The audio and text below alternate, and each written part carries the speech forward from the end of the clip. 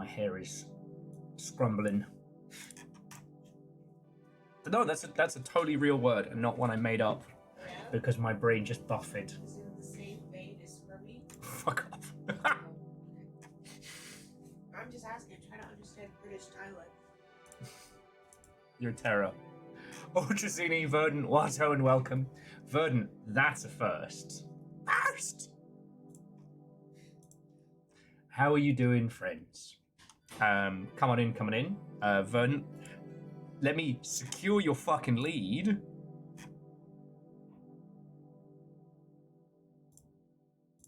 You are currently at 8. Caffeine, Lance, and Yeti are at 2, and J-Post at 1. So I think it's safe to say you might have this one in the bag. Scotty, a good evening. A Watto and a welcome. Hello, hello.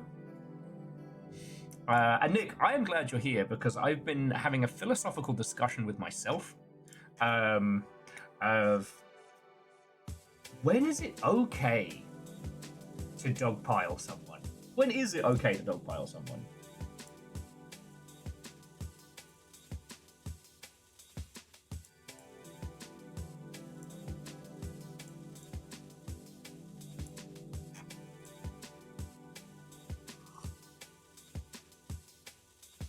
It does depend on someone. It does depend on what they've done. Should we dogpile an indie dev? No. Should we dogpile a transphobe? Should we try to dogpile a transphobe wielding AI and fighting people on social media?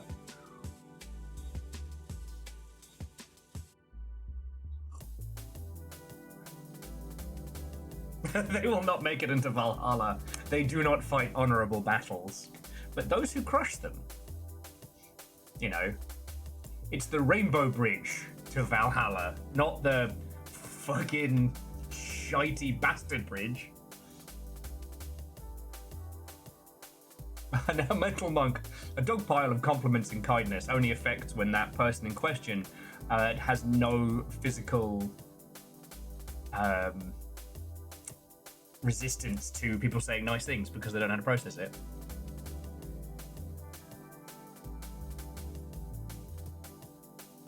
God damn it, Martin. Are we just starting with that? What happened to hello? I haven't even told people we're live yet. You shall have your dab. You shall have your dab. But at what cost? At what cost? Aperture!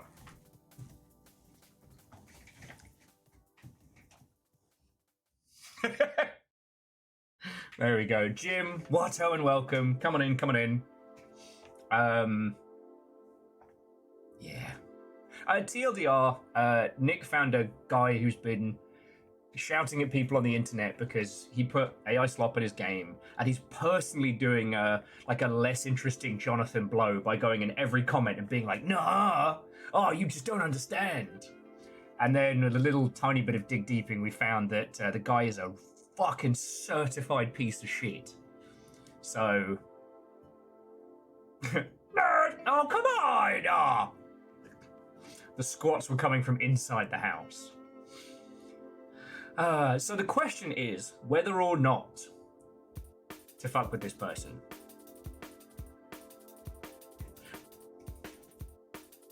You know what? That's fair, Little Fire, that's fair.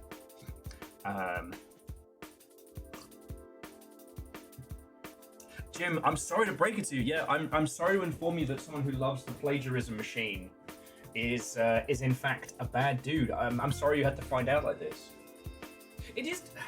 It's really funny because there's been a bunch of discussion around the Expanse game today, and I saw a lot of takes that were like, oh, well, you know, you can forgive people for using this tech when it was new and they didn't know, and I'm like, no, that was 5 years ago.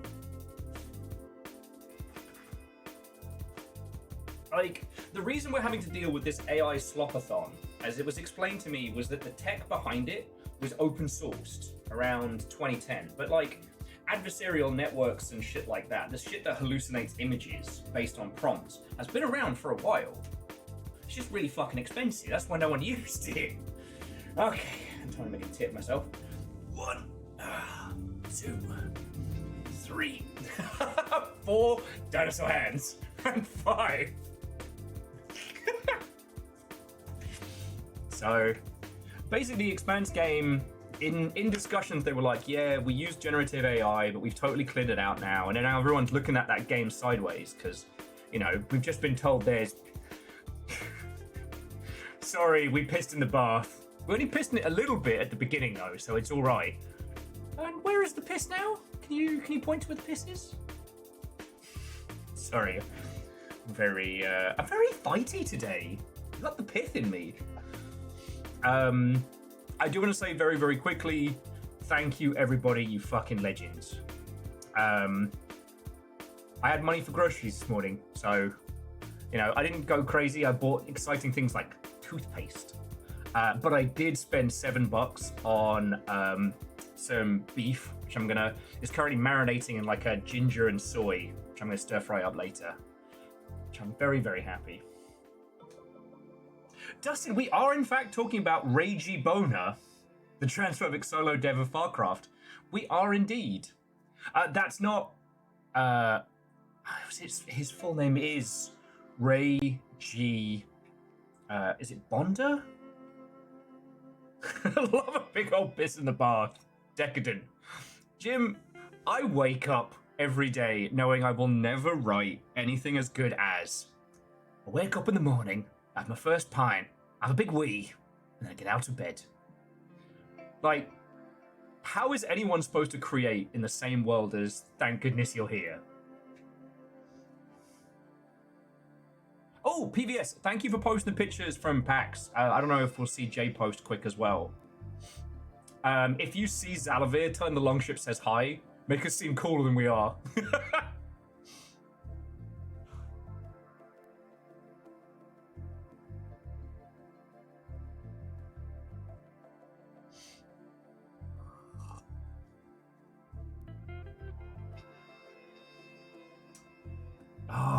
Nick's saying he's offended the reply guide the entire internet, but ignored Fartcraft. Yeah. Because here's the thing, is like, I'm not in the process of like dogpiling on folks, but like the dude's running around saying that he's the next, what was it? He's the next Mr. Cloud Imperium, whilst also being an insufferable bigot.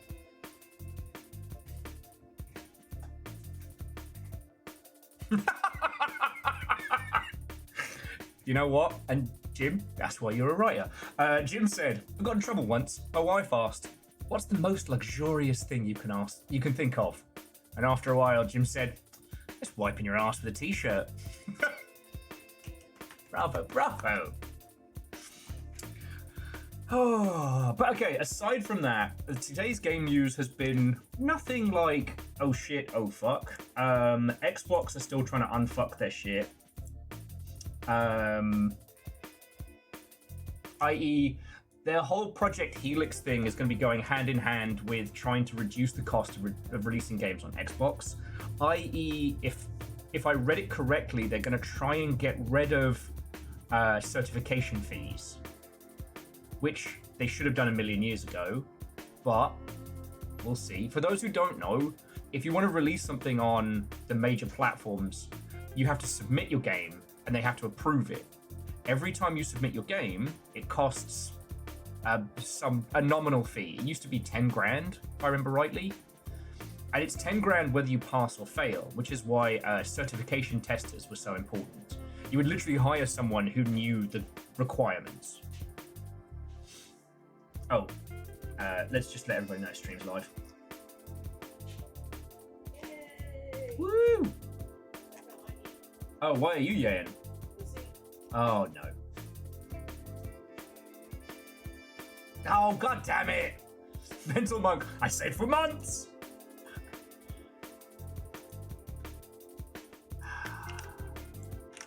I do understand that there is a non-zero chance that the squats are going to have to get halved again.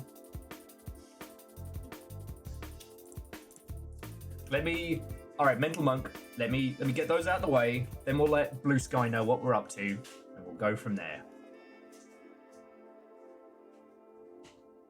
Yeah, as Nick says, at this point, it's cheaper to pay 8 grand to a third-party professional, have them localize your game, do full port, because it's cheaper than reapplying for cert, because like two rounds and you spent 20 grand. I know that's chump change for the big players, but not if you're, you know, a human being. All right. Oh. 1, 2, 3, 4 dinosaur hands. There you go. Whew. Oh, fuck off! Yesterday you beat up my feelings, today you beat up my butt.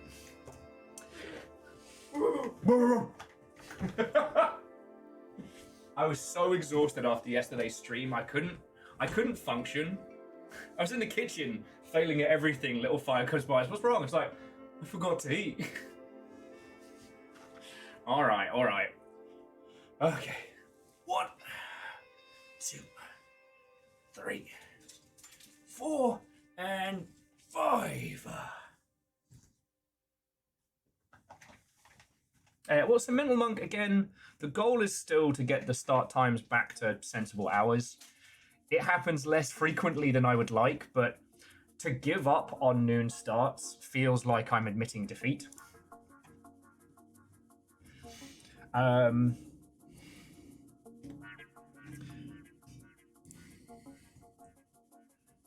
Okay.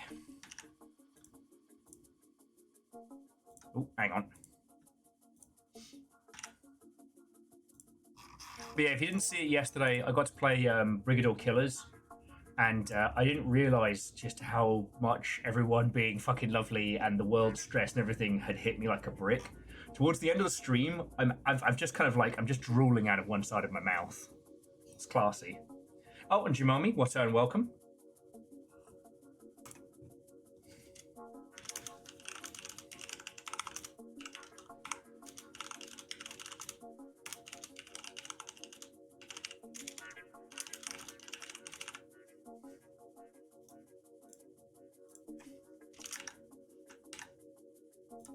Hang on, I've got to post business fish though. Hey, well, Jamami, just glad you got the company, yo. Jamami's on night shift, so that's why they've been able to watch so much of your stuff. Oh. I will say, in cinema, it's very rare that I come across a movie that everyone has said was brilliant and great, and then actually turns out to not only be brilliant and great, but better than everyone said. Occasionally, a movie might live up to, quote-unquote, the hype, but it's rare. With games, though, everyone bigged up Blueprints. Everyone was like, you're gonna fucking love this. And, you know, you always take that with a grain of salt, but no, they actually didn't do it justice. People should have been hyping it even more than they did.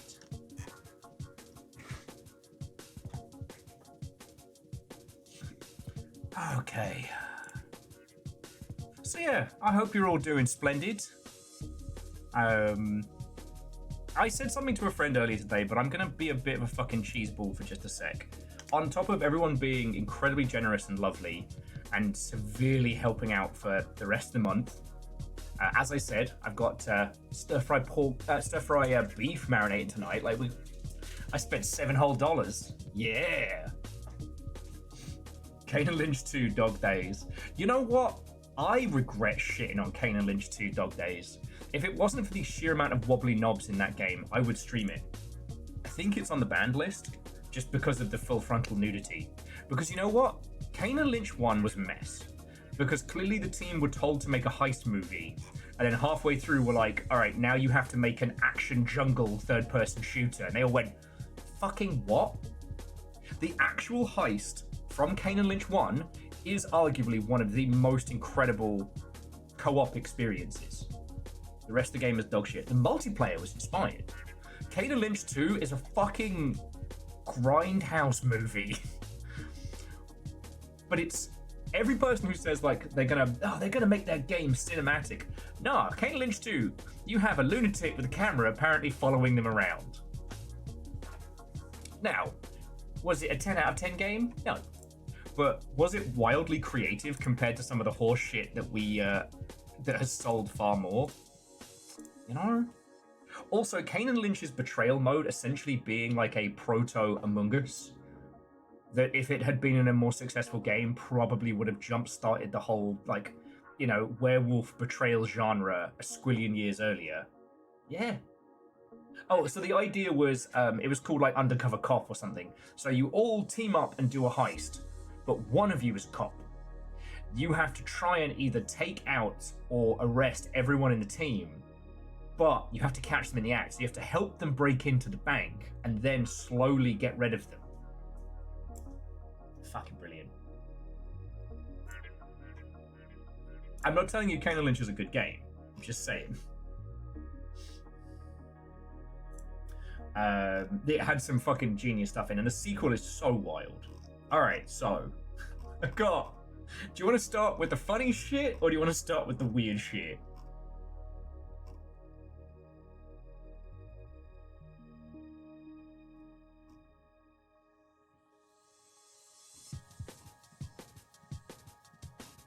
All right, I want to start with the weird shit. Okay.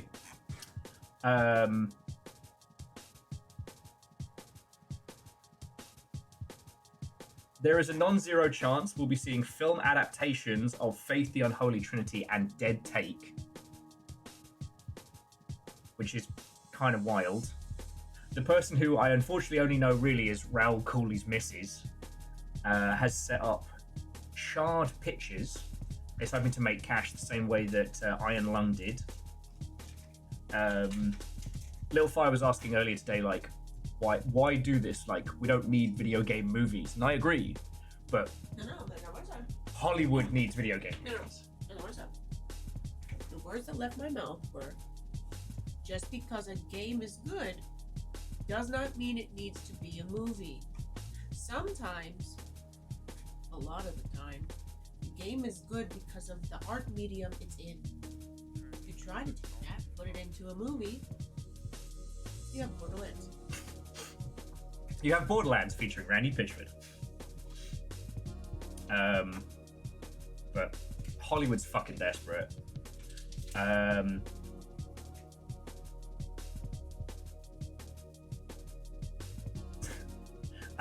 Gigantic media conglomerate that sounds like a Futurama sex pest character, Ziff Davis, are going to make IGN France in the IGN Entertainment brand.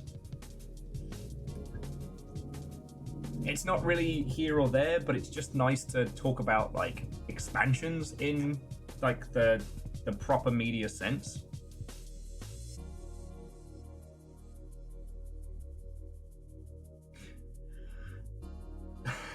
Avenger. What do you mean? Doom featuring the Rock Johnson, was peak cinema. It's so boring. It is so boring if you go back. And Fearless, thank you. Mainly because that means the next episode of Blueprints next week can be Air Today, Gone Tomorrow. Which was my favourite of the King's Quest series. It's not the best. It's my favourite. Yeah, IGN expanding is not huge earth-shattering news, but it's good. Like,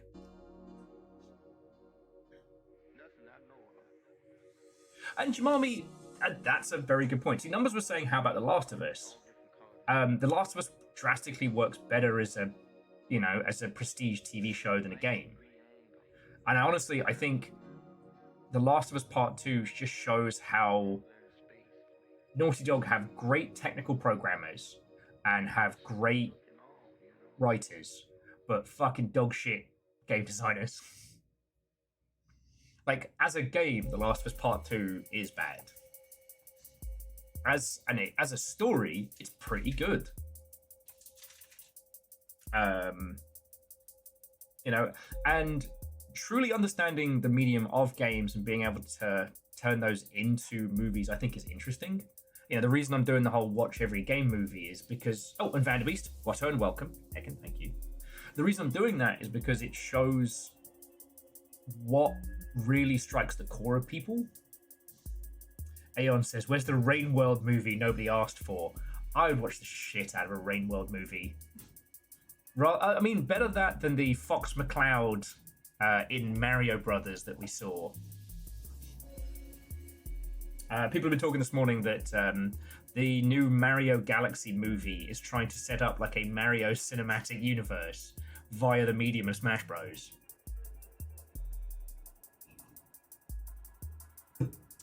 Numbers, that's only if you think about games as only conveyance as being a storytelling method rather than an experience medium. You know?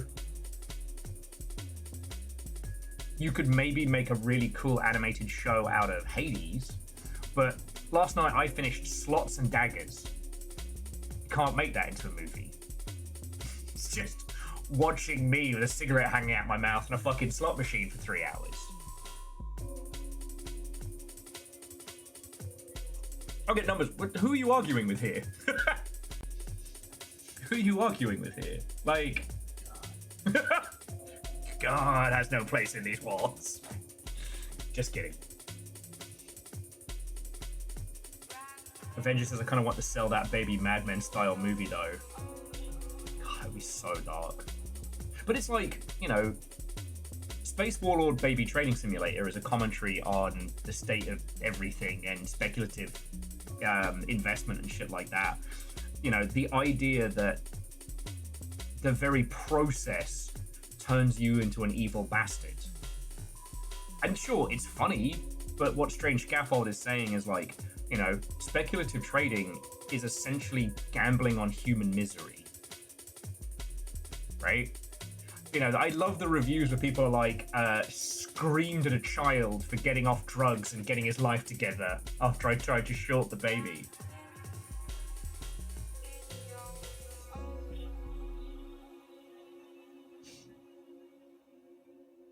Like, we're not seeing video games turned into movies because there's a sudden interest in our medium and how to convey that to the big screen. It's because Hollywood is in fuck shit o'clock, and it does not take a genius to work out that the Marvel methodology will not last much longer.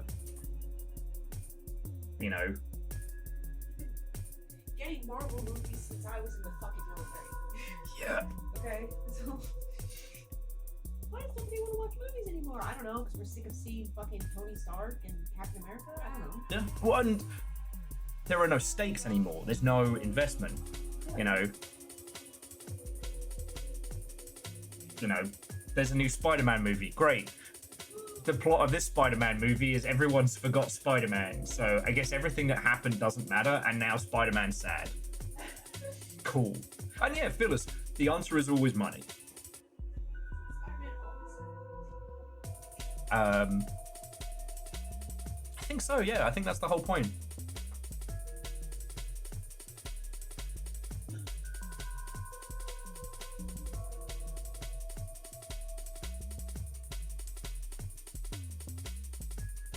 Alright, y'all are on some weird tracks here, Scotty. I don't see the connective tissue, so that reads really weird without... that reads really, really weird without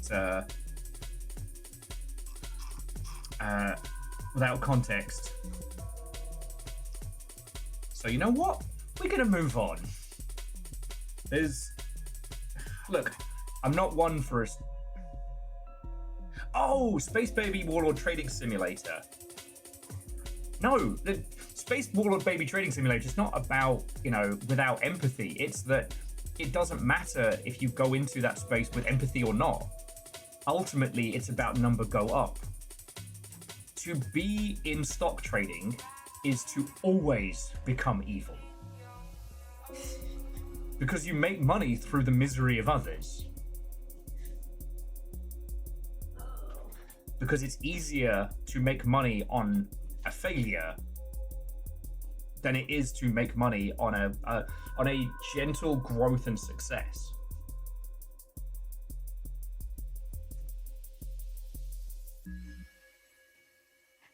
What if they're turnip stocks? Then you end up with a basement full of turnips. Anyway. So yeah, on the subject of AI slop, the team who are making The Expanse, Osiris Reborn were like, yeah, we've been using generative AI. They've said that they've changed it all out and they've moved it, but I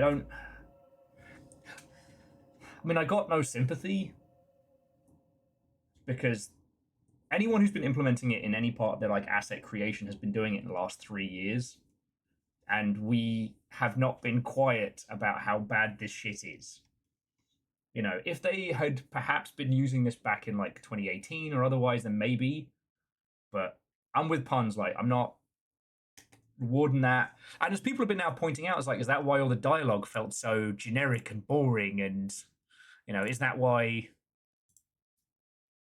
I mean, art to have warmth behind it needs to be made by humans. Yeah.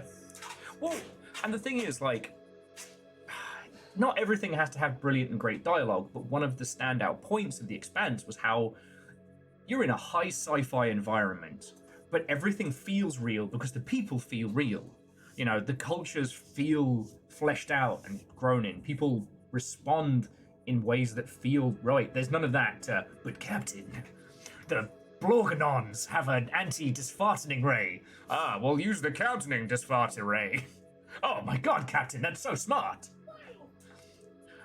Look, we watched Predator Badlands last night, and I had the best time. Listen, is it a cinematic masterpiece? No. Was it enjoyable? Yes. Yeah. You know, was the dialogue in that, you know, brilliant and well thought out? No, absolutely not. Did I come away from it having the best time? Absolutely. And the little pug face guy, he's so cool. You know, not the disfartening array. It's because I got Fartcraft stuck in my head.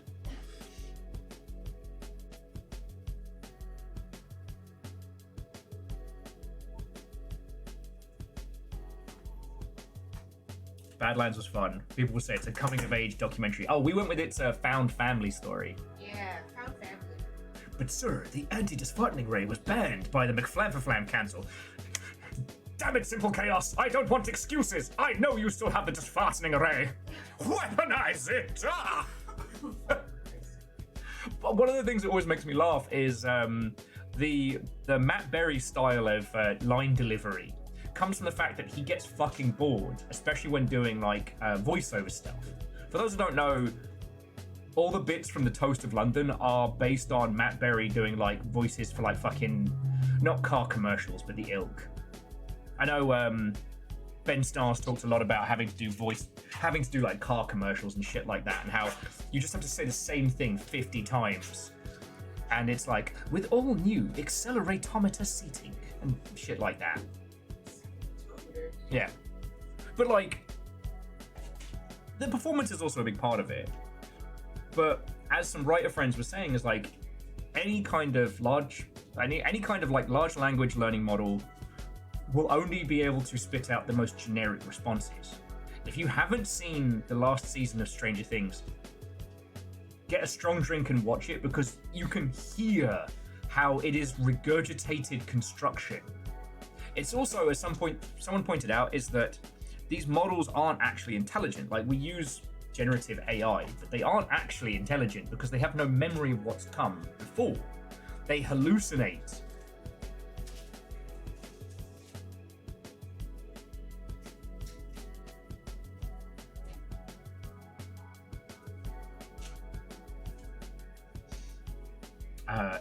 If I want to beat somebody up, I've got an entire station of people out there I could pick. But if I want to get beaten up, that's pretty much just down to you. And that's Amos.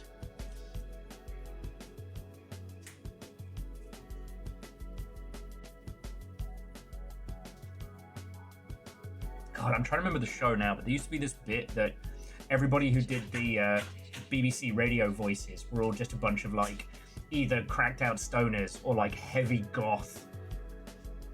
You know, I used to love that. The last doing the official BBC voice is just this dark goth with like hair down here and a cigarette hanging out of mouth. Love it. Anyway.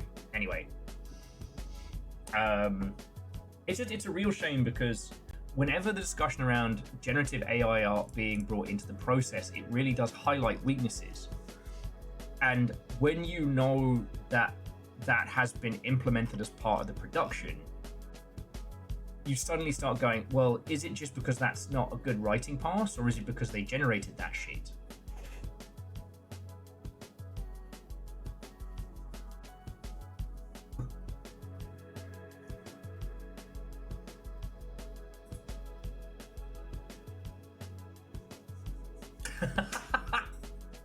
Simple Chaos says, I was in the same circles as a guy who did corporate VO for like trainings and manuals.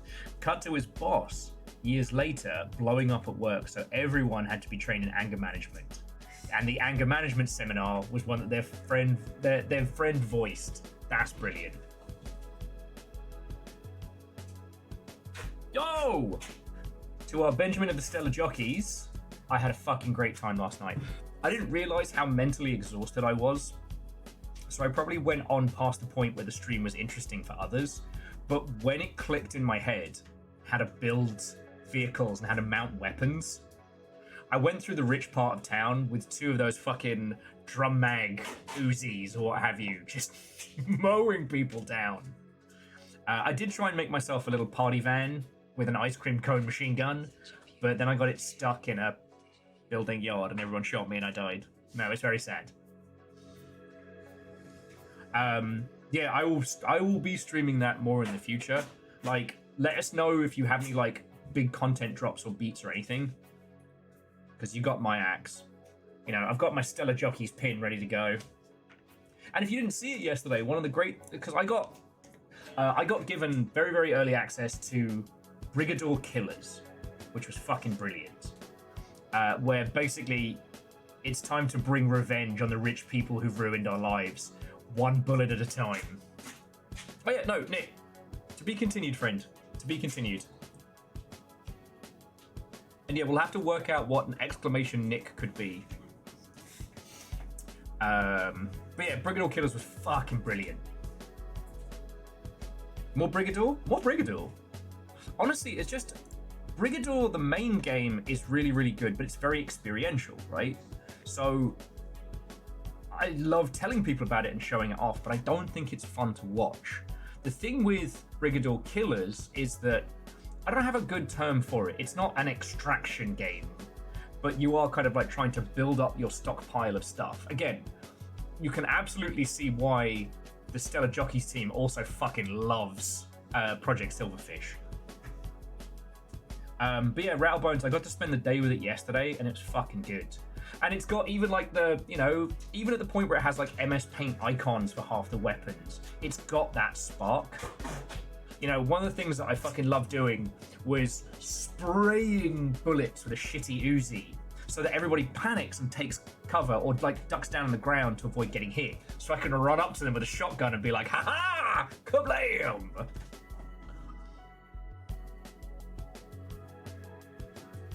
Okay. So the Stellar Jockeys team put out a monthly news post on development, and there's one tomorrow. Yeah. Well, again, I'll plug the Steam page, get those wish lists popping. A friend of mine said that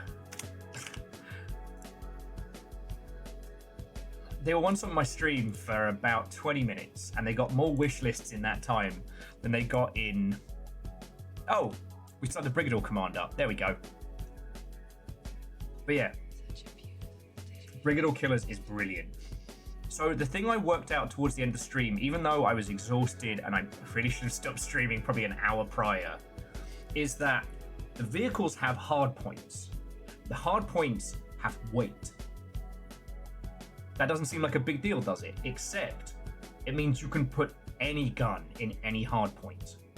We can MechWarrior 3 this shit. So what you can do is you can take an APC, put some like little shitty Uzis in it, but then fill it full of ammo so you don't have to worry. Or if it's got 2 hard points, the spray and pray, and then like an artillery piece or a sniper rifle or what have you. Like, don't get me wrong, I've really enjoyed MechWarrior 5 Mercenaries. Not the story, but the gameplay. And MechWarrior 5 Clans is fucking brilliant. But it's still back to that whole thing of like, well, you can only put an energy weapon in an energy slot, and you only can put this. Nah. I remember MechWarrior 3. I put 50 machine guns in one gun. I think I called it the Hailstorm. Yes, it shoot ammo like popcorn, but just clicking fire and the wall of bullets that would spray forth. You know? I made one, I think I called it the Lumberjack, even though the Lumberjack I think is a different mech.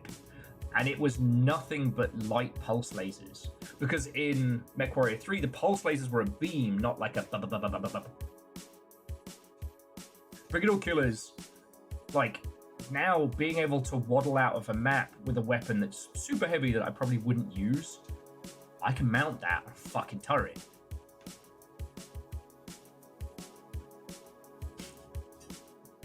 Why, Scotty, yes you can! When I found, was it the beehive that was like 50 machine guns duct taped together, I was just like, I get it now. And the idea that you're going out hoarding and bringing everything back, it speaks to my little post Fallout 3 Gremlin hoarder.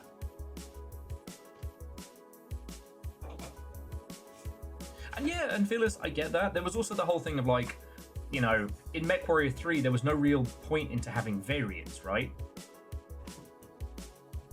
You know, the difference between the 5 different flavors of Jenna. Oh, KK, what's up and welcome.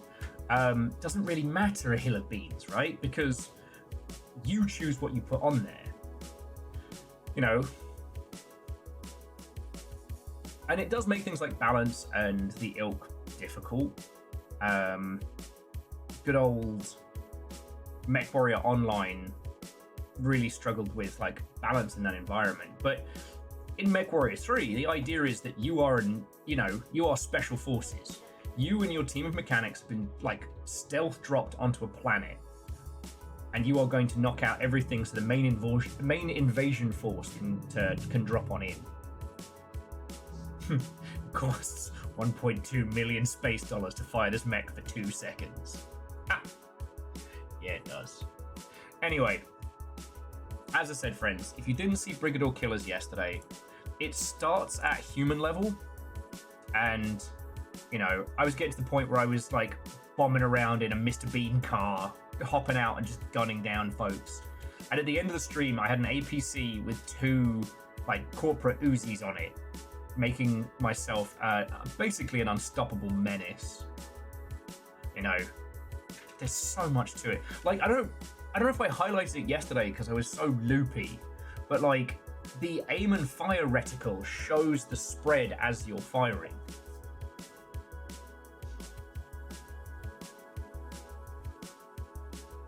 So fucking cool. Oh, Captain Stephanie Barnes, Lasso, and welcome. So fucking cool. Again, if you want to get into playing this today, you can pick up the build over on itch.io, which is the build that I was playing. But if you want to wait until it's up on Steam, it's gonna slap.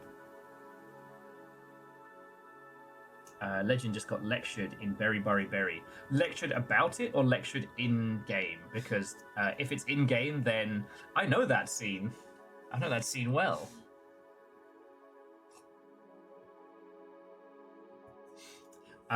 Okay, so while we're looking at Brigadier Killers' stuff, all right, so the rest of the game news.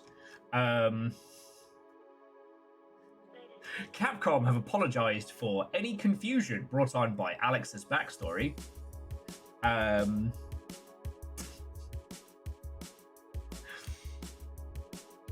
This had been mentioned by some fighting game fans in the long ship, but I didn't quite get it because everyone was being very, very tasteful and very coy is the wrong word.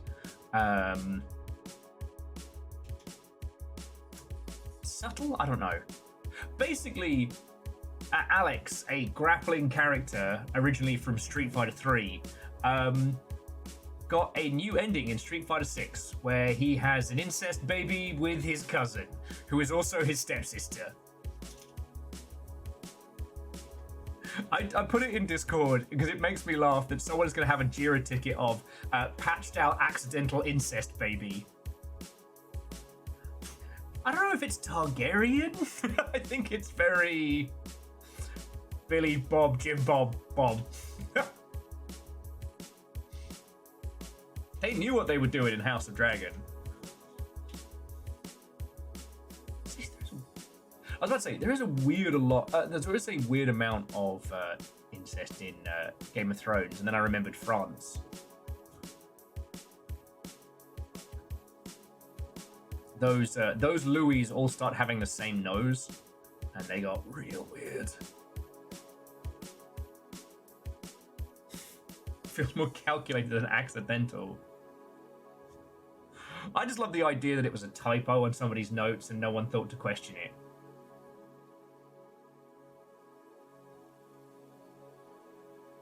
You say France like England didn't do it too. Yeah, but thankfully we had enough bullshit surprise moves and overthrows that it didn't go on for too long.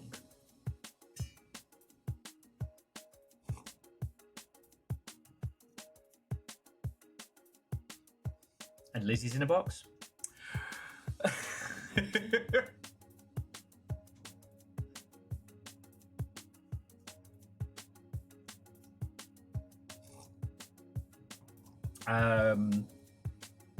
It's not really news per se, but it was really nice that good old Oshry and Dave Zemansky just went with their full chests how much fucking horseshit DLSS 5 is.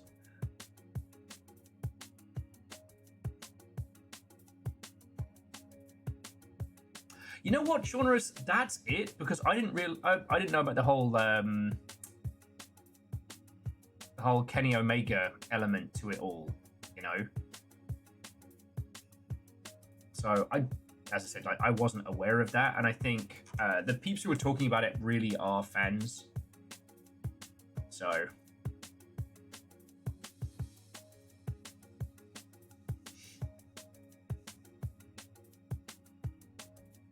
it's just so wild. I mean, sure, Blanca was a child dropped in the jungles of Brazil, and apparently that gave him monstrous features and lightning powers. So I'm not holding the Street Fighter writing to some kind of like pinnacle degree, but fucking weird.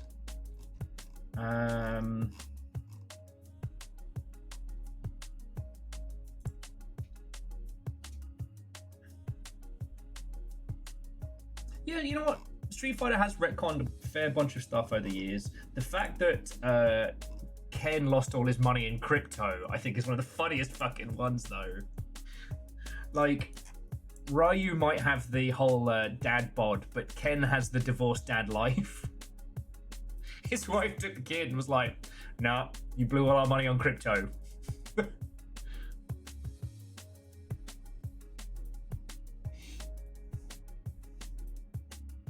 Sorry, here I am just leaving Brigador Killer's demo footage running. And I'm looking at these being like, I didn't find that gun. I didn't find that gun. Fuck, I want that.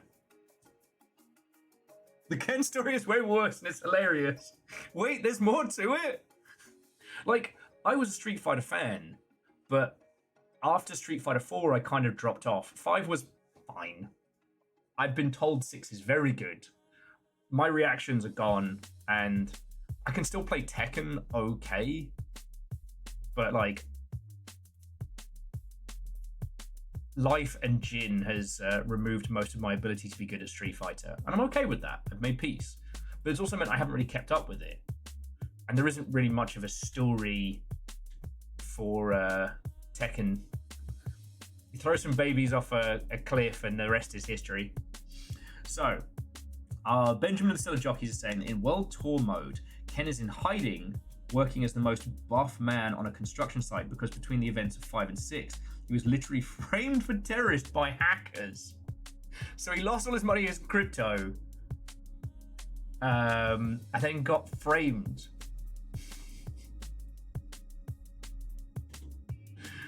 He's probably Googling things like, how do I commit tax fraud? Try and get his money back.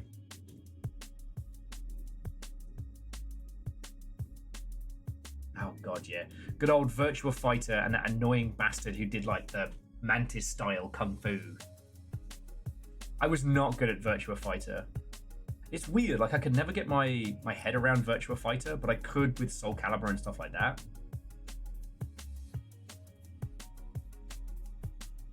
The drunken kung fu guy was very funny because you'd like go in for a huge hit and he'd just fall over on his back. Like, god damn it!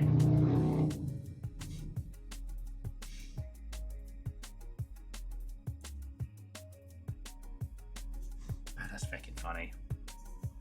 The only fighting game that I've been really like following and playing has been Samurai Gun, and I'm a little worried about them. Their move to dueling post like rollback netcode has not taken off, I think, as much as they'd hoped, because it turns out there were a lot more people who were playing like the story mode and like the AI duels and things like that than they thought. But that's another story. So speaking of Blanca, he's literally running a fraudulent tourism scam in South America, selling stuffed dolls of cartoonish versions of himself called Blanca-chan. But an unnamed Asian country bulk made a bunch of knockoffs, and they're seen all over the place. That is amazing. One of the things that made me really happy is I got to meet Ono during the tour for, of all things, Street Fighter X Tekken, the first part of an uncompleted 2-part series.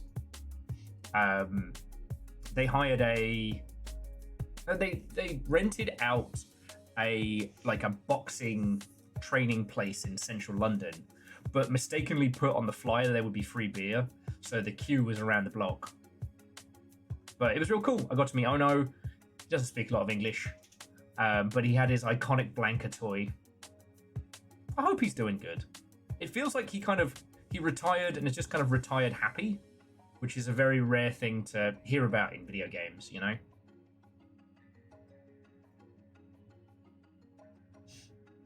But that's fucking brilliant.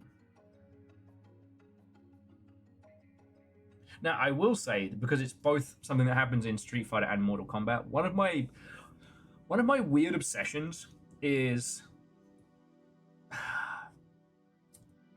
the different ways in which art influences us and influences itself, and how in very rare occasions, especially in video games, sometimes that loop comes back around, i.e. The Mortal Kombat theme song isn't actually the Mortal Kombat theme song. It was from the movie, but it became so iconic that it became the theme song of the games as well. You know, whatchamacallit, Raul Julia's incredible line of, you know, for me it was a Tuesday, then being uttered by in-game canonical M. Bison himself, because of just how iconic that line delivery was.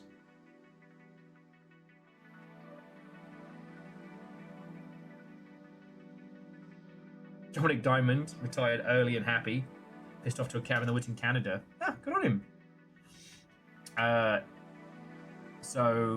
Benjamin's adding that the most normal character currently is maybe E. Honda, who's small business owner running a restaurant in a city, which is canonically the same city that the final fight took place in. And he must know old Haggard. And basically runs on a fight-based economy, meaning you can run around uppercutting police officers. Sounds kind of rad. Also, the roster will frequently send you DMs as you play through that mode. No idea why people don't talk about it more, how hilarious it is. That's interesting. I guess the FGC is not great about celebrating good narrative stuff, because ultimately, the people who are deep in the paint of the FGC, it's all about the UV me. Story modes don't tend to get talked about to the same extent. You know, and the kind of people that will enjoy a single player mode in a fighting game are kind of like the silent majority. I remember Tuesdays. Fun times. God.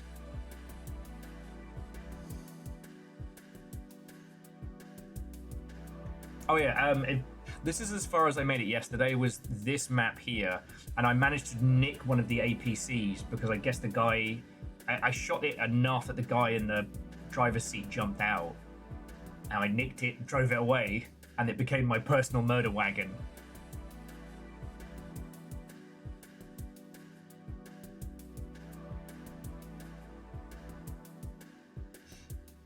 I'll admit, I haven't tried driving any of the regular bikes.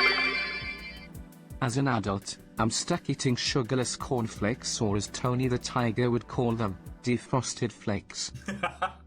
That is a very good one, but I do believe you used that one yesterday.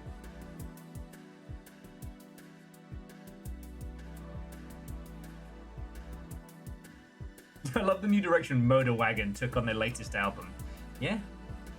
Oh, I will say so, friends. I guess just while we're bigging up the homies, the Brigador Killers soundtrack is out already. I've seen it on YouTube. I don't know if it's up on services.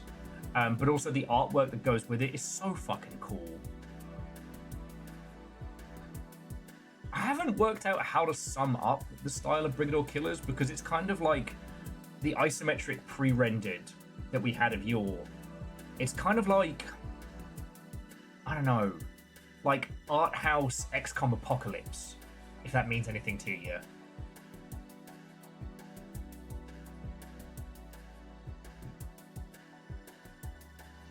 I know it's not all pre-rendered. It's just, I don't know.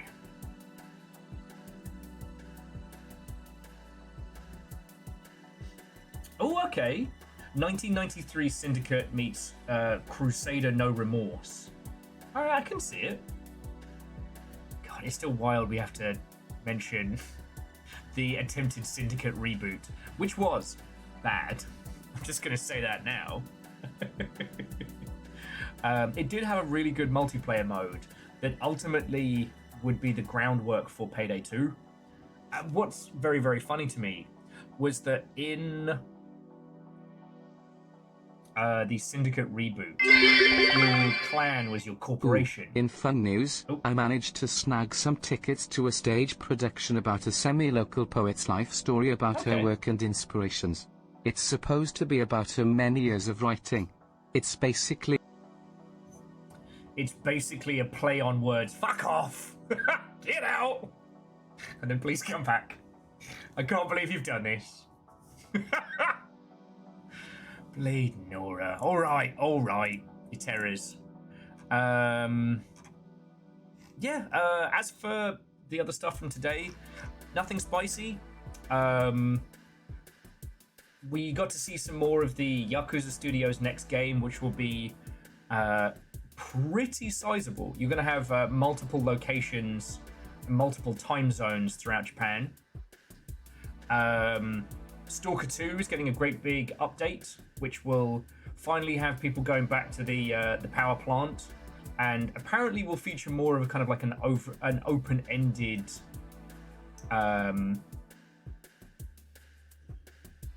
more of an open-ended experience. I don't know too much beyond that. Like, I didn't hate Stalker 2. I did very much enjoy it, but it's to really appreciate it, it is a sequel. Like, it is a sequel, and at least the main game as it is shown, sure, it's an open world, but it's not an open story.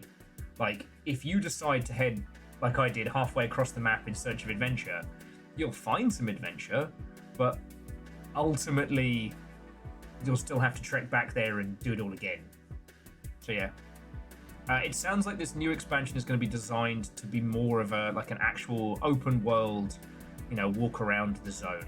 And we'll see how that goes. I hope it's good. The problem being is that obviously, like, Project Silverfish is fucking brilliant. And one of the things that made me fall in love with it is that it was what I wanted from Stalker 2. No hate to it. It's just, Stalker 2 is a mainstream commercial game, and that is fine. As I said, I didn't hate my time with it, but I don't know. Silverfish has the spice.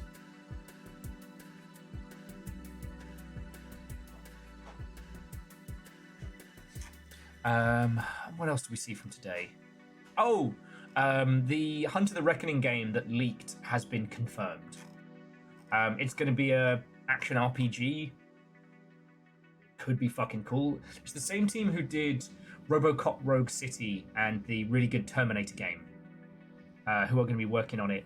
If you're not a World of Darkness nerd, Hunt of the Reckoning is human beings, when faced with the supernatural, and choosing to act, are given special powers to fight back. I don't think we're officially ever told where those powers come from or why, but Of the tabletop systems, I think it was one of the most fun. Of the video games, it was right.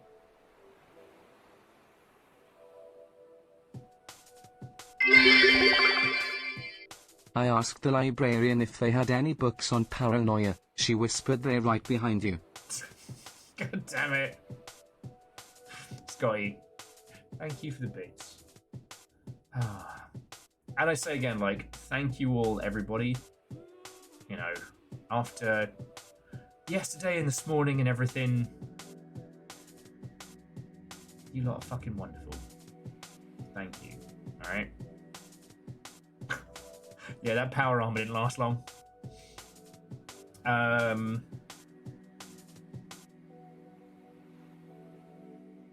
Yeah, well, so Hoffers, it's kind of wild, like,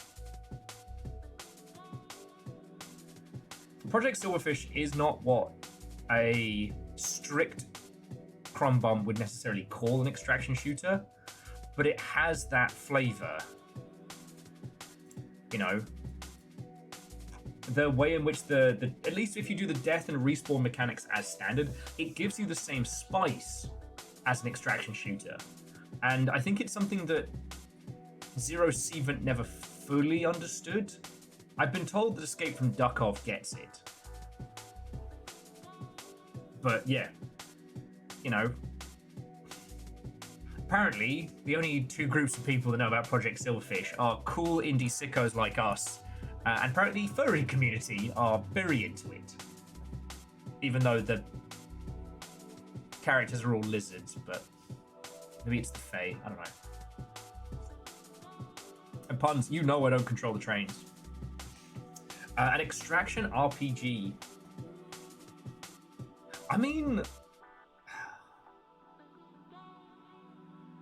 the irony is that, like, we've had all of the trappings of games like Silverfish for a long time. You know, I think back to, was it Raptor, Call of the Fight Plane or whatever it is. Call of the Shadows. Yeah, I bet you didn't think you were going to hear that reference today. This is the .mu re-release of it. Raptor Call of the Shadows was another shareware banger. It's a, you know, traditional scrolling bullet hell, where you play a super cool jet fighter of the future.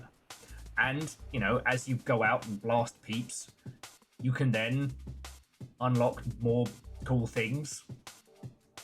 Why is a traditional jet fighter going up against super alien spacecraft? Don't ask questions. It was the 90s. We didn't fucking worry about that. But you go in, each time you clear a stage, you come out with cash, buy upgrades, and then you can replay them. You know, that's just a thing that we used to have as standard. And then there was this whole... Once we started moving into the obsession with the quote-unquote story, you know, the quest for cinemification of video games, there must be a story, there must be a... I had an issue with finding bugs in my noodles, and I tried returning them. The clerk told me, I can exchange them, but there's no guarantee that your noodles will be bug-free. So I guess I had to choose between the lesser... Between the lesser of two weevils. Fucking hell. Puns. Thank you kindly. Fucking hell. That is good. Sorry, I just had to point this out because this is how much time they put into these assets. I'll show you in a second. Yeah, here we go. On the trailer, they have someone taking screenshots in French. Now, I'm not saying that the push to story was bad. I'm not saying that I'm angry that we stopped making games that made no sense but had this kind of like play forever kind of style. But I am saying that, like, you know, this is old knowledge that we learned, that we're relearning.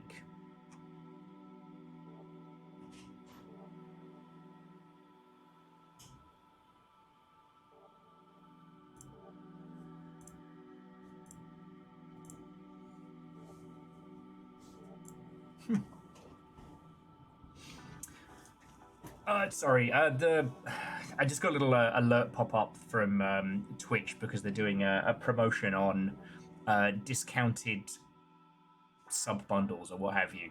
I will say this, at least not for the foreseeable future, but at least in the short term, if you are considering doing like a big drop of subs on Twitch, please consider throwing them in as a donation instead. They are significantly more useful. I could use it to buy food.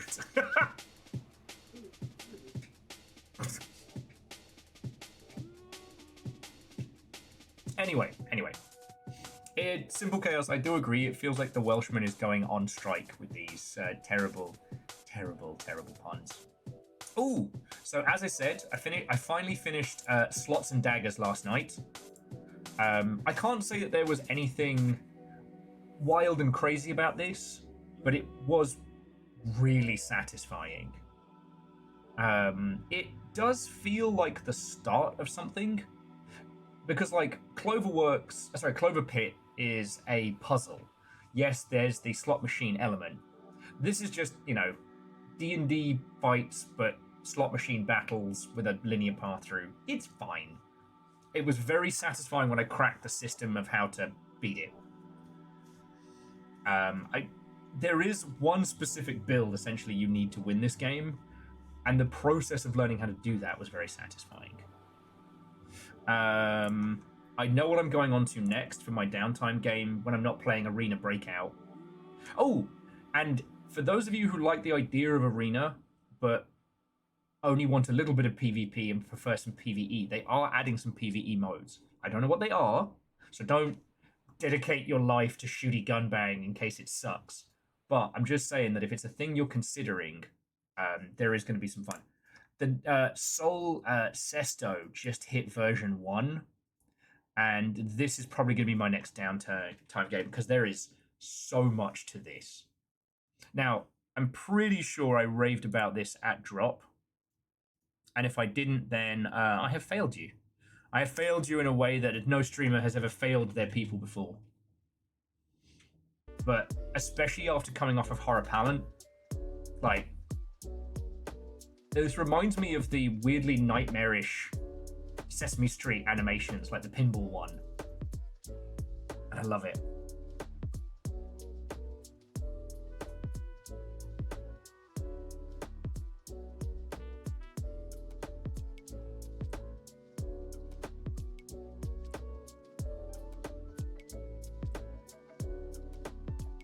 I will say though, Horror Palette... I have failed you, Anakin, I have failed you. I failed you! You were supposed to bring balance to the stream, not leave it in darkness! God,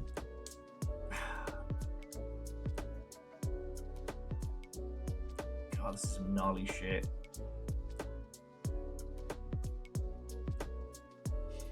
I will say though, because somebody mentioned Berry and Horror Palette are a very good way to point out how high the quality threshold is right now.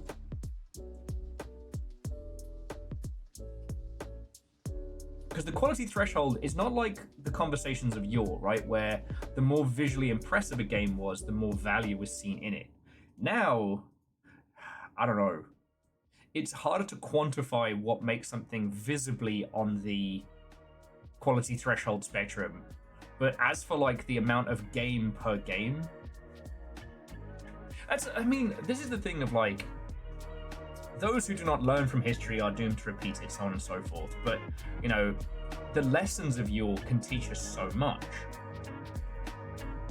I forget what led to the conversation about it, but we were talking about how back in the day, video games used to be bulked out because the longer a game was, the more perceived value it had. That's unfortunately why we're still stuck, dealing with, over-bloated open worlds and the ilk.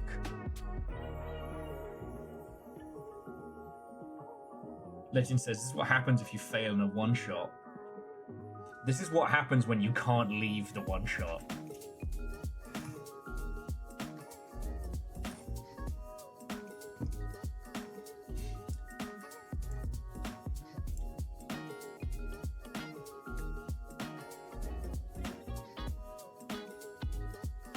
and DJ Coil. From one sicko to another, Watto and welcome. But no, I don't have a way to quantify it. But there was this idea that, the longer and bigger the game was, the more value was perceived in it. Now it's, I don't know.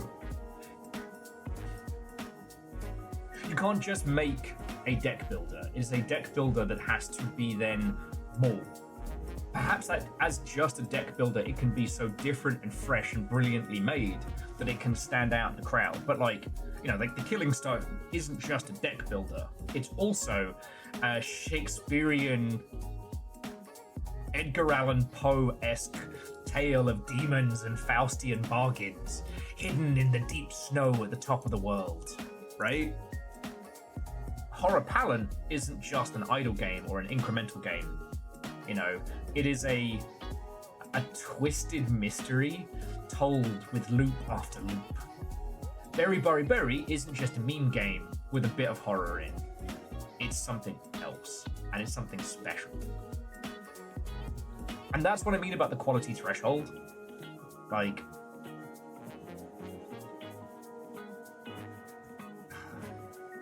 Right now, aside from a few spaces, anything that you are considering to play is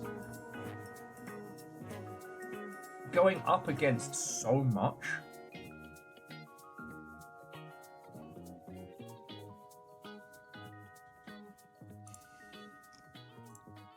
And that doesn't mean that you have to make the biggest, most expensive game, but that does mean you've got to bring something to the table. Because, if you say, oh, I'm making I'm making a shop sim, then people are going to be like, cool, there are 15 of those in varying levels of quality. You have to be making a dungeon bodega simulator, which, all right, if this isn't on your radar, if you didn't see Little Fire playing it yesterday, this is a brilliant commentary on video games masquerading as a delicious in dungeon bodega sim.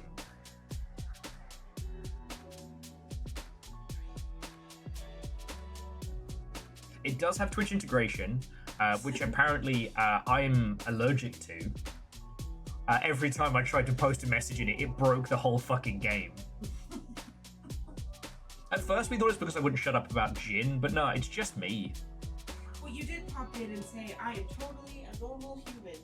So the system was probably like, oh, no, they're probably not human. So it did actually let me say that? Did it? Oh, I thought that one got eaten as well. No, it did. That's what I'm saying. Okay. It doesn't like alcohol or pretending to be human. Yeah. One thing I do want to point out that Jess was talking about last night, if you're going to use dithering or any kind of like forced pixelated effects, they need to be chonky, right? Because you can even see it on the video here, and it's probably like, where was it? Yes, you get over to here. I didn't have too much fun with that one. In the horror space, there's a lot of your camera also gets all warm. Yeah. Yeah, you can see here the dithering is just, it cannot handle those textures. Because like ultimately, you kind of want your users to be showing your game off. So, if you can help it, don't put visual effects in it that are going to chew up any bit codes. Yeah, that's me putting the gin in ginger since 2006. Still weird to me that gin is one of the few neat alcohols I can still just drink. I love tequila, but tequila loves vengeance more.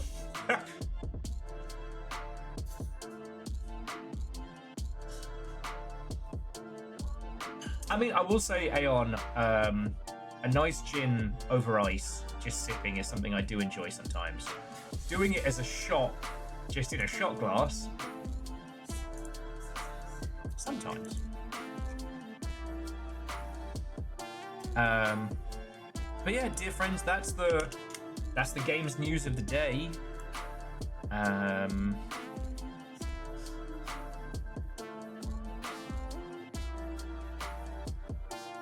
I haven't had a chance to look up the stuff on the Star Wars XCOM game, but everyone seems pretty excited. You know, it's hard being a modern Star Wars fan because of modern Star Wars fans. But you know, I'll bust a lightsaber with the best of them.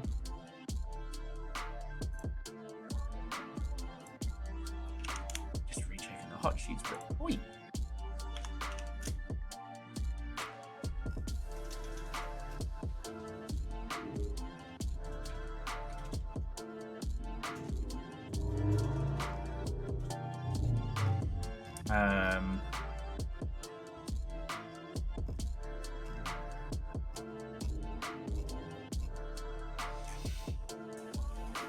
Yes, I did.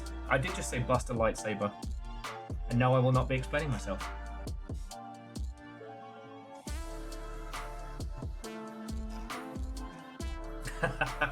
Scotty says, if he plays the Empire, we actually need 200 stormtroopers instead of a team of 5 that can actually shoot. So, stormtroopers are a great example of, remember that all military contractors are picked based on the lowest bids, not the highest. Stormtroopers could probably shoot if their guns didn't fucking suck. But when you need to put a blaster in the hands of every stormtrooper across the galaxy...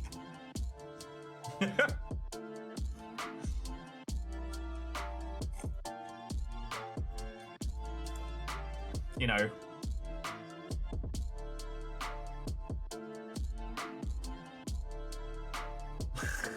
That's brilliant. I feel as if you told me that and alcohol kicked it out of my head that the dance mode for Star Wars Connect was originally just going to be an Easter egg, but someone made the mistake of showing it to George I'm a Buster Groove Lucas, who then loved it and insisted it be made a feature. God. Alright, I'm gonna say it. I miss the Connect. Maybe not using it, but maybe I miss the times of the Connect. I miss when we were all picking apart that Star Wars Connect trailer, being like, wait a second, that's not actually checking his gestures, that's pre-recorded. Like, remember when that was the kind of drama we had to deal with on the daily? Sorry, I was quickly rechecking the hot sheets, and Pragmata does not use any generative AI. Now, they were saying that if the in-game New York looks like it's a fucking acid fever dream that was hallucinated by generative AI, good, that's what it's supposed to look like, but they didn't use it to make it. Now, Capcom Corporate wants everybody to be using AI for productivity. The Capcom Studios absolutely fucking hate it. You know, the Resident Evil team have said in as stronger words as Capcom will allow them that absolutely the fuck not. Which I think is really cool. You know,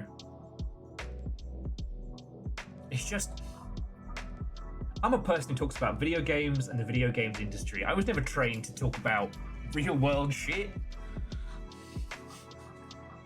I got dragged into this kicking and screaming. I'd love to be just high as balls on legal substances and just talking about like, whoa, how does this video game make us feel, yo? But no, I have to talk about planet-killing slot machines. Oh,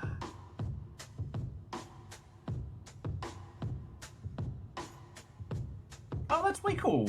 That's way cool. Yeah, well, so Layoshi, I'm not too worried about odd comments. Unless things are translated by people who actually get it. Again, the problem of quick translated stuff, especially stuff coming from like Famitsu and stuff like that, makes things get really scrambly bambly.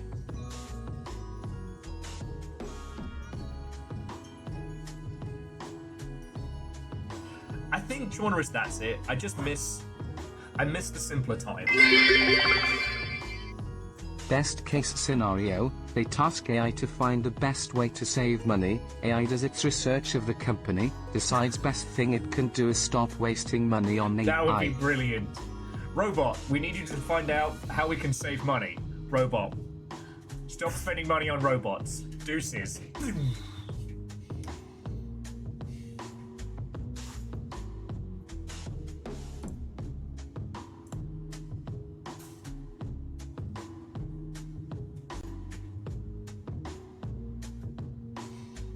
I do like that our Brigador post from yesterday is still doing the rounds.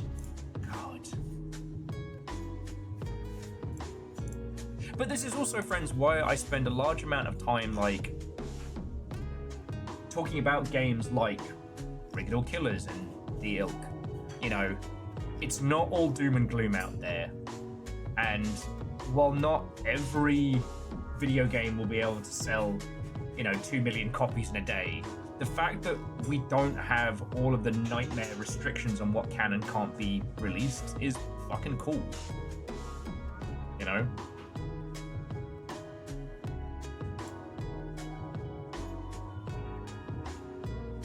Like, that really makes me happy. You know?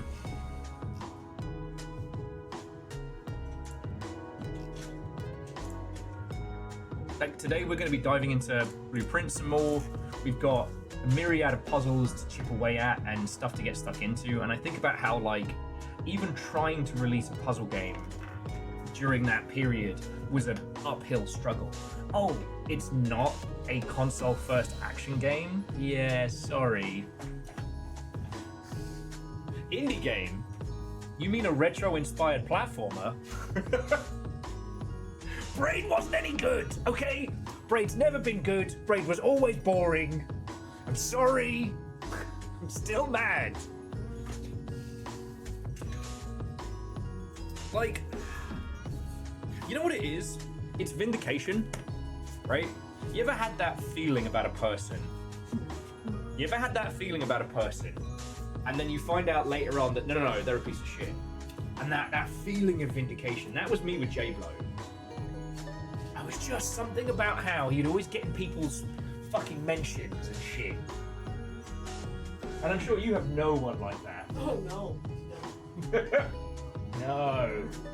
No. He's on a whole list. So let me check that mark. The little fire I was right list.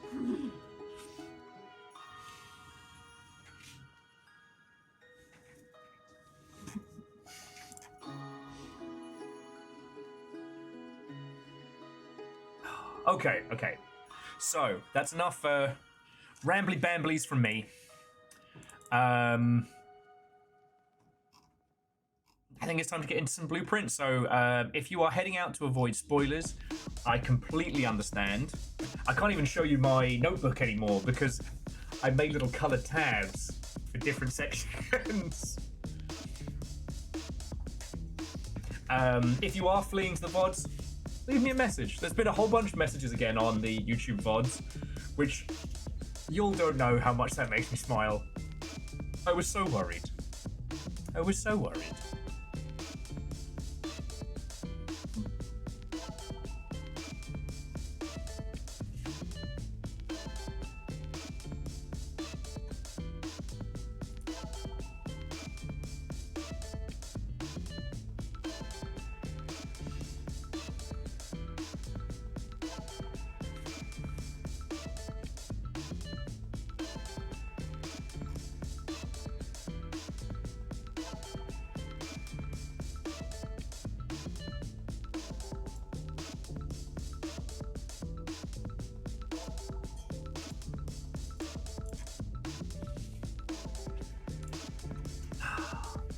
Okay, so Jumami, Unholy Glee, have a lovely rest of your night, alright?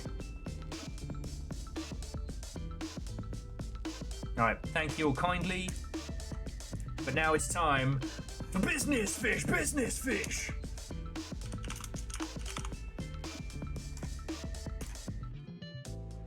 Oh, where's my controller? Oh, it's right here. Oh, God bless me, governor. Gives my poor hands a bit of a break. Puzzle Sicko. Seriously though, friends, I will say, if you're bored of a Neva movie, do watch Predator Badlands if you haven't already seen it. It's such unbridled joy in its fucking ridiculousness. I can't hate it. Cause like I'm a big nerd for Alien and Predator movies. Have been for a long time. because, I'm a possibly straight-ish white male who grew up in the shadow of, the 80s super blockbusters. You know?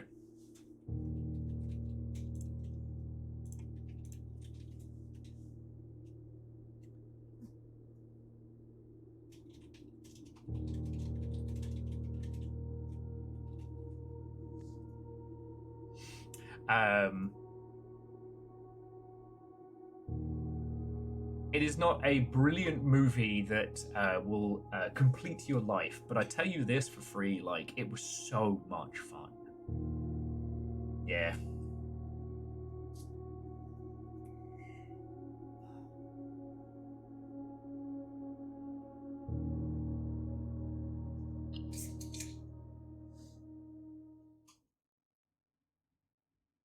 Yes. And hey, the Terminator, the original, is wildly good. Can watch it. I mean, they took the idea of like the stalker horror film and were like, what if it was a sci-fi creature chasing you? And that slapped. Terminator 2 is a found family film with some fucking bomb-ass action stuff in.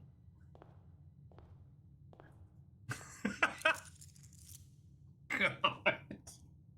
It did, however, lead to the creation of one of the best, worst drinks I've ever had in my life. The Miles Dyson, which is... Sorry, the what? The Miles Dyson, which is based on... I hate that I'm blanking on the actor's name who plays Miles Dyson. His dying moments when he drops the detonator.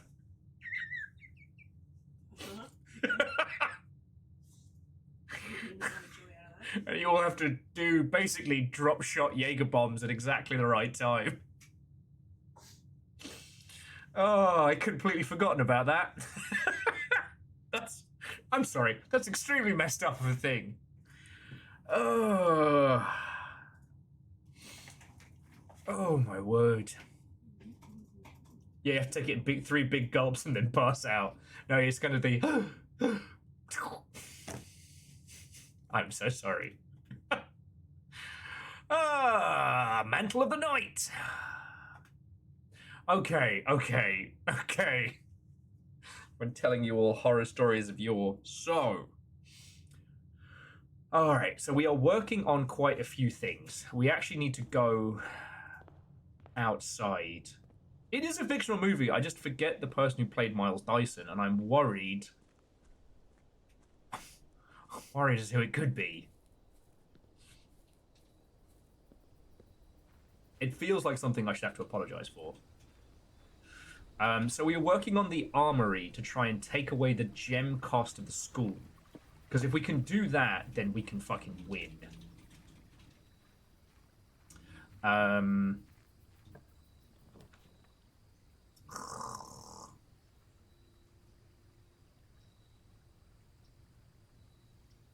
We're also working on putting the heater... We're trying to work to put the furnace next to the ice room to try and melt the ice to get the stuff from there. Guy's name is Joe Morton. Okay. Thank you, Scotty.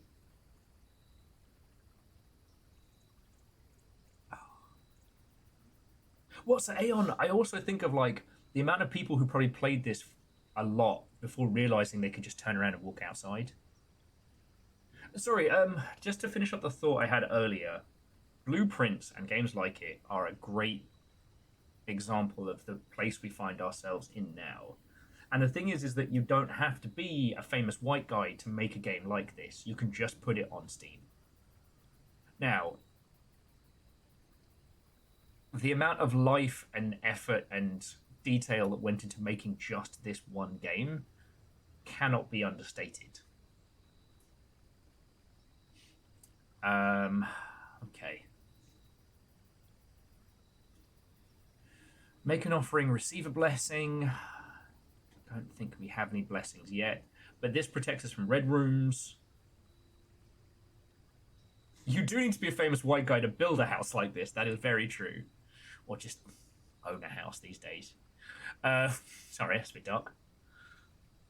I'm gonna go.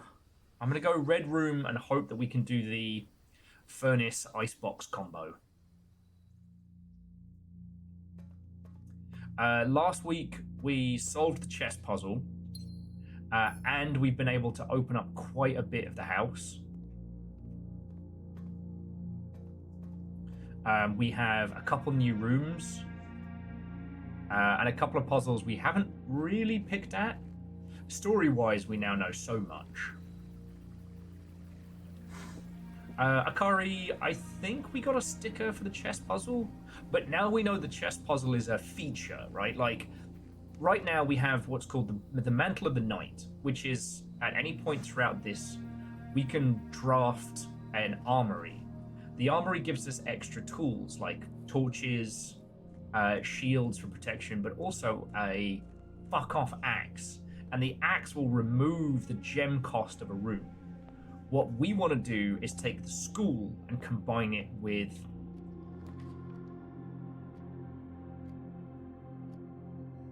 Alright, set ourselves up for success. We want to take the axe and combine it with the school room so that we can do like a full pull.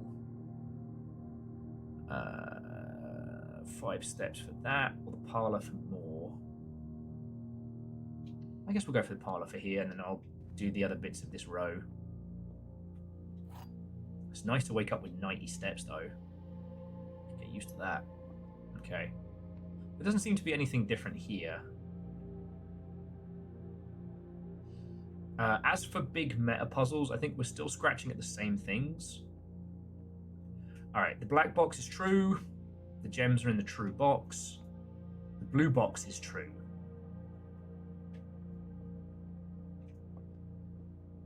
Oh, the gems are in the true box, which is a true statement. Beep, beep. More gems for our trouble. Alright.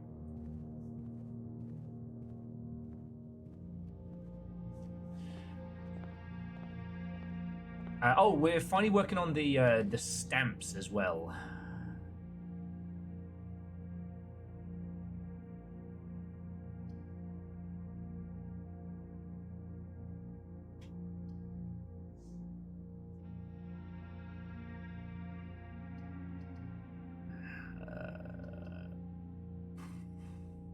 All right, Pantry, you're in. Orange. But yeah, we've also managed to get our allowance up to like 30 coins a day, which feels awesome. Den or courtyard? Oh, den.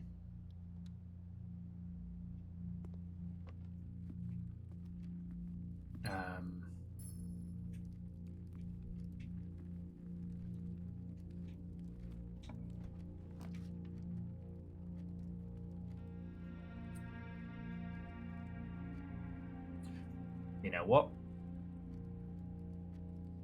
I'll do a bedroom, and then maybe we can get some synergy going with some of the other bedroom setups. We don't have it on us, but we now know how to get the key from the tomb. I don't think we can get into the back of the tomb from the underground. I'll take this because we need the key. But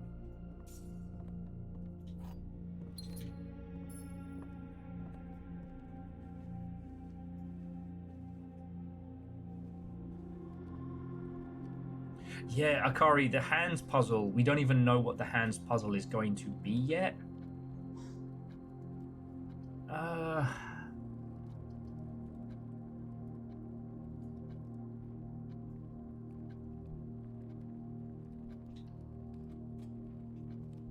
Okay. Get a breakfast nook. I think the only Chivo I haven't... So the only challenge I haven't done yet, which I can work towards in this day, is filling up the whole house.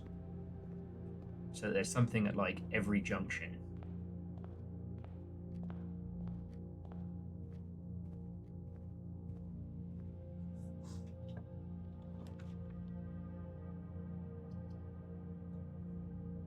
Fine, I'll take the commissary.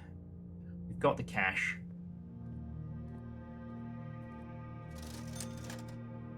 Ooh, running shoes, let's go.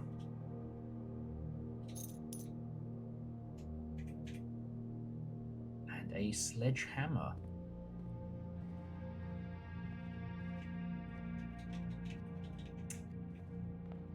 And yes, I'm going to go hit the den now because... Oh, no, wait. We're going to end up going that way. Okay.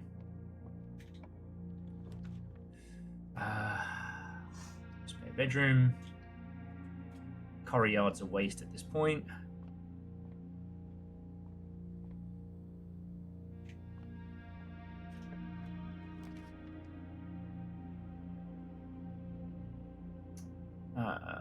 We'll go...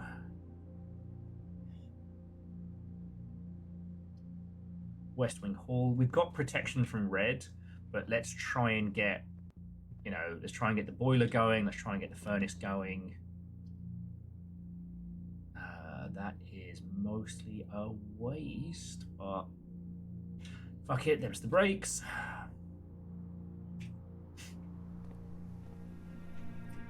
What's this guy? I always feel like a nerd obscura referencing Peter Gabriel at any point. I only know it because I worked with my fucking stepdad.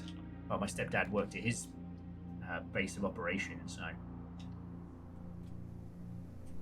He made CD-ROM games at one point, and they were very weird.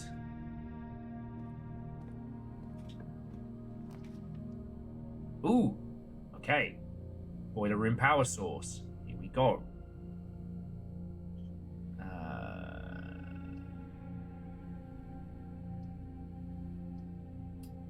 The only pisser being that does kind of cut us off, but maybe we'll get lucky on the boiler room now.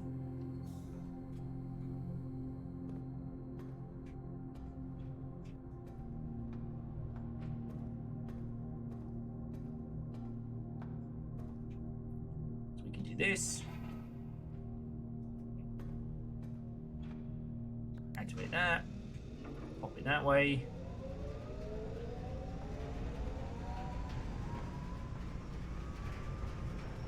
Because I think the passageway does have power. Yeah, we can put power into the passageway. Lol. But I want to... try for this.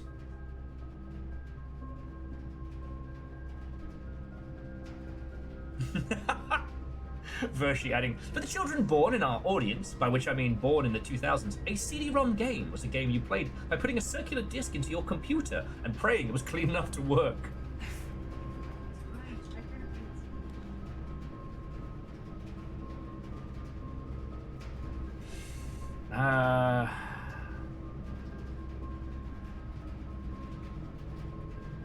Wait, the weight room!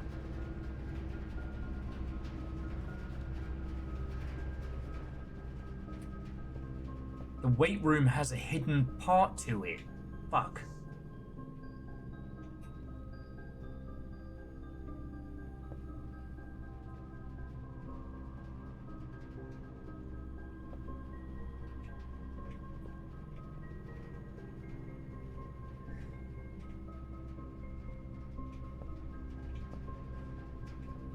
Okay.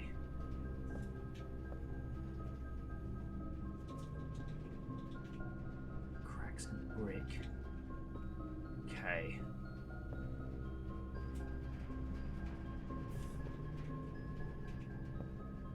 Yeah, this is the second place we have seen. We need something to crack open these fucking walls.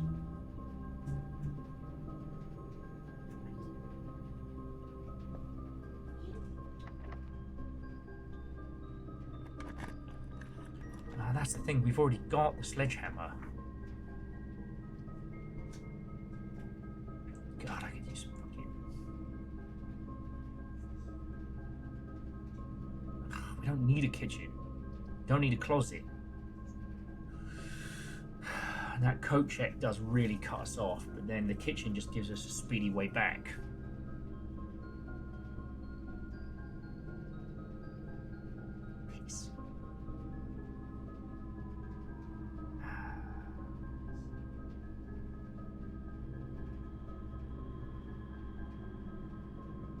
Both of these cut us off. Code check gets us the gear wrench. The gear wrench will allow us to tweak any other cog rooms and make them more common. Kitchen, if we need it for running back and forth, and it does mean I don't have to quite go as far back. Shit, I don't have any rerolls. Any of you all got any recommendations on this one? And Aeon, I'm thinking what we need to do is combine the sledgehammer with something. We need to basically make a fucking boom hammer. Yes, Scotty. The younglings will never know that there's a very specific noise that CD-ROMs make when they're not reading right, and you can hear it. But there's also that prayer moment before it fails. Because if you interrupt it before it's done reading,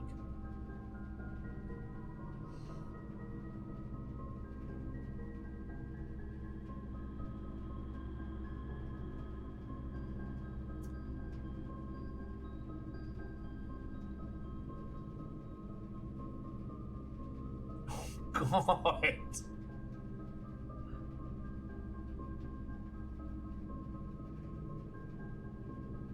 Someone had crammed an old school floppy disk in there.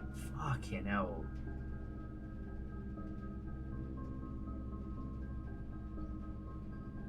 And yeah, Akari, I think you're right in that the wrench doesn't work. Let's get the kitchen in then, just in case.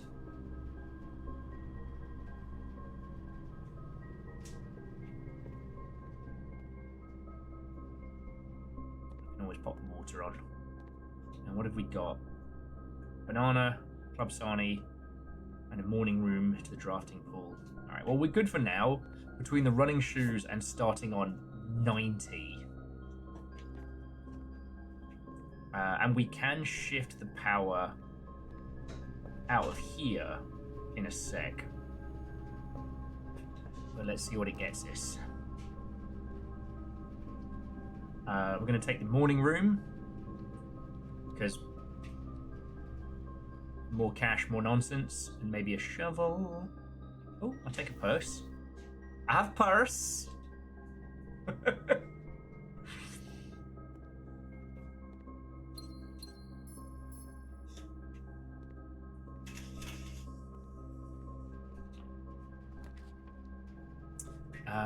Great chance of finding items in green rooms, hallway closet. You know what? I'm just going to draft the hallway closet now. Because even if... Oh, yes. Got some dice. And I guess the compass is fine.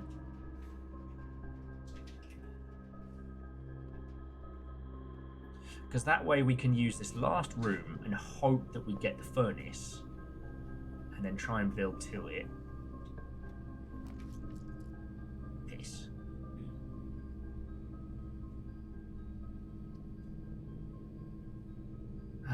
Security's not terrible. Okay. Security's powered. Do we have a... we don't have a key card yet.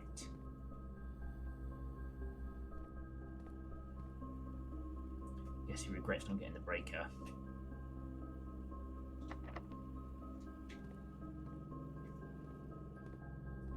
For now, I'm just going to turn... Not for now, I'm not going to fuck with it. Okay.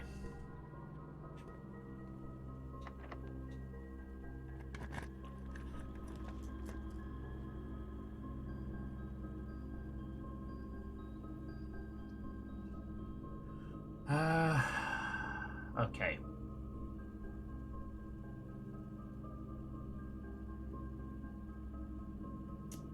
I'm going to redraw, see if there's anything that needs power that hasn't had power yet.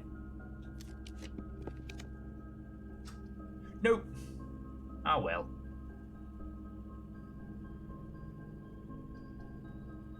Fuck it. I'll take the breaker box, because now we can turn garage on, keycard system off, and now we can change it so that keycard system is open. So we'll just ramp up the number of doors. So that's not great, but not terrible. Okay.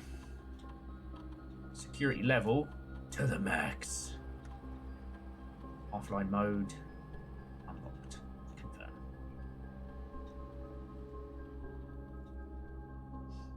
Alright. We've got the steps, so I'm going to head back to the other side, through the kitchen, and start bulking out this side as well. See if we can get like a full, a house full situation. Maybe work out what the hell we can combine with a...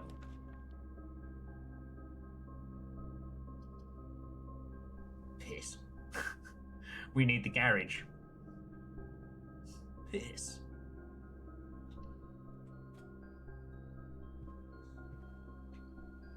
Oh.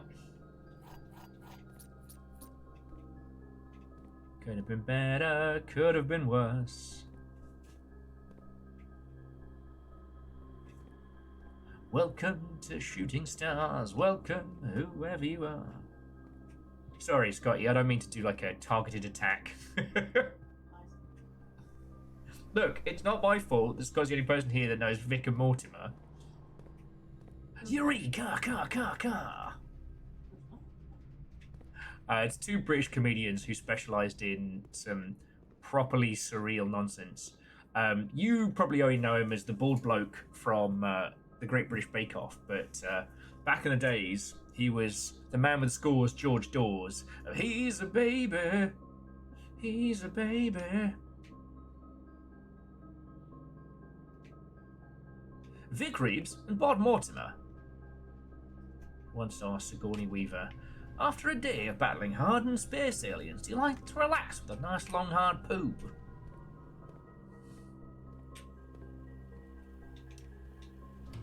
Video games. Oh, you son of a bad word.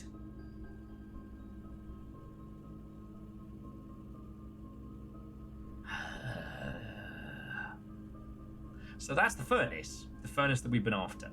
If we pull that, whole area is blocked up. So we can't take that. The foyer is very good. And Furret, Watto, and welcome back.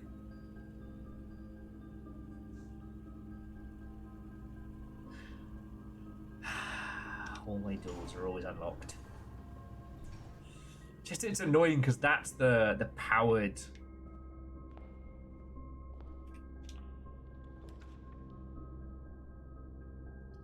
God, this game really does not want me to succeed today.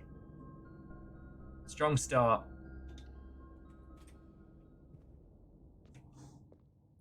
Strong start, falling apart. Apples and pears. Car. Okay.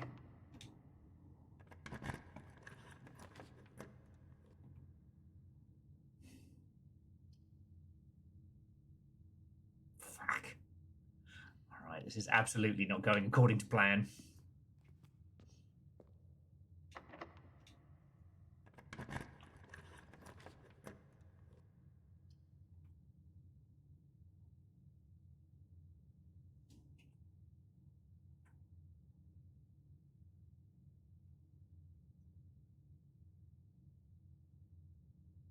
How's bloop rinsing? So far, it's going good. The book now has multiple tabs for multiple puzzles. We're well past the final stage. We've gotten to the metro station. We've been learning more and more about the... You know what? I've got an idea. We've been learning more and more about the... Here we go. Balls of Holly. All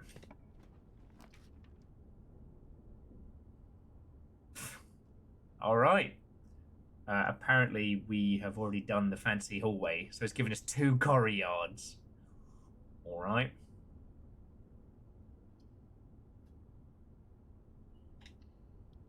As much as I want business fish, and you know I want business fish, the corridors are always unlocked.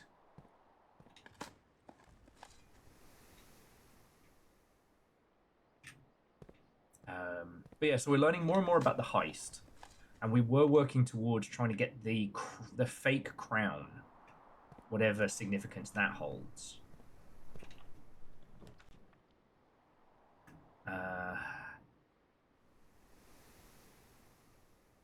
Oh, and I do owe you all story time, because at some point we do need to do the unedited history of Ordinia.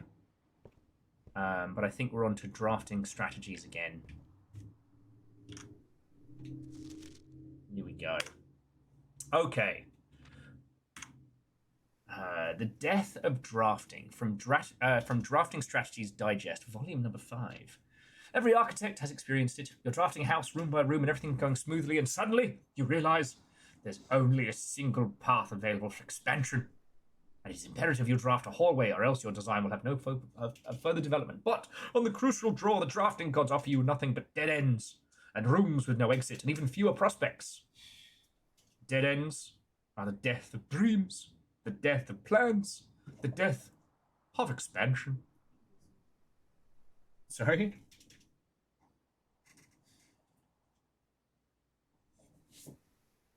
I don't know if we missed in-game Christmas yet.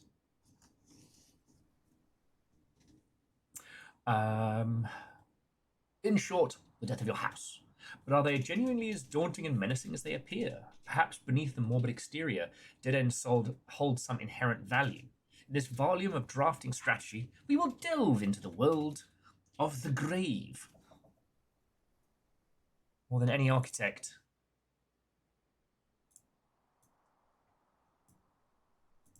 Oh, more than any architect.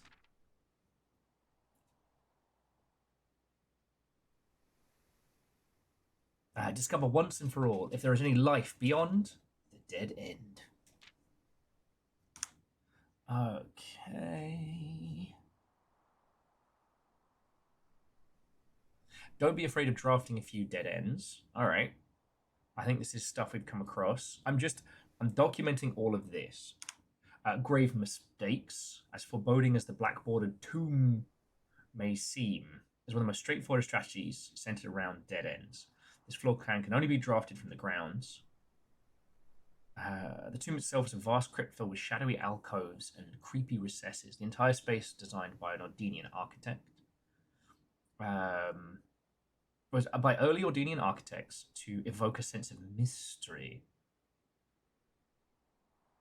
Oh, you're right, Akari. That is a new goddess name. There we go. Where's the chapel? The chimney sweep. We now have the chimney sweep's name. God. My desk is a mess right now. I've got to give it a tidy.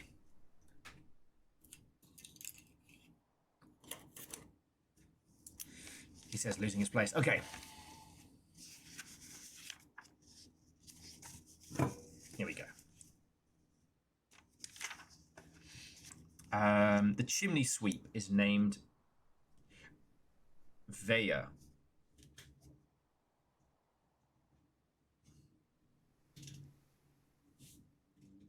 Okay, so we now know the name of the gardener, the farmer, the chimney sweep, the lord / stable master, and the priest nice lord of Ordinia.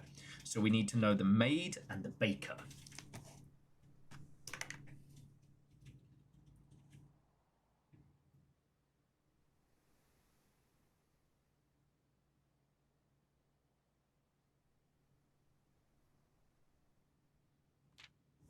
Okay. Grounds for termination. The tomb isn't the only dead end you'll find out in these grounds, with the outer rooms draftable outside the house. The schoolhouse will prioritize acquiring gems to play for the classroom and a hovel. Hovel, grounds for termination may have been a play on words for the title of this article, but certainly wasn't a joke for the former groundskeeper, Denny Ravine, who made his home while employed. The groundskeeper's tool shed is a great drafting choice. Even better for items is the trading post. If you have something valuable to offer, the shop is frequented by local farmers and hunters who supply the estate. The root cellar and the shelter. You know, we never did work out how to affect the radiation in the house.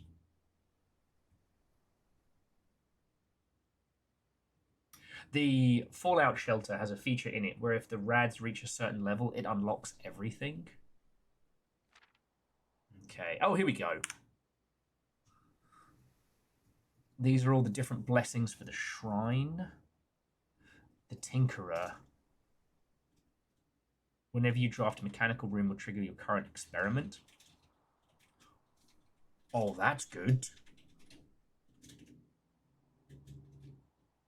While drafting, instead of picking a floor plan, you can pick a berry. If you do, draft a random floor plan from your drafting pool, disregarding rarity. That's good.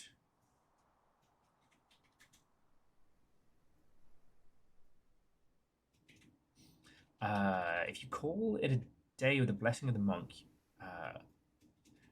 you will draw that room while drafting the grounds the following day.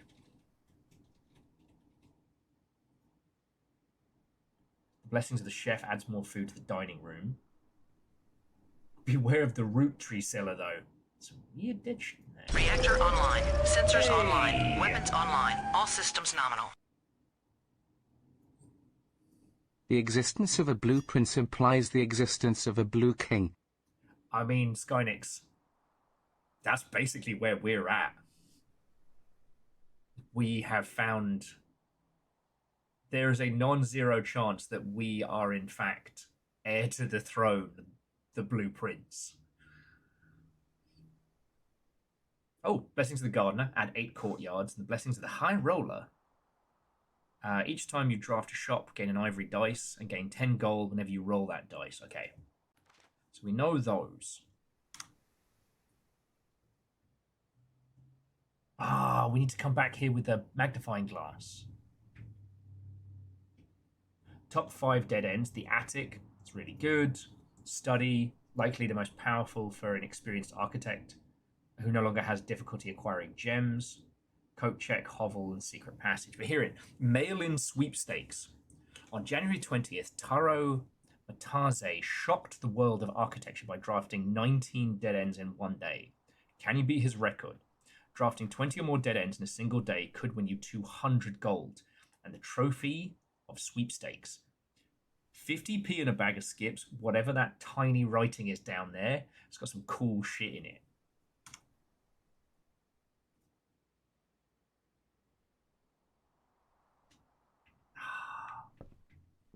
Alright, let's see if we can find ourselves a magnifying glass, really.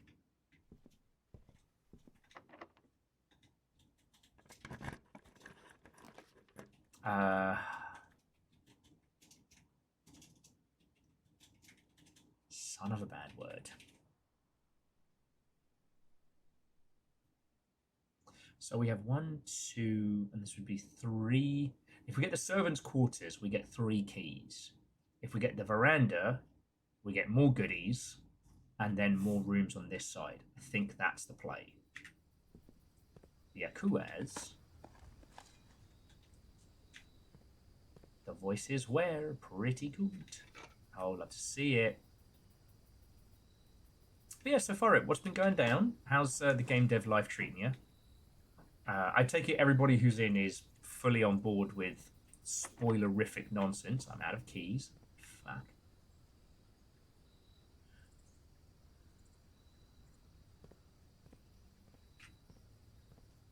Indeed. These weeks do feel like they are 50 years long at the moment.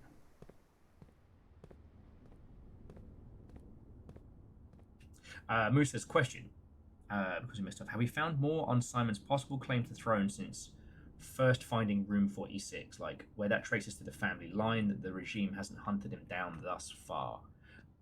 Hints here and there. We haven't seen... Oh, math time. Oh, and hopefully some keys as well. That would be lovely. Done.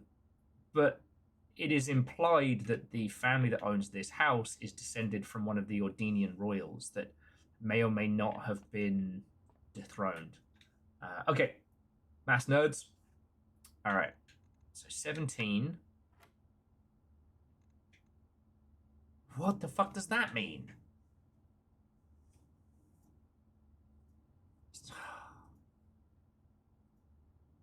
So usually that would, like, just adds would be adds 3.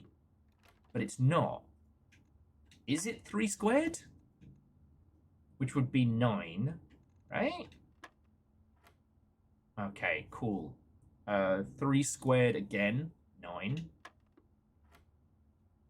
4 squared, fuck, is that divided by 8? I forget the math charts.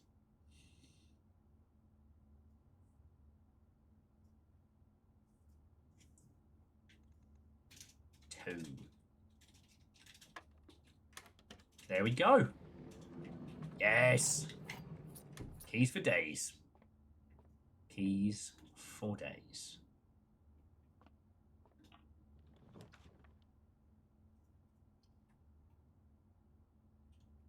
We've got to take the office. We can't afford the office. Fuck. All right, well, we'll buy some fancy keys from the locksmith. See what that gets us. This run is unfortunately bricked now.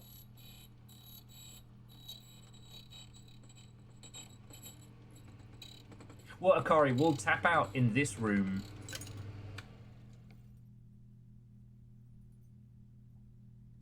We'll tap out in this room. So.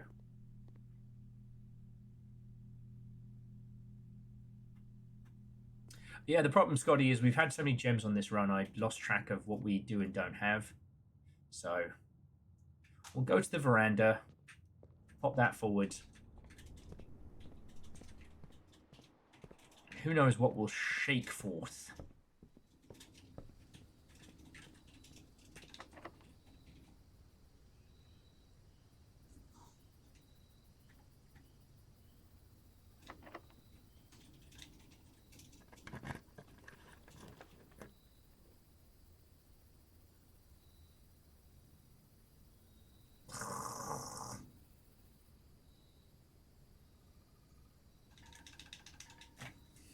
Piss the bed. Alright, I'm just going to take the freezer. Fuck this run. Fuck this plan. And soon, I'm going to melt this fucking room.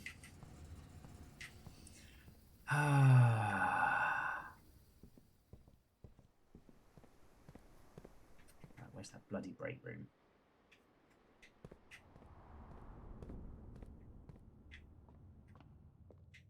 We're going to do it.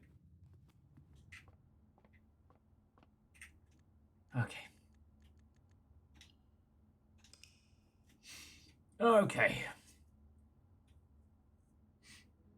Once more into the fray, dear friends.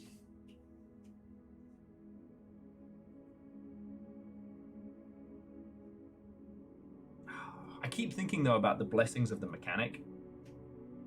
Like, if we'd gotten the blessings of the mechanic on any of the days where it's like, when you do the thing, gain extra cash to your day 50.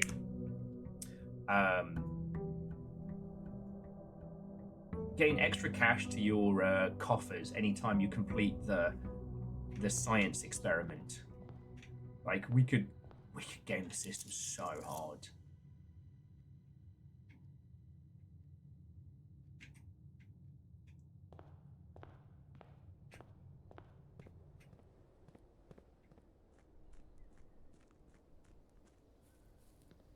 Because, I mean, we're starting with 50 coins right here.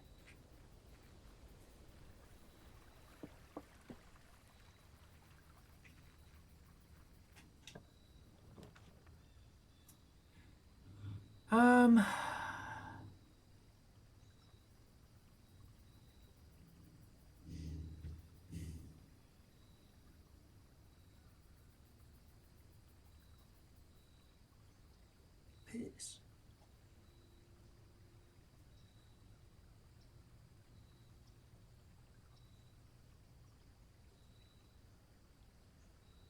These are not great pools.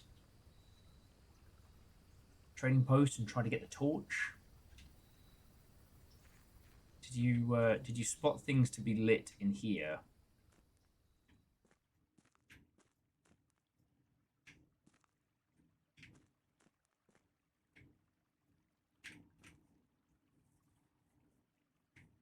Okay, you were mentioning the dynamite last week. I don't think we found that. A little too dangerous to pick up. Oh, sorry. Yeah, no, you're right. You're right. Sorry. Sorry. A key card for 3 ivory dice. No trade. All right. Assuming we can get the security system going on this run, then we're kind of set for victory.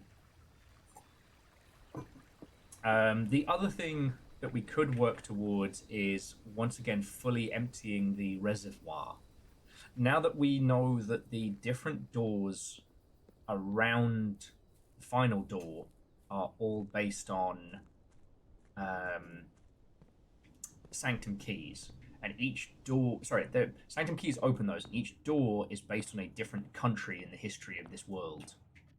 So check it out. Solve the puzzle in room 8 on rank 8. Let's fucking go.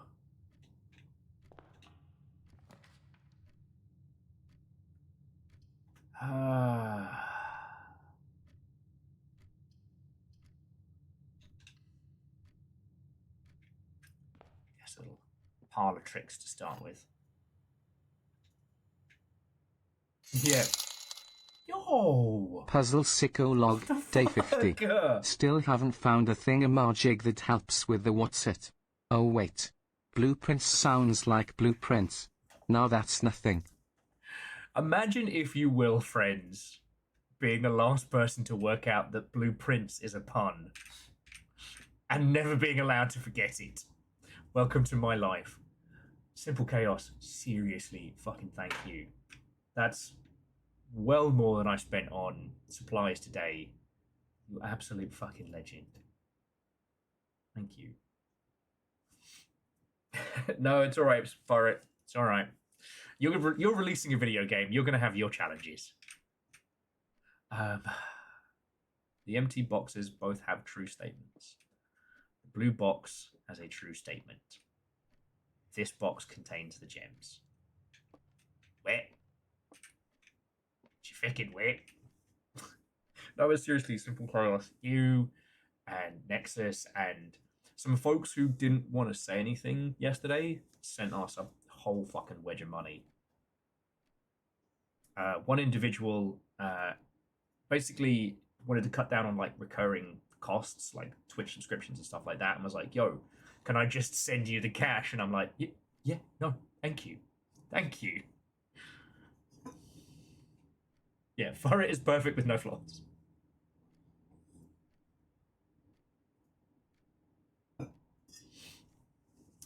So Blue says, the empty boxes both have true statements.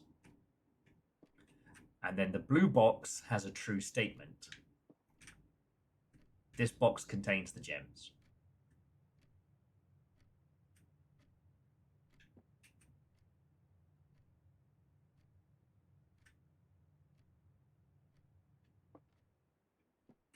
But yeah, I said I hope development's going well.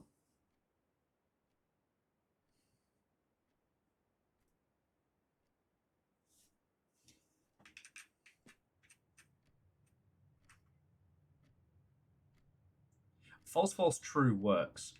We had this discussion before. It's like one of them has to be false and one of them has to be true. Forrest said, Dev's good. Publisher's really excited. Oh, that's good to hear. That's good to hear.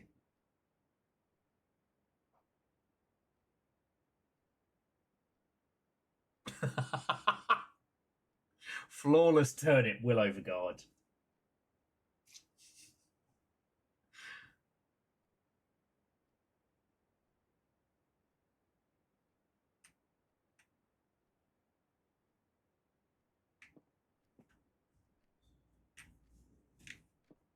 So we know that blue has to be false.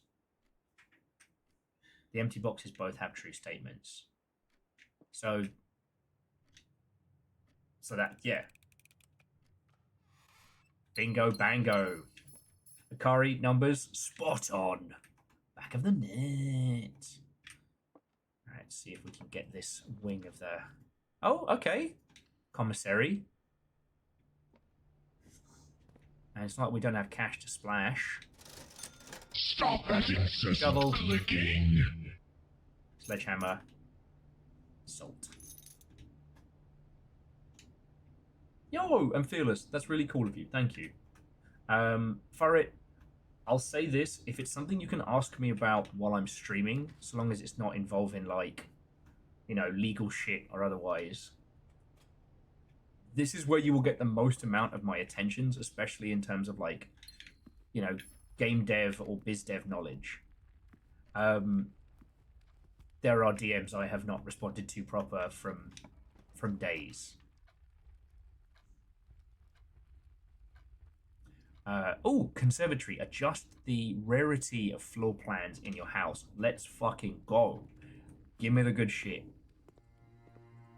Ooh.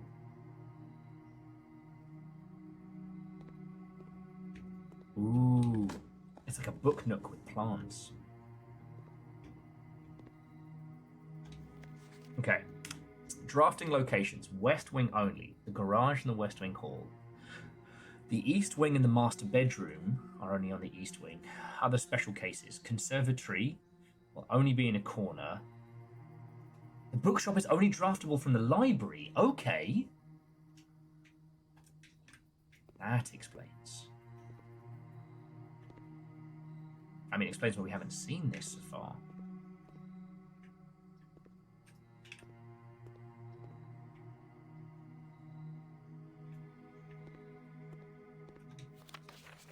Yes. The master bedroom can only be drafted on the east wing.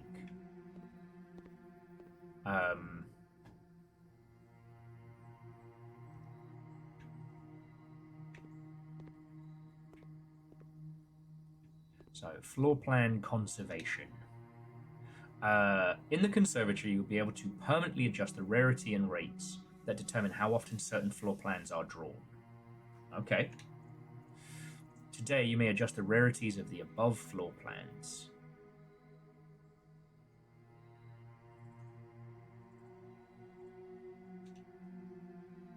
Okay. The Mount Holly gift shop is awesome.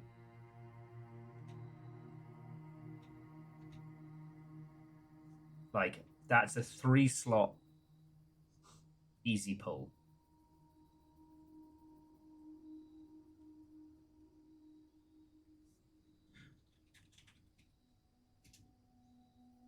And I get to adjust all 3 of these, right?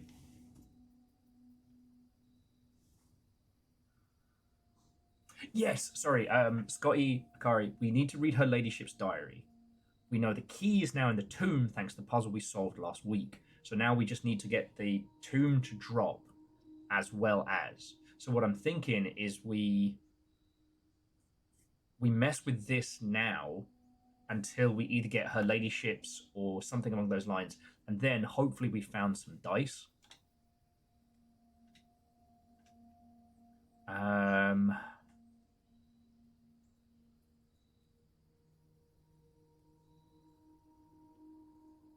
With the rumpus room, I'm okay bumping this up. We don't need cash.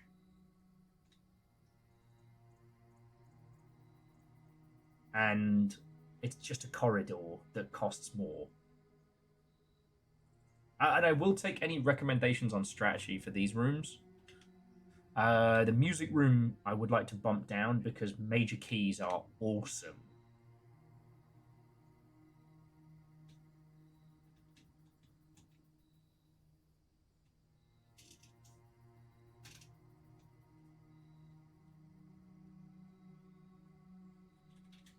Oh, you're right.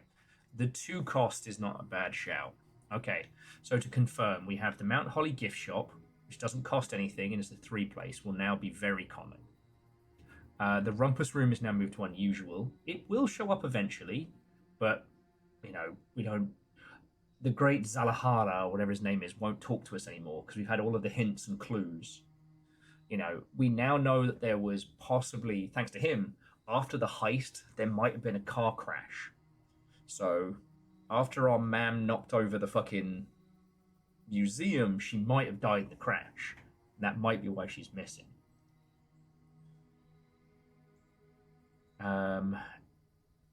Yeah, you know what? Let's move it up to rare. You're right, because like, what is it? It's 8 coins. We wake up in the morning rich. We go to bed rich. We don't need rumpus room.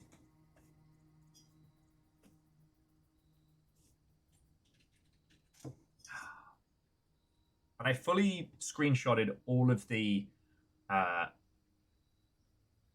fortunes that we got. So we have the info.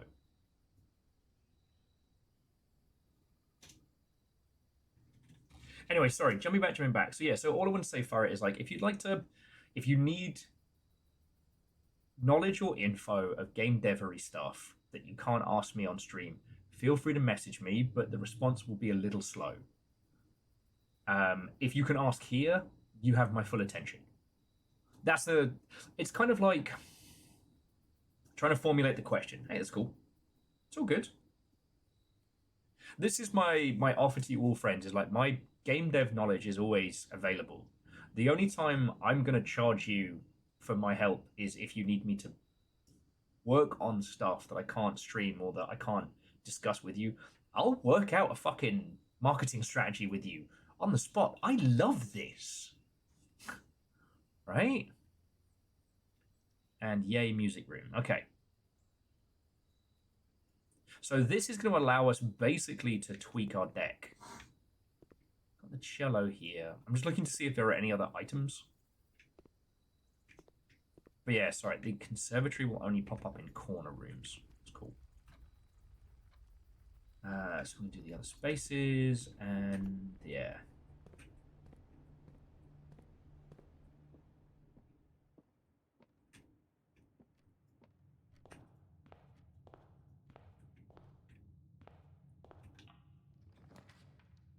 Oh, we love a drawing room. Because the drawing room is free. Oh, and just so you all know, we have almost all of the red letters. We're missing one. I don't know if we've found the room for which they frequent, but... Okay, we'll do a quick redraw. Alright, Breakfast Nook's not terrible.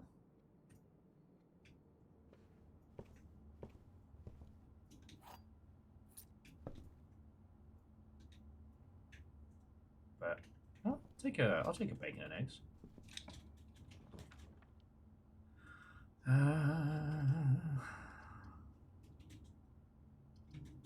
I'm taking the Corryard, but only because we have both of the tools at this point, and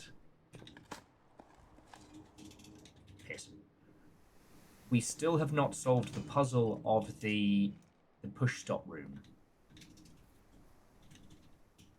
Ooh.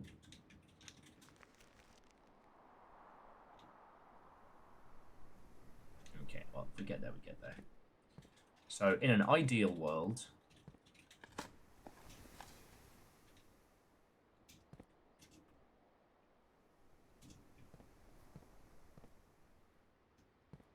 we'll roll on the drawing room and hopefully get the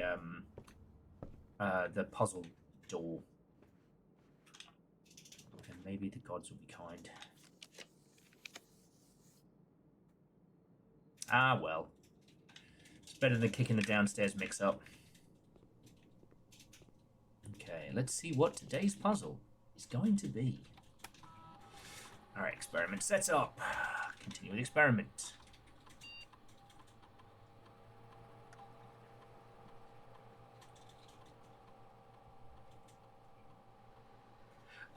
Each time you find trash while digging, gain a key, a gem, or a dice randomly. Or a key for every 2 hallways.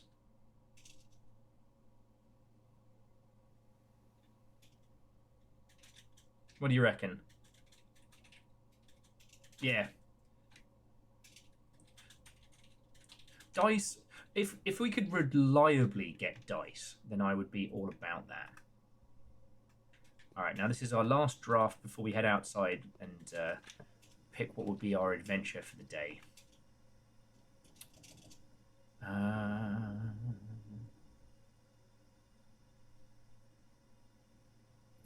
I feel like we already did everything in the office, but the other two are very bad, so we've got to take it.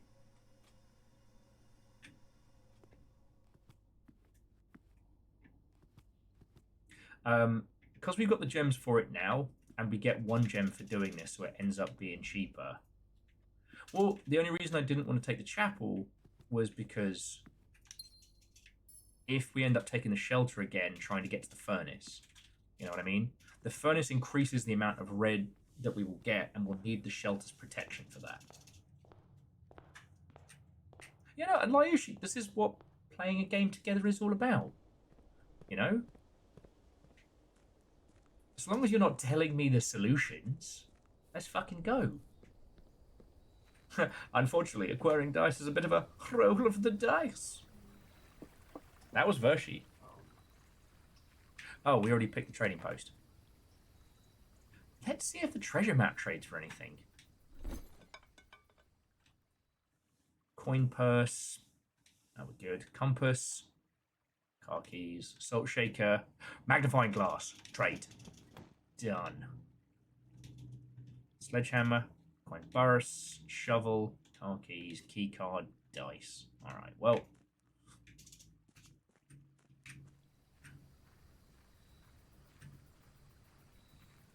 And yeah, and Lyoshi, I know for you and a lot of the squad, it's that thing of like,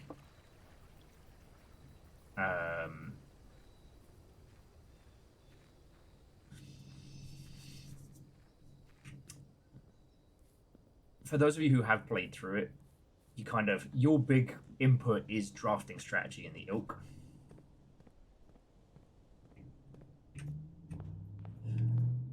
Okay, so Farrett was asking, I was telling Chorby about some larger narrative beats I'm working on in Chaos Coin, and some things that are very overtly political. I mentioned I was pretty active in the chat and Chop might have some ideas, guidance. I would say that my ideas and guidance come more from... Did we already magnify in this? I think we did.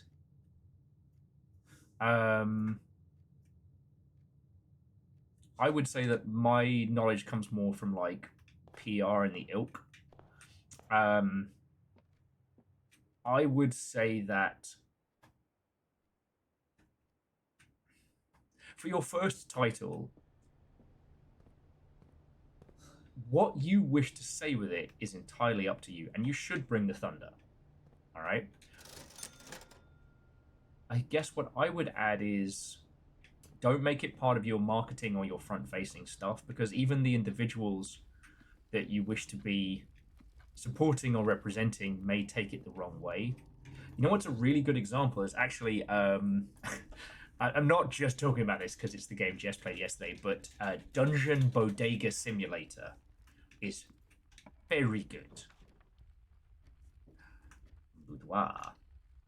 And one of the things that makes it so fucking good is that it is very much a discussion about, you know, layoffs in the games industry and how much it fucking sucks. You know, having big corpo telling you that everything belongs to them and is theirs, whilst you're still just trying to fucking survive and keep your cat going.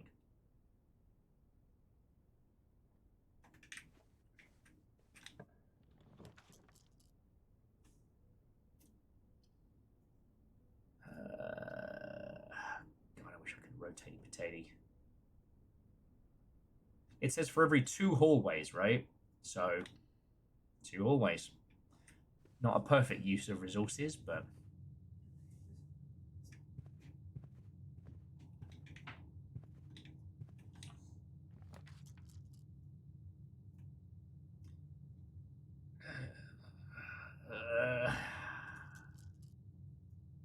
don't want to waste dice yet.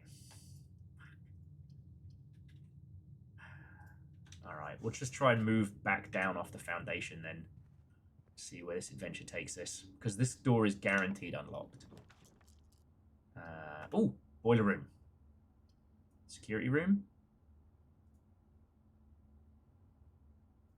I think security room is going to be better for us. Because then we can start expanding into the West Wing. Dice, you're fine. Not wasted like that. We can also up the security levels because we have a key card.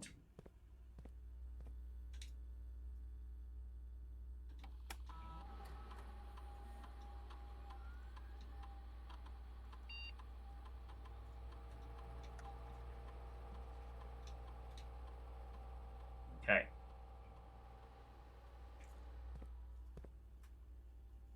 And, in theory, if any of these are trash, then we... Alright, well, turnips are still good. We get keys for trash. Yes! Experiment successful.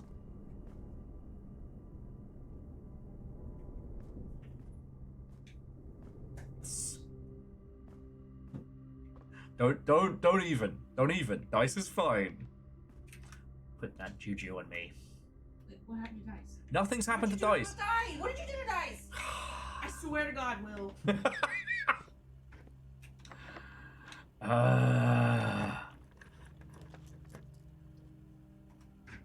That's to say, I couldn't get Fred if I tried. Fred has the time machine. It's not possible. Passageway is the smart play.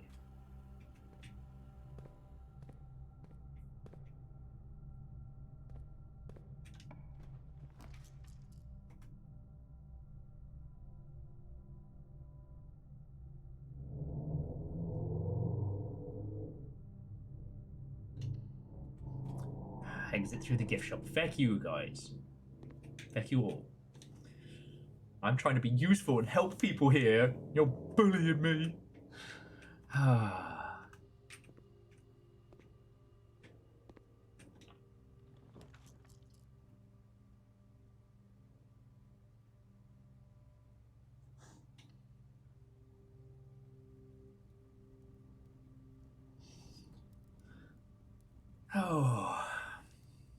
But yeah. So far, if you're asking from a creative standpoint, there's nothing I'm going to add that Fearless didn't say as well. And I'm not going to acknowledge this. Dice is fine. Dice, tell everybody you're fine. Dice is back there. I'm ready. Stop telling everybody you're dead.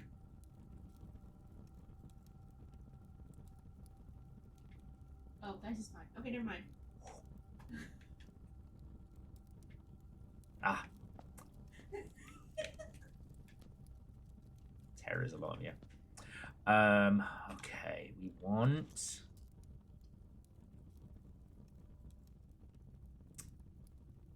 Alright. Alright, the chapel here. I can't believe he keeps trying to silence people who have their died experiences. A lot of you. And I didn't waste dice.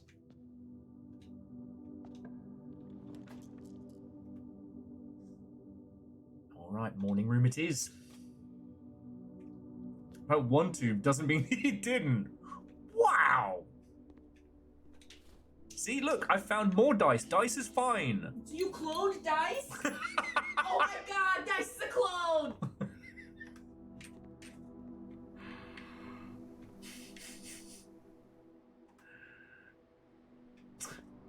Our clone dice troopers have been coming along splendid.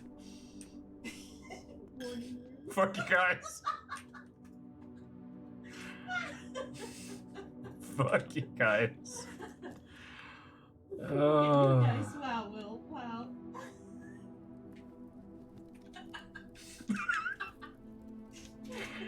You know what? This is my life. I asked for this. I literally asked for this.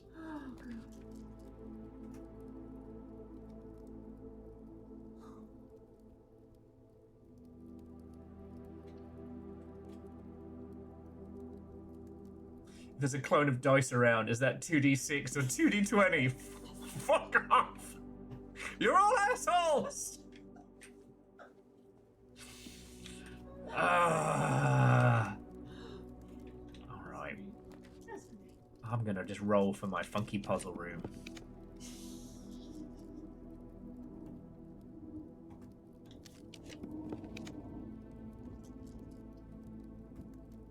Oh, the boiler room is a power source. That is kind of rad.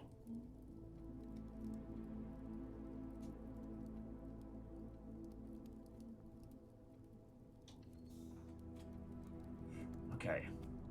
Now, in a magical world, we'll get the furnace from here, or the icebox, and then try and roll it from the other one. Okay, here we go.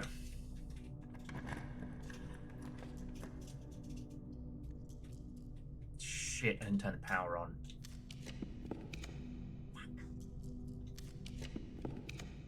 Fuck!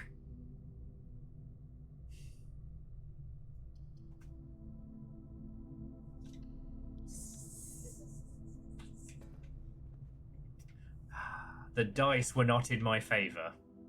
Oh, I didn't fucking claw him!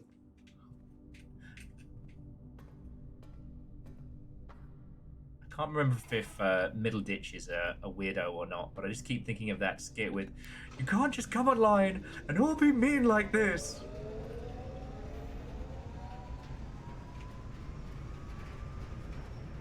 Maybe you didn't waste your dice. I did it! Fuck! What happened to Will? He dead? God, watch me get the fucking House of Mirrors or some shit now. All of these are bad. All of these are bad.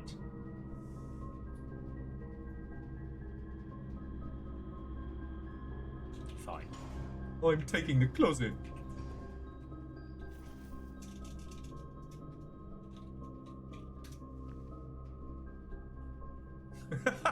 Judgy Will. Maybe they're trying their best.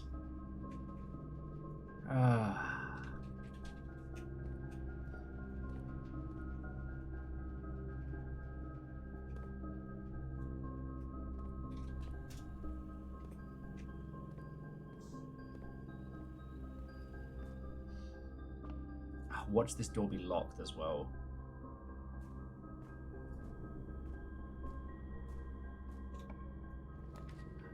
Ooh. Okay, we have to go for the kitchen because everything else is bugged. But dice, I'm doing my best.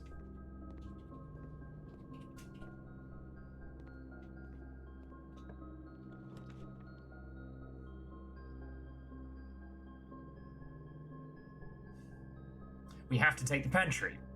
Can't even buy the keys. Fuck!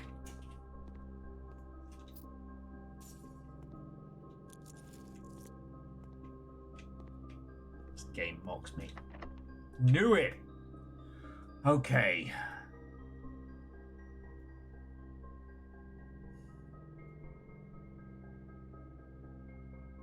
So I'm going to buy some food from the kitchen. So I think, yeah, no, it doesn't matter. How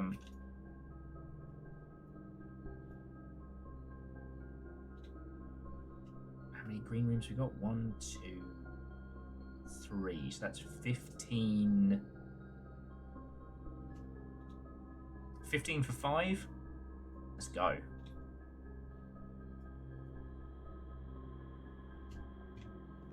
So we're going to go to the trading post and we're going to see if we can get like a lockpick or something.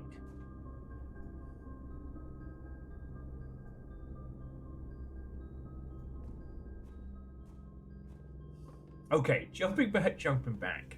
So I guess for it don't...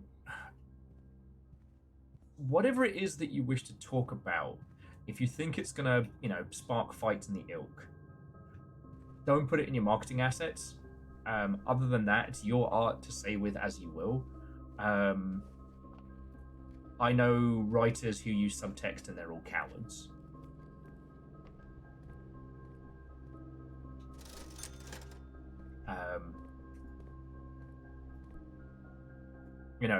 You have a title with a very simple premise, right? is a coin flipping roguelike. And that's really cool. And you can lead with that, like feet first.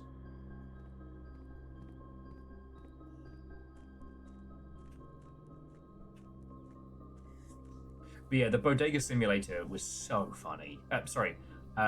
Dungeon Bodega Simulator. The little bits that I heard while I was kind of phasing in and out of reality.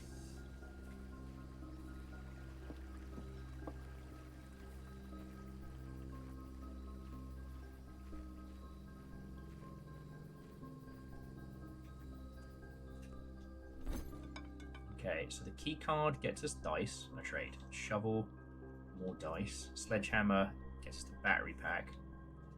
We don't need the salt shaker. The coupon book is no use.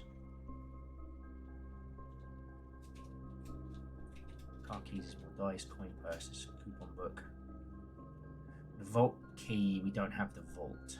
Alright, so we're just going to start trading wild shit and see what we get. Lockpick! Yes! Lockpick gets us a silver key. Alright, so the coin purse turns into the coupon book. Hang on. There was another one that gave us the... Treasure map gives us the coupon book. Coupon book gives us dice. Okay, I'll take that.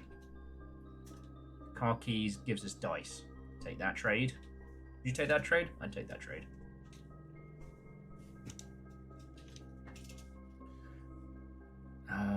Compass for a coupon book. Let's see what another coupon book trade gets us. More dice. Alright. Okay, key card. Trade, shovel, trade, sledgehammer. Sledgehammer into battery pack. We'll trade the battery pack for salt. That's just bad. Right, well, let's chase this salty rabbit hole. And for some more gems. Because, like, we don't have anything to take this with us, right? So...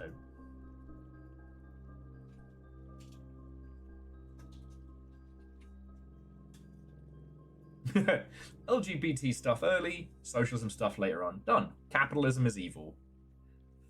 Like... You get to have your Brennan Lee Mulligan moment. Verdon, yes, I did just say salty rabbit hole. I'm saying a lot of things today.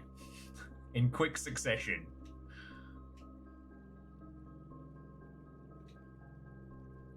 Okay, we've just got to hope that this lockpick will get us through. And then we'll just roll to see what the best thing we can find is. Like, I turned the security measures up to 11. We should be just rolling in security doors. Oh shit! I forgot about that bedroom on the other wing. Maybe we can get ourselves a fucking...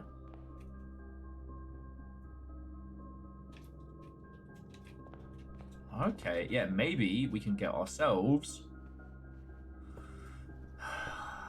Keymaster. Regret getting rid of all of the tools now, but, you know.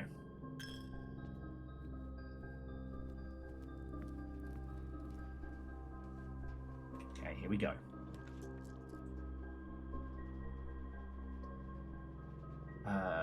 Secret passage into a gold room. Increases the chances we can buy keys. It's called Gold Sink. I just realised that one. Fuck! Won't let me pick the lock. Absolute bastards. Run around pushing everything over and breaking it at this point. Alright. And if we can't pick this next lock, then that's another fucked run. I'd be salty about it, but I can't afford the salt shaker. Stop telling everybody you're dead!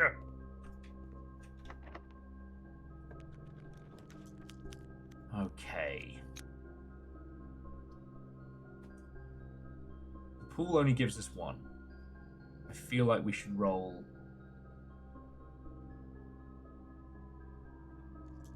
You know, I got rid of the vault key, so... Servants' quarters gives us keys, but we have no place to take them. Oh, here we go. The kennel. Each time you dig a room, all the doors are unlocked. Hallway doors are always unlocked is very powerful as well.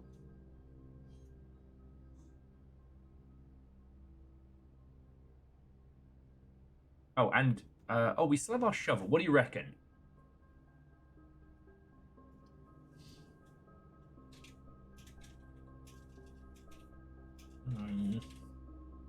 Foyer is 2. Hey, no, for it. I'm glad we could give you some, at least a little bit of writing cadence. I feel hesitant to tell someone what they should say with their art and how they should say it. I think that the further into fantasy the premise is, and the further away from the approximation of real people, the more you can say before, you know, people start taking it as a direct targeted point. You know, on the Garth Marenghi to Paul Verhoeven scale.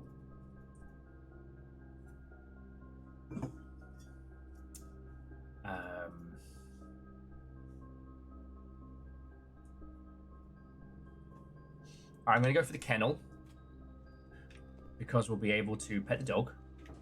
Poppy, Poppy, Poppy, Poppy.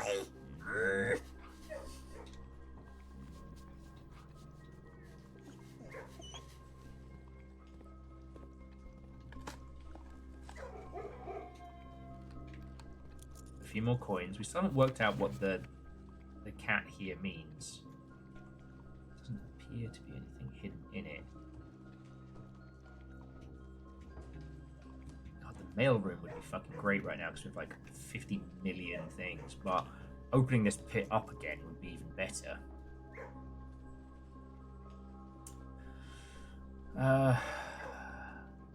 Can't afford to get the trophy room. The dark room only gives us 1 door open, so let's just roll with dice.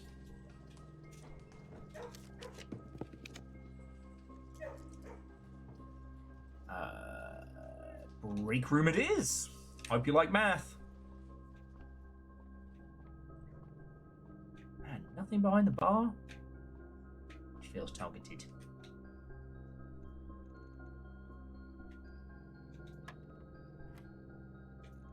So 3 squared is 9, because I remember that from last time. Fuck. Okay, so 6. Okay, 6 minus... So 16 minus 6 squared. Oh, 6 squared minus 16. Right? Fucking hell.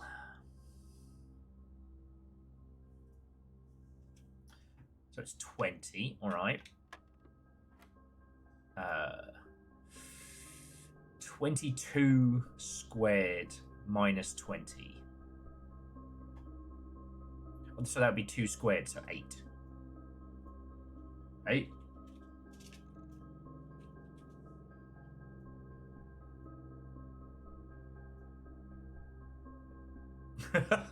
Sorry, Civil Chaos with I heard Garth Marenghi for a second and thought it was... is it Garth Marenghi? No, it's Garth Marenghi, not Garth Marenghi. Alright, Ark of the Conclave. If you know the answer, just say. I don't...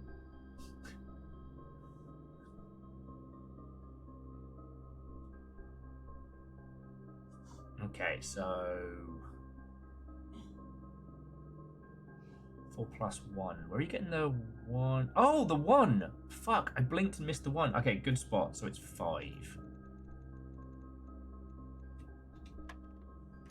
Boosh. There we go.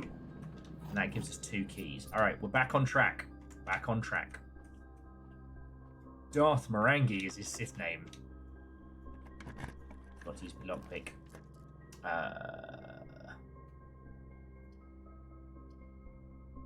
It's okay. The cloister opens it all up, but then we are out of gems. Lemon Meringue is his smart writing name. All right, I'm going library.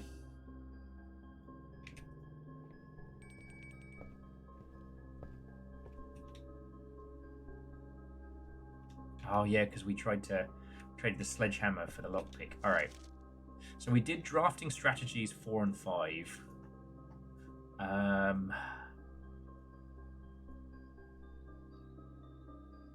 I guess we'll get the History of Ordinia first edition, because that'll be a good layup for story time next time. I do want to check my stats.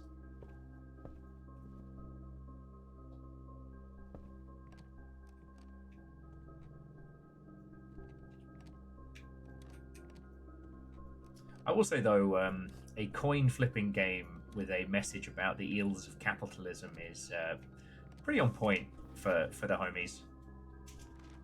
Okay, we've got lockpicks. Let's ticket. Oh, apparently the armory is our new favorite.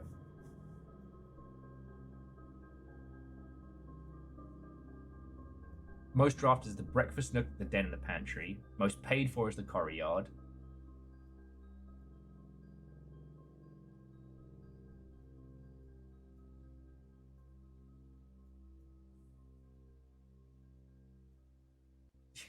That's the curse of the human mind, favor 6. There's facts you can't lose. So maybe slashing the price in the courtyard would be really good, because the courtyard is always unlocked. Having that free might be a game changer for us. If the courtyard is what we're spending the most amount of money on, but contraptions of the burning glass and the dowsing rod. Emerald bracelet. Oh, hang the fuck on. Stamps found on the estate and inspected will be added to this page. Key video game.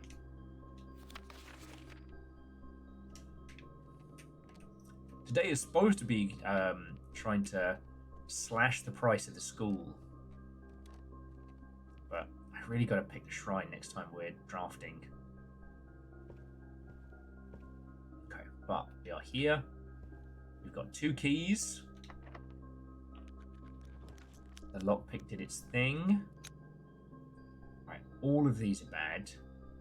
I guess maybe the observatory could work. Tomorrow you will start with a key for every time room. That's 1, 2, 3.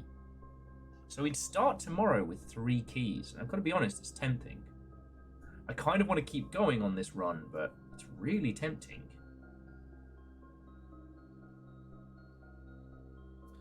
Moose, you can absolutely see the contraptions page again. I'll grab that in a second. The observatory gives us another thing, and we could roll again.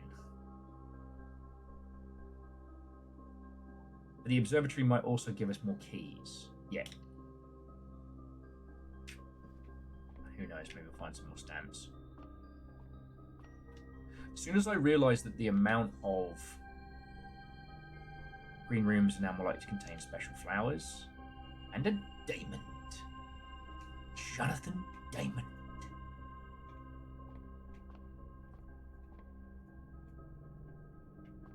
Johnny Diamond to his mates. Okay. Yeah, I figured that was coming.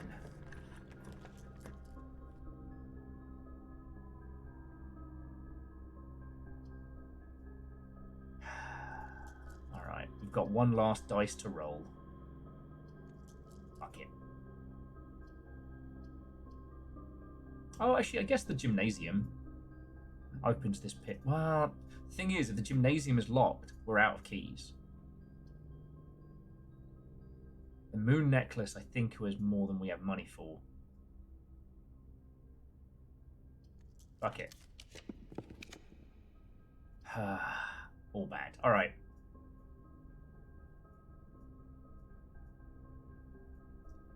It's the eye of the tiger, it's the heart of the cards. Guess we'll fuck around with the dark room. This will be locked. Oh. Oh.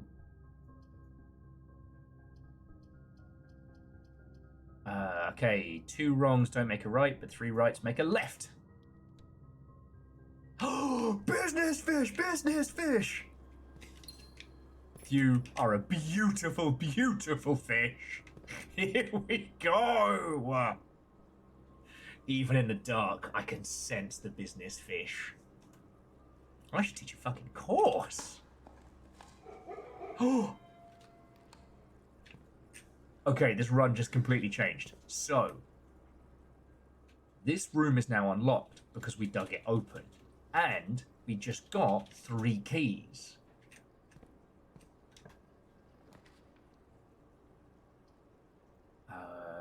Walk-in closet. Come on. Okay, the run might not be saved per se, but I like that our Mount Holly merch ends up in here. That does make me laugh. Salt back. All praise business fish. And when there was only one set of footsteps, that was when business fish carried me.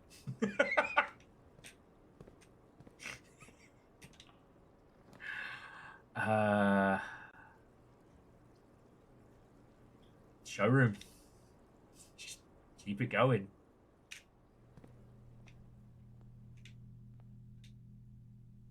Ooh, the moon pendant's only 20. Now, what that means is that when we're done with today, we can pick, like, the magnifying glass and the shovel.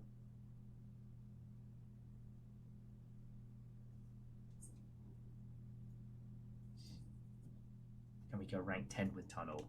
I think so. I haven't got tunnel early enough to be able to effect with it. But I do feel like treasure trove, let's go. I thought the pendant was random.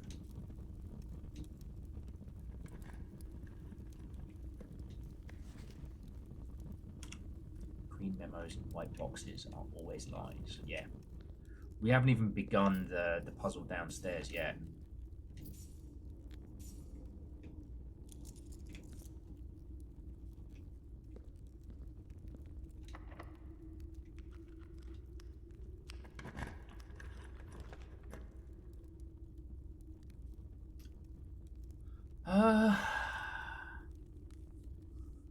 Lamentably, I do think that is all that they wrote. But the music room special keys could be tradable? Oh, doesn't matter.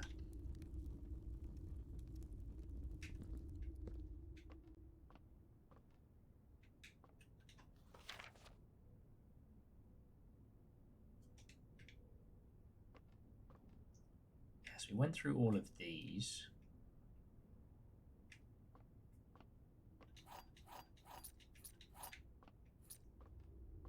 But yeah, so the moon pendant will turn... the moon pendant takes... If you call it a day while wearing the moon pendant, tomorrow you will start with 2 of the items in your inventory. So we can pick, I don't know, the magnifying glass and the shovel. We recycle everything else. And then we call time in the break room because we've got the running shoes. Or we pick the running shoes and the magnifying glass.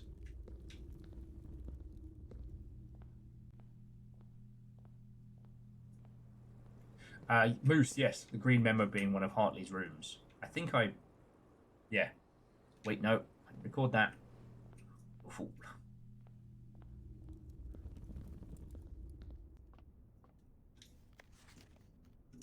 Because the idea that the 12 major keys is a lie, but I don't know to what extent. Because one of the... Sorry, I got derailed because we were talking about everything else, but one of the major areas that we fecked with was the underground reservoir. And we currently have everything set up to be able to go and visit the...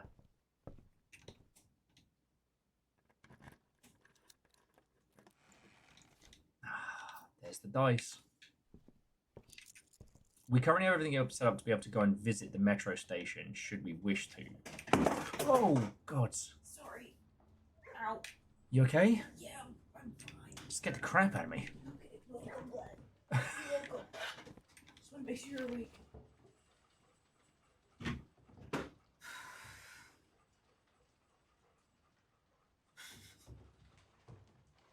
Whew. And it doesn't look like the cat image has another... Sorry. Poppy. It doesn't look like the cat image has a thing underneath it. Oh, I don't need any more coffee now. It's great. You should, however, stretch and go to the bathroom and stuff. It's a couple hours. Only 3. Yeah, that's about time. You should probably stretch. No, you're right, though. We should take a little a cheeky break. So I'm just going to rare candy the items that we don't want to take with us. The magnifying glass is the one I wish I could just have every run.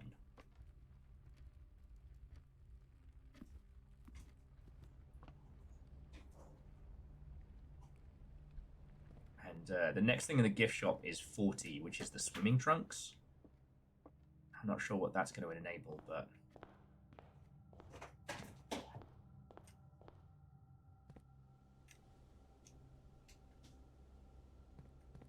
Oh, the contraptions page in the library. Fuck. Moose, I'm sorry.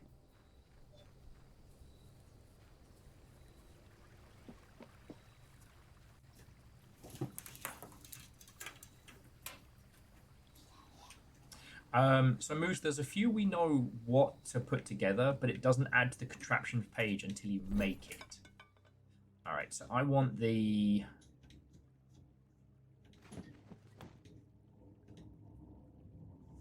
The lockpick kit would be very good early on. Right, well, I don't want the salt shaker. Moon pendant for a coupon book? Fuck off.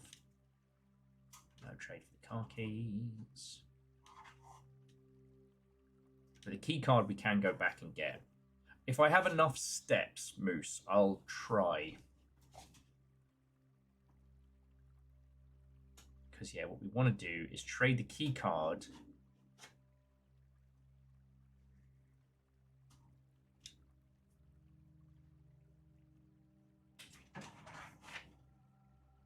Except for Akari, the magnifying glass is key for information gathering, and we always need information. Running shoes. Cleared. Trade. And then...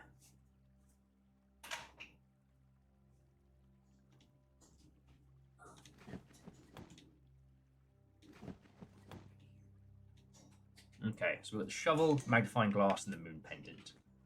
We should have enough to get to the break room, and the break room is next to the library, so...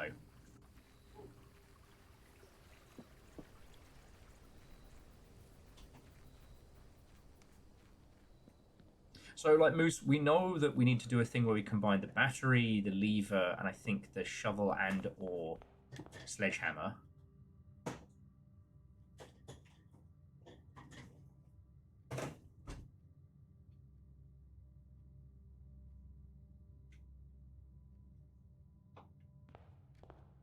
This way is still quicker though.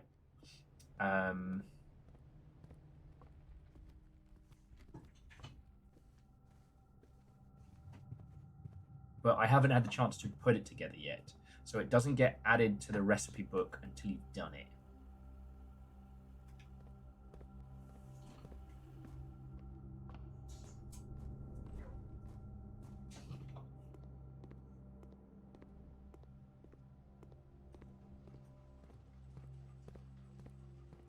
Okay, and as we call it here, call it. There we go. So that puts us nice and neatly, sets us up for the next day. Oh, a garden shopping centre. How quaint.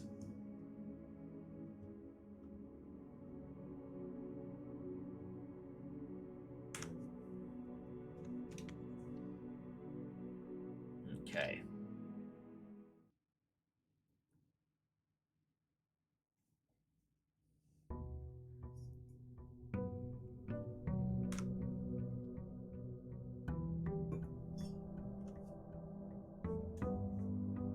Turns out we've been a ghost this whole time. Okay. Time to acquire our stipend. I am going to take Jess's advice and knit to loose, stretch my legs. And then we'll see what this gives us. Like, honestly, I think I'm gonna do the outdoor pull next and just see what happens, because that way we can start focusing the other stuff. Because the thing is, even if we end up getting the schoolyard and not getting the armory till late, we're starting with 2 gems plus 4 from the morning room, which we're pretty consistently pulling.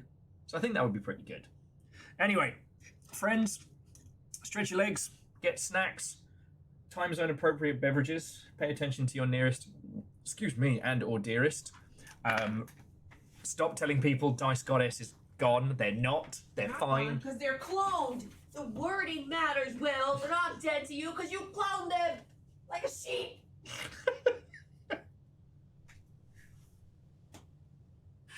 Oh, I'm going to science hell. Anyway, I'll be back with you all in just a second. Don't go anywhere.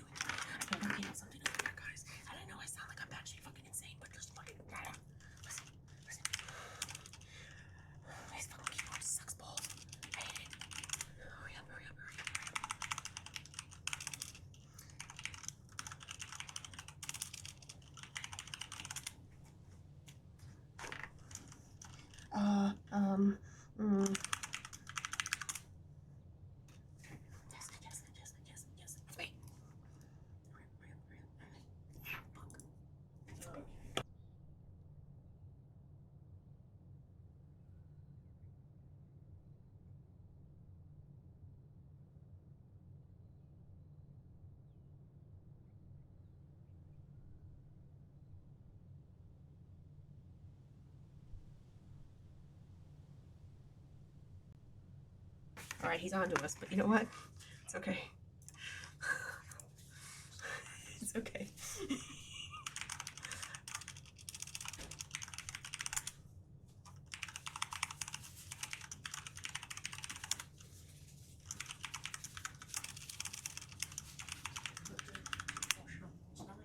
Did you? No, I didn't.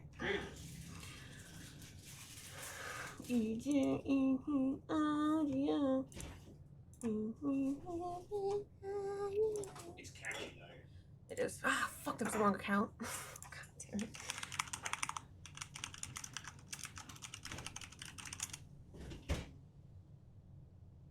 Well, why does it take me so long to crack puzzles in blueprints? Oh, you'll be okay.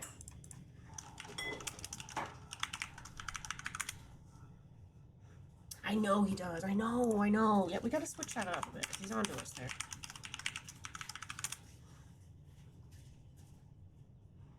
There it is.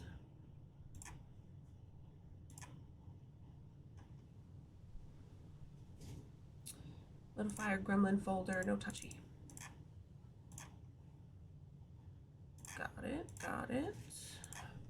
Almost there.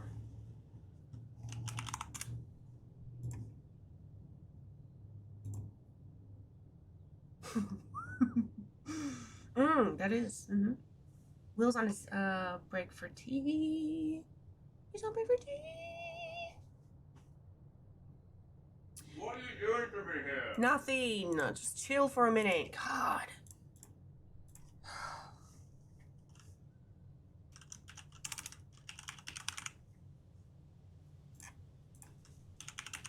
If you would take longer in the bathroom. God.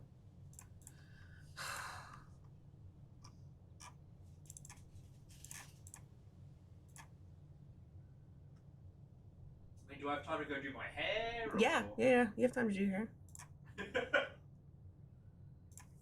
There's that.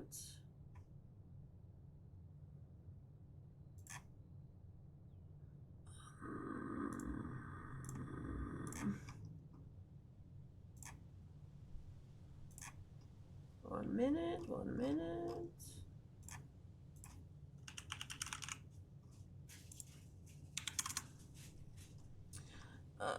Cooldowns and limits, yes.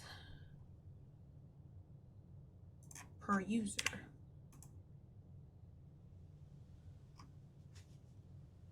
Oh my god. What? Oh, that goes against their fucking guideline. Oh, please, it's not even a bad word. Shut up. What are you doing? Nothing. Will you just let me think? God, let me cook. God, I'm over here trying to do cool shit for Longship, and you're like, what are you doing here?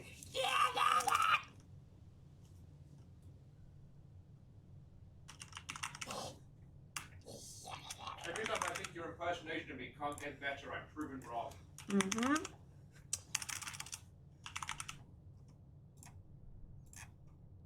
Save that. Goodness gracious, yo. Okay, I think that's fine now. I gotta change the name of that because apparently Twitch feels like that's a bad word. Alright, maybe that works, maybe it doesn't. I don't know. Ah, man, anyways, nothing happened over here. Such an ass. Yeah, let me just woo, here real quick. It's a good thing you're hot. Yeah, well.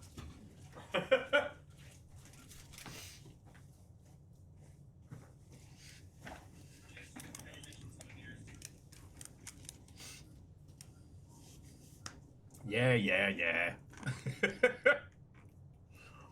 He knows to check under the keyboard, go behind the monitor. What has moved?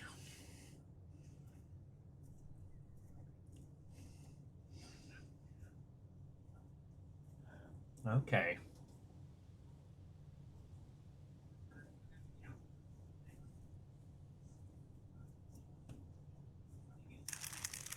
You're all terrorists. You're in on this.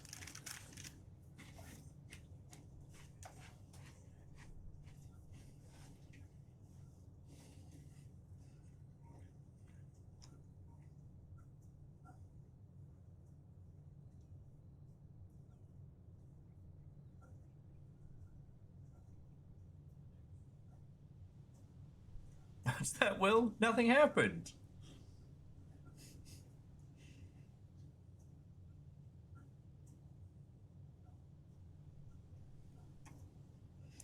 Okay, well, let's go get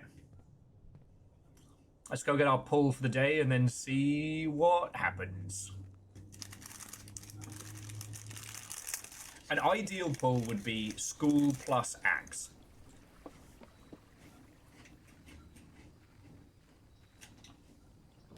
Yeah.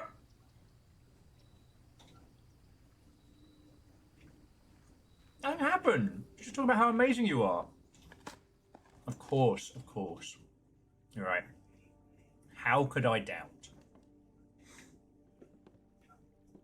Huh. Sorry, so we didn't get to keep the magnifying glass.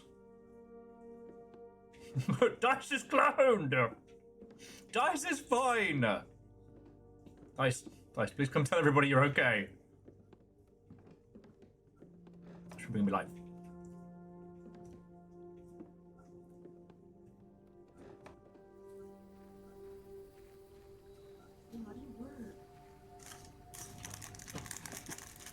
Why did it work? Oh. You mother French toast. Where'd it go? I didn't touch anything. What'd you do with it?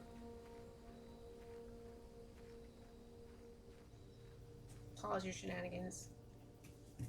Go over there.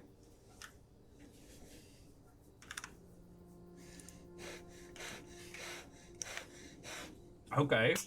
What have you done? I haven't done anything. What did you do?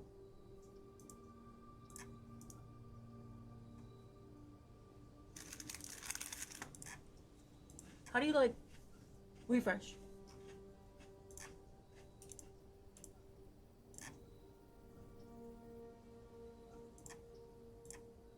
Fine.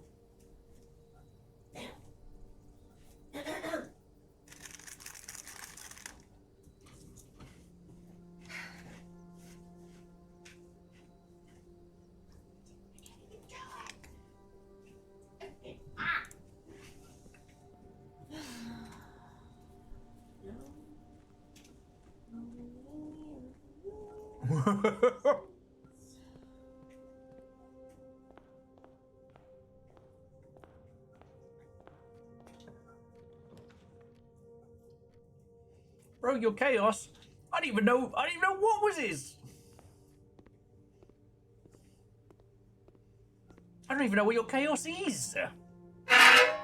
Oh, fuck no. That is so loud.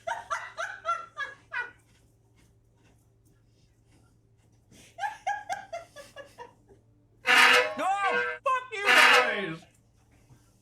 My knees don't sound like that. It is loud. It is loud. It wasn't supposed to be that loud. I'm sorry.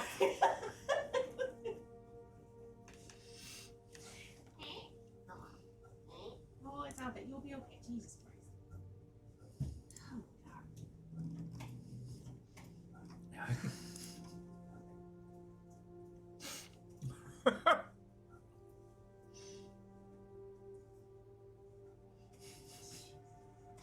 Scared the piss out of me. Good. It's supposed to be fun. Jeez. Oh, you know what? I'm not. Oh. Just turn it off. Because I'm not, you know, I'm not. Can you adjust the volume on the browser side? Just turn it off before I start flipping it back out. Okay, okay.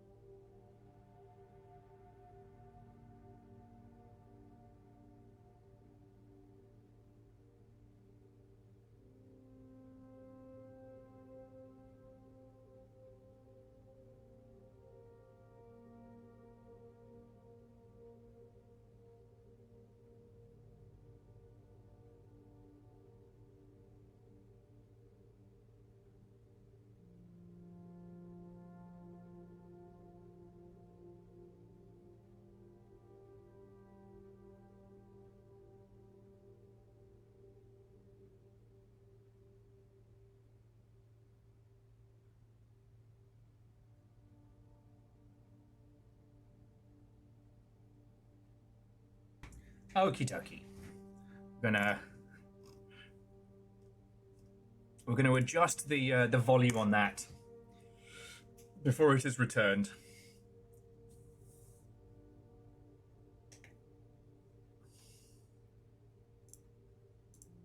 Okay.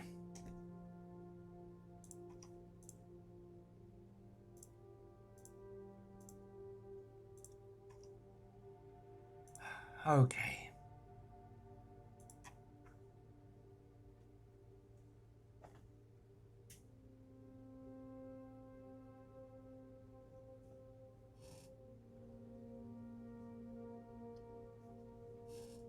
Okay, there we go. Sorry, I think it just jump scared the heck out of everybody because Blueprints is very quiet.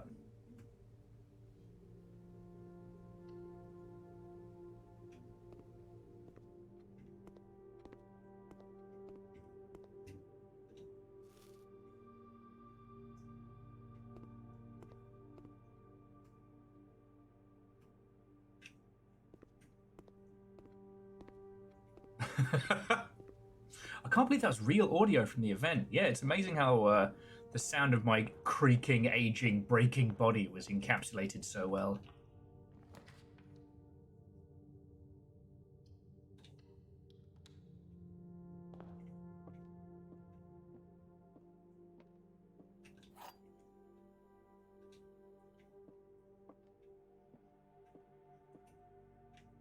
Okie dokie. We're back on puzzle boxes of this box is not empty. This box contains gems. All statements that contain the word gems are false.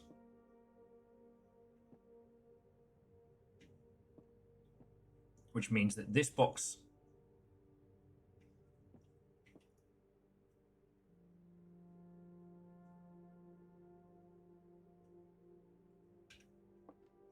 This box absolutely does not contain gems. And this one is the statement box, and it says that this box is not empty. Old Will, human glowstick hybrid overguard, they call him.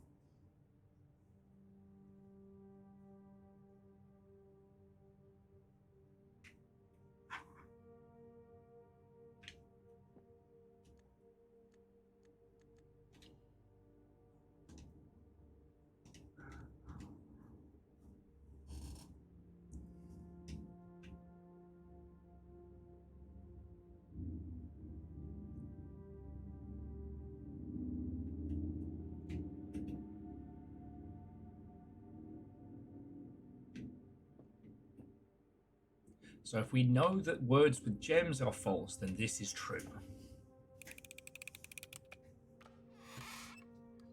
Fuck. Okay. Yes! Here we go. All right, this is what we were hoping for. The axe will now let us permanently remove the gem cost from a room. What that means... now, do we have to do it at draft? Or from the location? But yeah, what this means is that... Oh...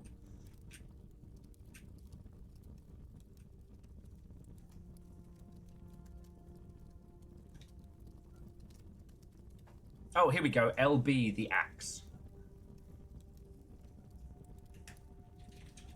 Try to play on the axe this gem's floor cost can. There we go. So now, the classroom, we can stack it.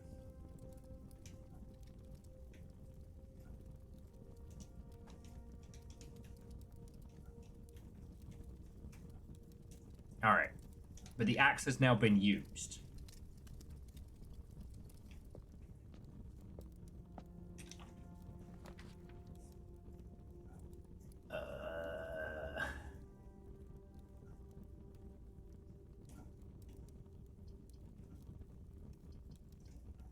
All of these kind of give us the same tee up.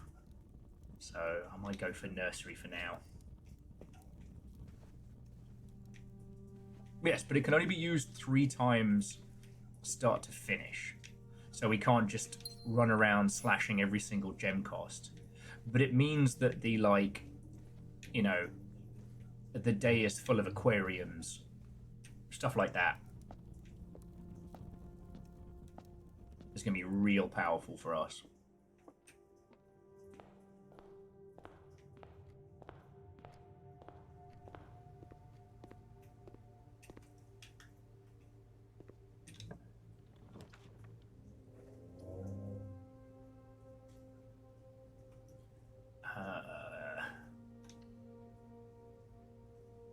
Come on down with 50% off at the aquarium.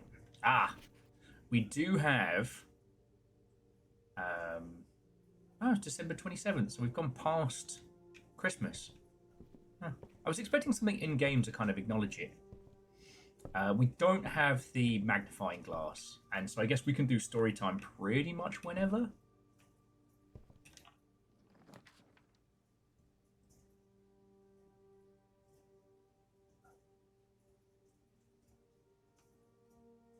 And with this being the only point, we do have to pick business fish.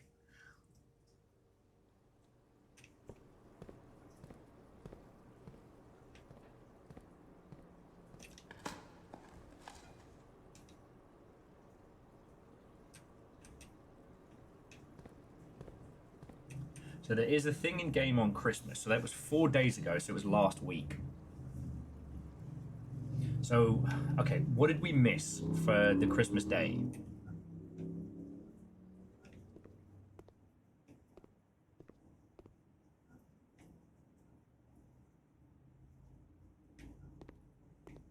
Although Moose makes a good point that they do seem to have a...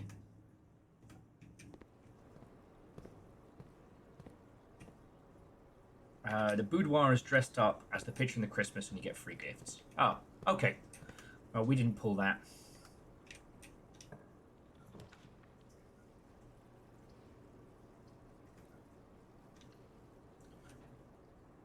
And now we know the chapel is all our cash. So if we ever need to have like a crap load of money, we can.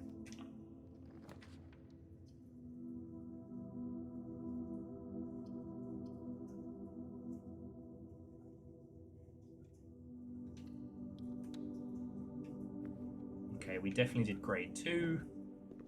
We'll just get a little bit of food and everything here.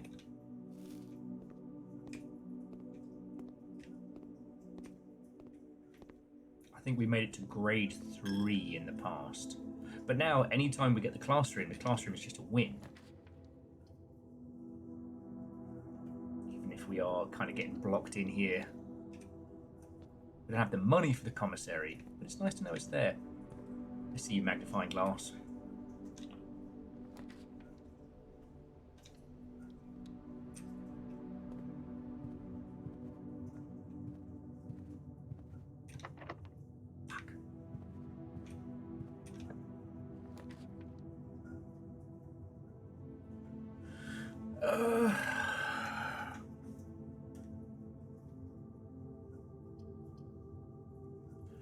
The den gives us doors and opportunity. The kennel gives us unlocks, as we are once again hurt for keys.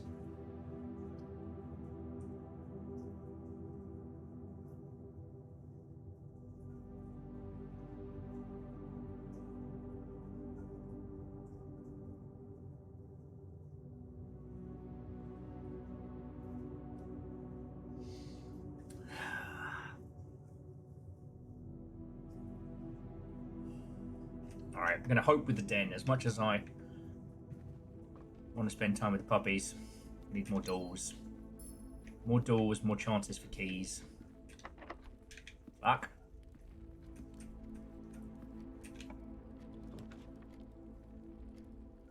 Yes! Okay, music room. Let's go.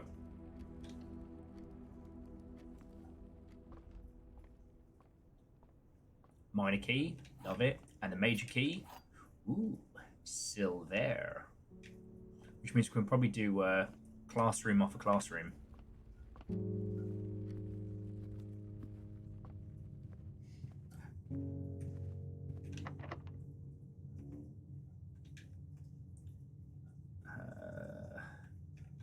do a regular key for now.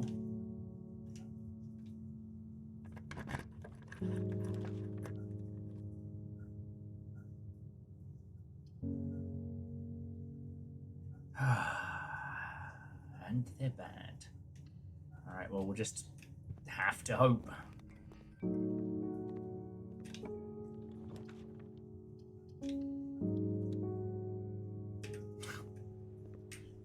Hooray!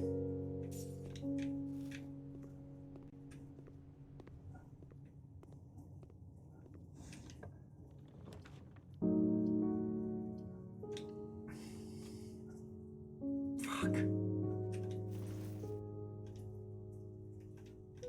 And another run goes sideways. However, we no longer need to do the axe maneuver. So if we end up with the school again,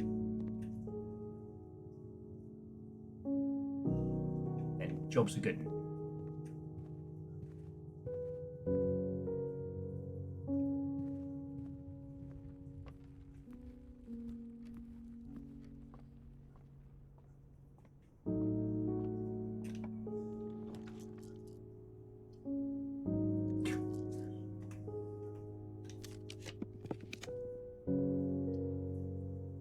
Fucking hell.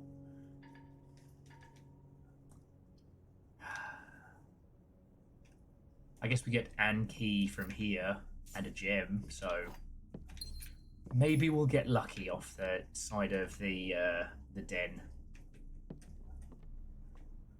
But feeling a little bit of a wash on this one.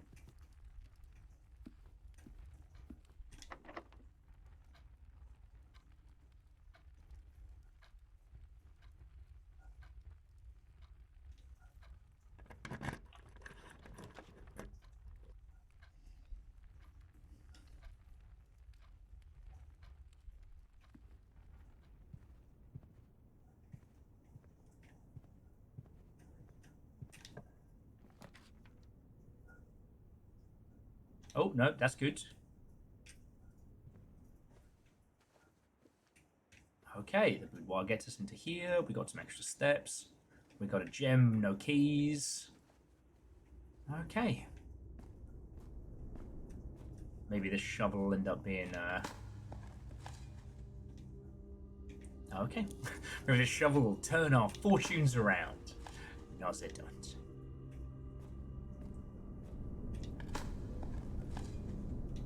Now, is it when you've used the axe 3 times, it no longer shows up?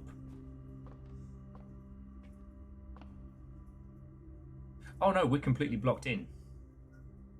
Ah, poo. Right, you know what that means. Story time.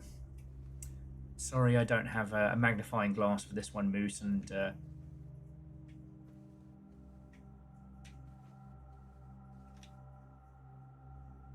There's the moon pendant.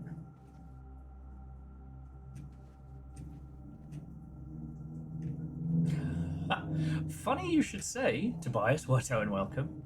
I've been trying to combine fire and... Where's the Libot berry? This way. I've been trying to combine fire and explosives. Well, okay, Akari has been reminding me to try and blow the fuck out of one of the areas in this, but I haven't managed to combine the two. But how goes it? Watto and welcome. While I didn't succeed in doing what I wanted for this...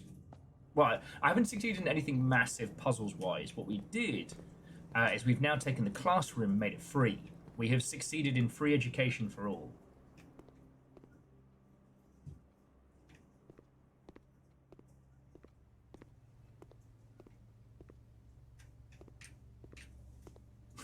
No.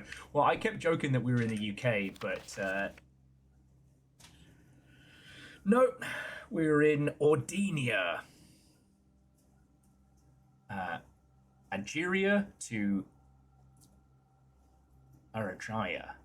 I'm sure that means something. Now, we have captured screenshots of this whole book. We haven't read it together. I think a lot of everything was happening last time we got to this point.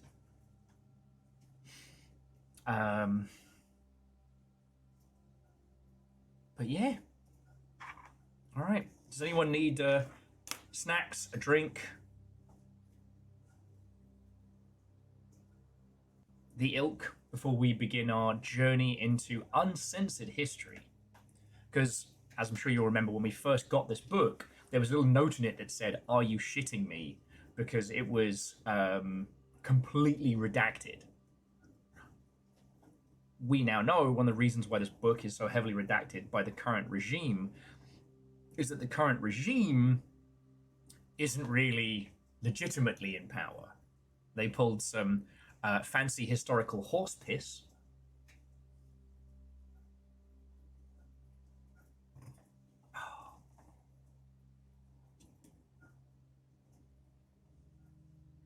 And that's how the Red Party gained power.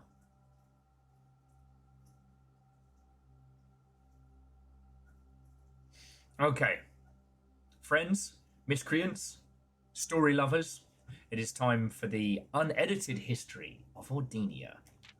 Okay, buckle up, Buttercup. This is going to be a ride. Okay.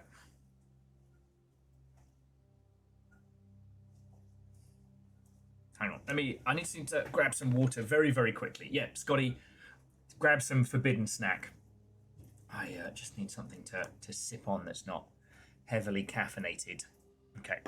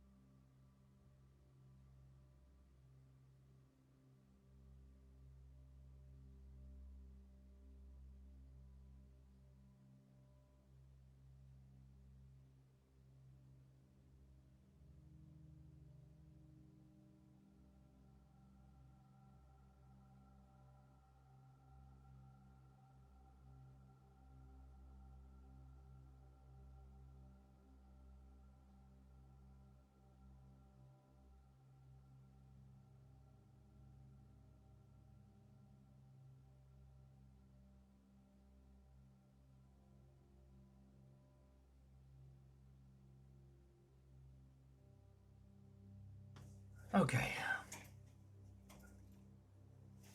It is time to begin our history lesson for this afternoon. With our colour-coded continents strewn forth before us. I feel I should have little half glasses for reading this, but I don't need glasses yet. Okay, forward. Ordinia was once the name used to designate the realms of the Eastern Waters. Though the term is no longer employed in the halls of politics nor commonly known to the average citizens, its memory flickers in the hearts of those who hail from the lands it once encompassed, and many of the elder generation in hushed circles still refer to themselves as Ordinians. Alright, so this is no wonder this all was redacted as fuck, because we've heard the term Ordinia and Ordinians multiple times since we started this. Yet, we must not let the flames of our history dwindle in obscurity. And the obscurity of whispered conversations, nor permit leaders to enjoin us to abandon the name of our land. We must keep alive the embers of our past and preserve them for generations yet to come. I know writers who use subtext, and they're all cowards. Okay.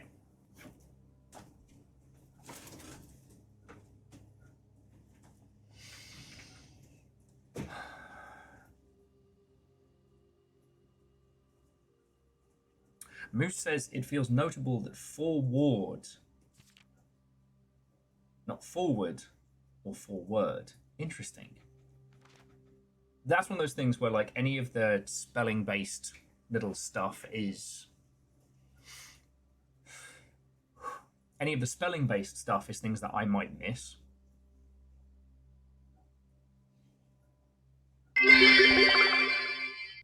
Subtext is for writing letters to your dom.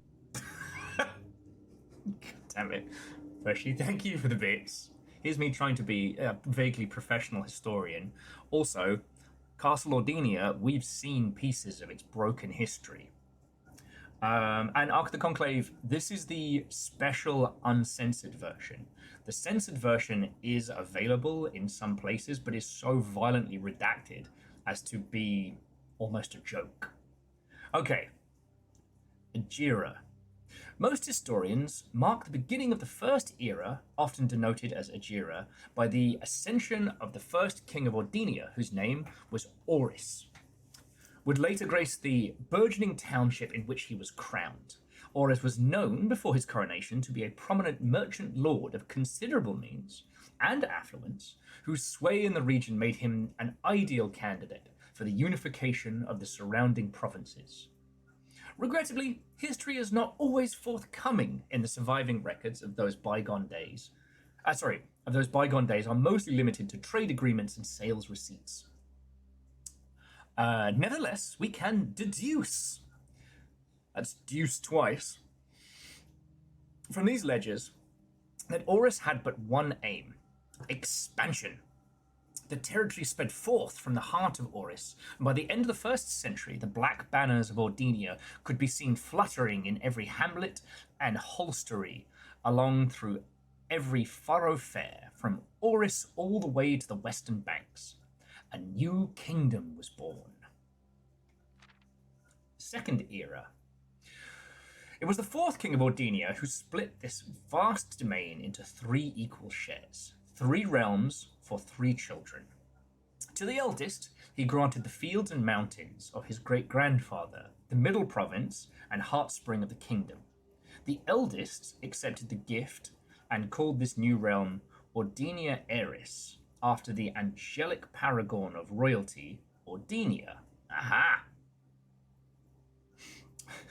Bronx with, as a conqueror or nation builder, his nickname was probably or else. The youngest he bestowed upon the realm of Arch Ares, the land of northern storms, a wild and untamed expanse, which at the time was not developed, but a good deal more vast than the elder brother's lot. And to his middle child, his only daughter, he gifted her the southern region of Irija? A mystical realm of the ancestors and a land steeped in tradition, magic, and the poetry of old tongue. Okay. Now, again, I've screenshotted all of this, so this is just going to be essentially what helps us. However, it just struck me that the grandmother's pendant is one of the regions. Is one of the region realms, not just a little hourglass. Anyway, Third Era. As the Second Era drew to a close, the three sovereign realms had achieved a period of remarkable progress and prosperity. Each of these distinct regions, ruled by their respective sibling monarchs, had blossomed, cultivating the bountiful resources of their lands and developing a unique character and culture that set them apart from one another. Despite those differences, the sibling monarchs managed to maintain friendly relations throughout their lives, and were known for their cooperation in matters of trade and transportation. The succeeding generation of their heirs continued that tradition, and the Third Era was defined by the construction of a vast network of railways that spanned the length and breadth of the land, linking the northern mountains of the Arch Ares to the southern shores of Araja. The development of the facilitated travel and commerce between these three realms further strengthened the bond, and laying the foundation for the promise of a prosperous and bright future. A promise that would unfortunately, as my readers soon find, not be kept. The Fourth Era. As the kingdom of Ordinia Ares entered the Fourth Era, a different kind of ruler took the reins of power. King Destilus, King Desolates, let's go with that, the third, was a king who listened to the voices of all his subjects, from the most influential advisors to the humblest of citizens. He was a king who often was seen among the people, eating and drinking and conversing, a slight that shocked not only the gentry and the court, but the masses as well, who could scarce believe that they were, as peasantry, that they could, as peasantry, ever sup with the crown. Distillers was renowned as the king of the people, and it was therefore a surprise to no one when he made the decision to move the capital from the secluded mountains of Reddington to the public stage of Oris, leaving castle and court behind. The people were overjoyed by this choice, and the city welcomed their king with open arms and great fanfare. Yet, not all were swayed so easily. There were those who viewed the king's conduct to be unbecoming of his station, and were wary of how readily he could be persuaded by the tears and tales of the common folk. These dissenting voices planted the seeds of discontent, which took root in the lawns and gardens of the noble Fern, or, as I have been instructed to say, the grand city of Fern. Or Fen. Sorry.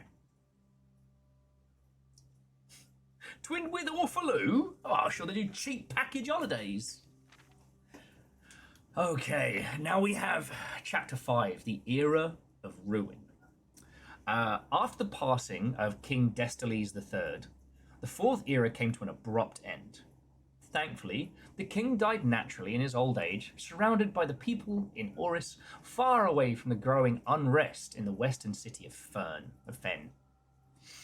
On the very next day, the 6th of October, the self-proclaimed Prince Learson of Fen,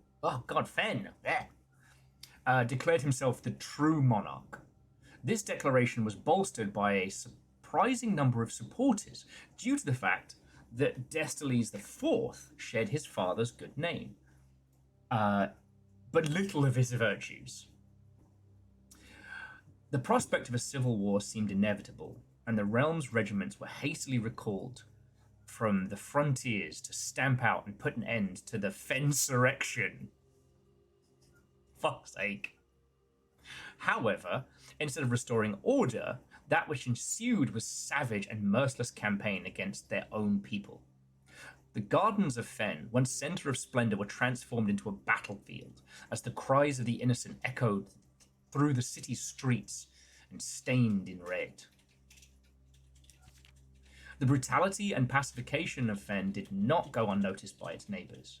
As sympathy for the city surged, allies came forward to lend support.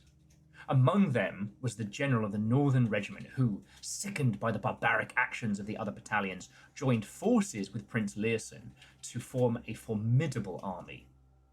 Together, they leveraged their political influence and favors to persuade the nearby realms of Arch Ares and Nuance to their cause. However, even with the tide turning in their favor, victory did not come easy. The War of the Fifth Era lasted 22 long years and saw buried 1 in every 3 men. Prince Leosim himself added another number to the casualties. However, in death, he had won. Oris had fallen within the realm. The black flags that had flown for 5 eras were burned, and in their place, red banners that were hoisted in honor of the fallen Fen. Few remaining members of the former royal family, the few remaining members of the royal family, fled in fear of their lives to the south, forever exiled. Okay, Chapter 6, the current era. Today, the realms inherited by the three, Fen Ares, Arch Ares, and I always want to say Araja, once again stand united as allies. Though the distance between our people has grown, our connection to this land remains as strong as ever. The spruce and birch that span across our realm serve as a constant reminder that we all share a common past. And as those trees continue to grow, so do our hopes for a common future. A future where we are not defined by the colour of the banners we rise, but by that which connects us, a land that which we call home. For this is, despite everything else, a land rich in history, a land of myth and wonder, a land that sprung forth the greatest empire the world has ever seen. The land of our fathers, our mothers, and of our children. This land is, after all, this is a hard one. This is, after all that has happened, still Ordenia. Okay.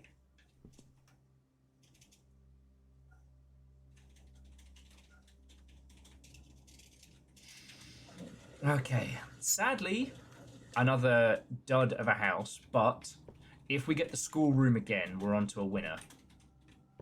So, yeah. We'll call it a day on this one after some story time. After story time, sorry. Glad you all enjoyed that. You know, some runs you have a puzzle cracking spree of goodness. And sometimes you get boxed in the corner, but we've got the armory. And there's still 2 things. Okay, so with the armory, we can still pick some other rooms and make them free. I do think making the courtyard free is a smart play.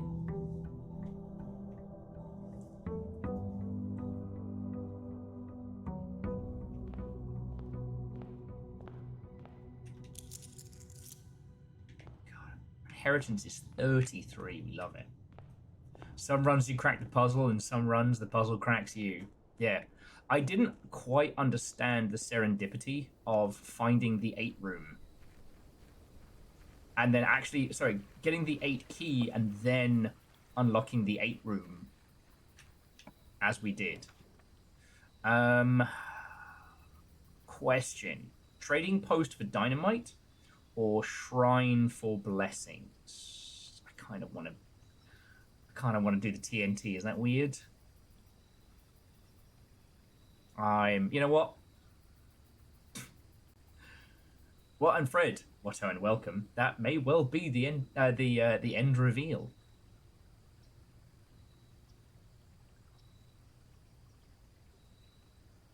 Lyosh said it can take a lot of runs to get room 8 to line up. Yeah.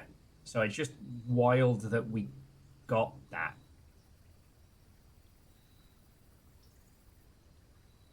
So Scotty says the main thing is not to use it on a single gem room unless it's really useful. Yeah, I mean, it was just I was looking at what do we spend the most amount of gems on. We spend the most amount of gems. Blow the crap out of this.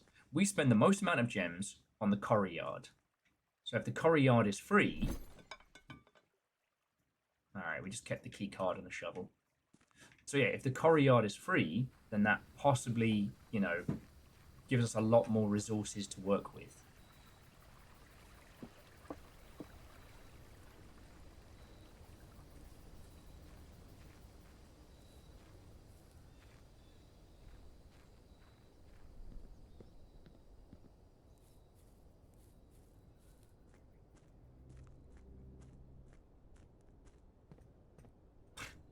Well, Hawks, you'd have to tune in Christmas to find out.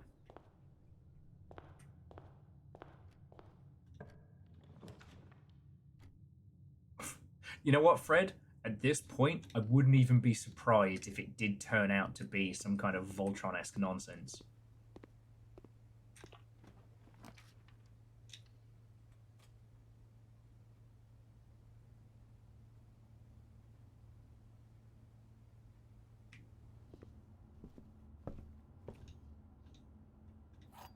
Yeah, perhaps, Moose. Perhaps there's more jiggery pokery than we've encountered in terms of the line of ascension. It does seem like, especially the regime has, all right,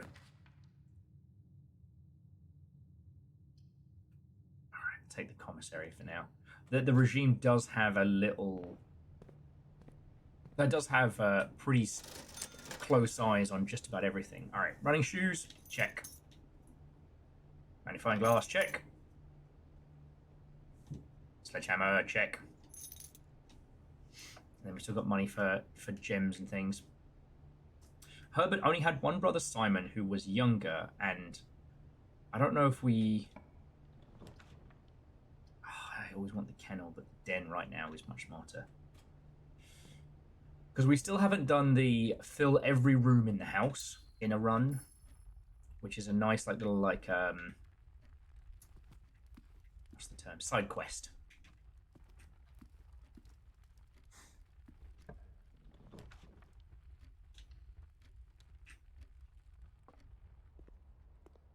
As they say, no to some more gems.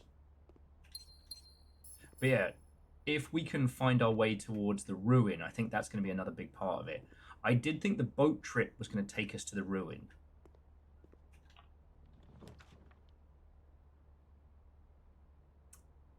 Darn it. I want the casino, but we should take the story. Maybe the casino will pop up again.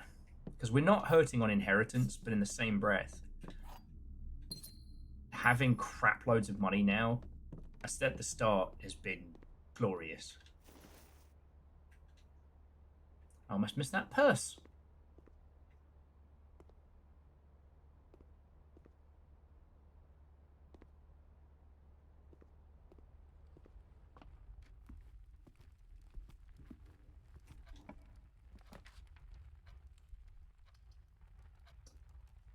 Can't hurt.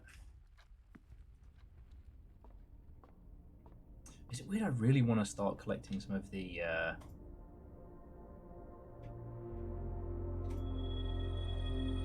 rooms with 4 doors are more common. Slice of pizza. A pair of chests have been added to the entrance hall. Extra key. And apples are extra tasty today. Love to see it. And would you look? We're right here. Sledgehammer in hand.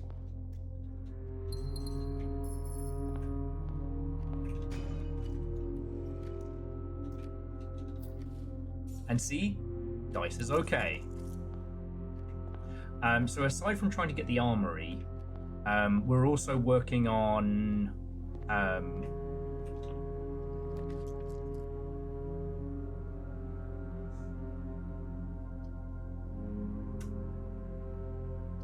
okay, Great Hall. Hopefully we can get the foyer, get a nice 1-2 punch on that one.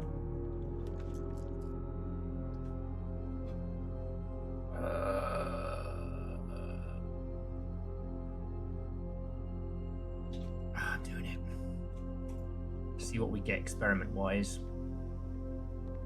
And this does open up one of the sides here. We've got keys aplenty, it's just the other bits. Okay, experiment set up.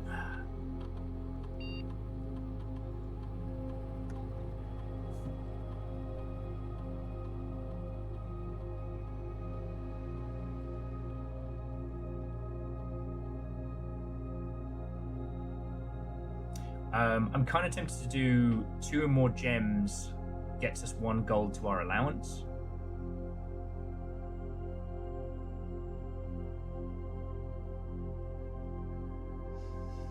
But But yeah, so Moose, the other thing is like it's not the wine cellar, it's the root cellar. There is partially a family tree, and I had a feeling that was going to end up being very, very important.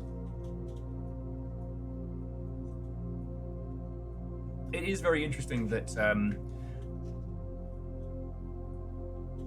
if we can get the master bedroom, we've got Grandma's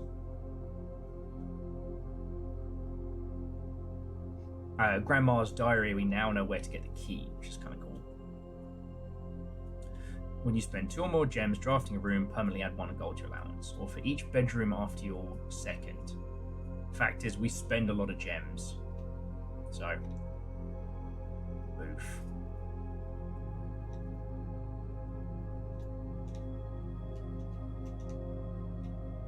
All right, let's see what we can do. Call blimey governor.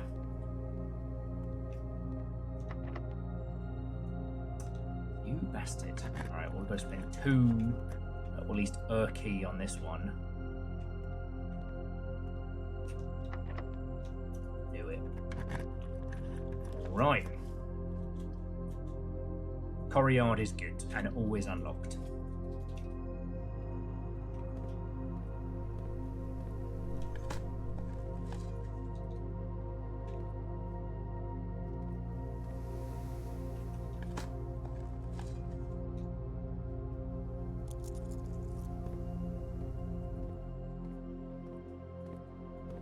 Oh, yes. Crack this one open.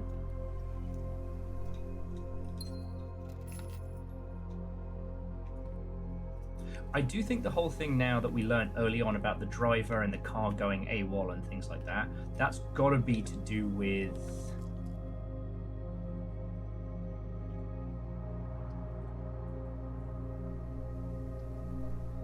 Yes, Eastman Hall. That's got to be to do with the heist. It's got to be, right?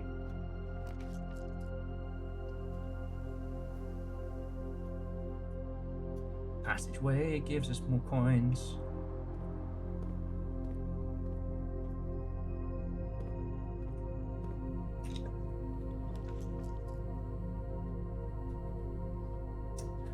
Piss, we're 1 short for the trophy room.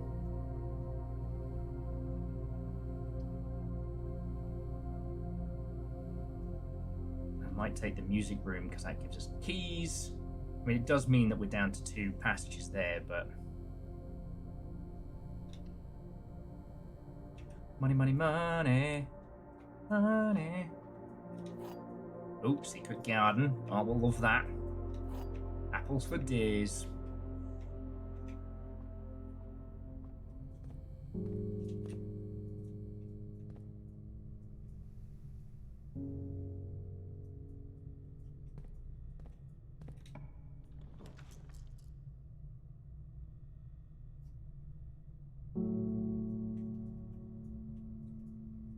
Oh, security for sure, because we have a key card. Bless you. So we can crunk it.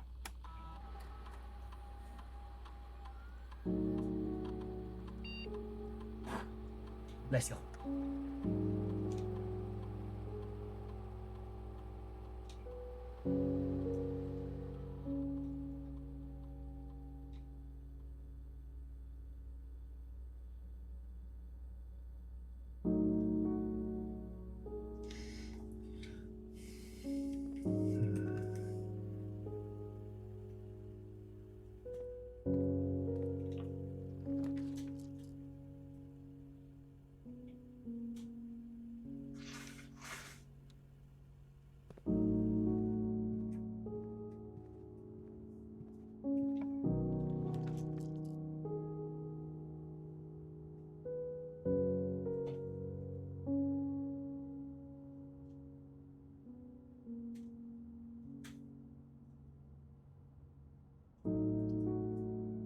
I'm going to take the garage because we have the garage key and we could certainly use the keys.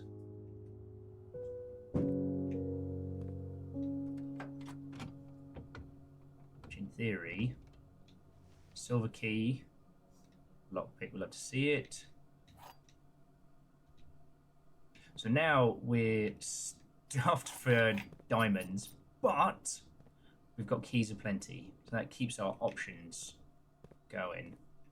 And then if we hit a place where we can buy more, that's a winner. But yeah, there's the hooch bottles, which does make sense. If I'm rightly, the picture here is just... Now, the goods are secure in the trunk. Just unload. Get there for noon. Sinclair's schedule. Denny already has the payment. So, yeah, the chauffeur was using the... Swan song is also the password. It's fucking... Okay. Okay, we just got to hope the security room gives us some good stuff and we can roll.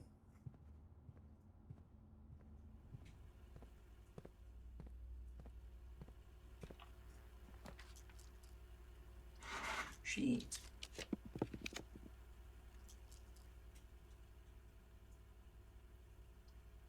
Shit.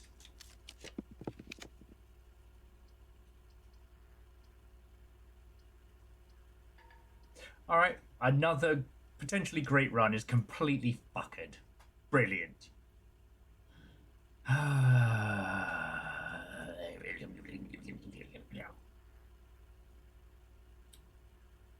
I've got the key card. Maybe we can come up through the foundation? Maybe? I don't know if we can do it from this side.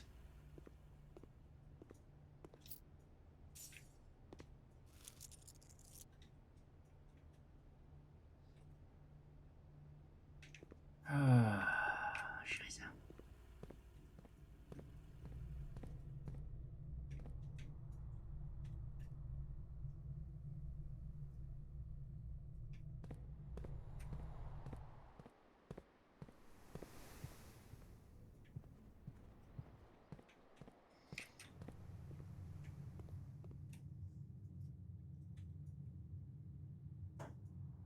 Yeah, I mean, aside from coming up through the foundation, there's nothing else to be doing.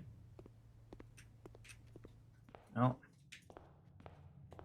as the saying goes, some days you crank that soldier boy, and someday that soldier boy cranks you.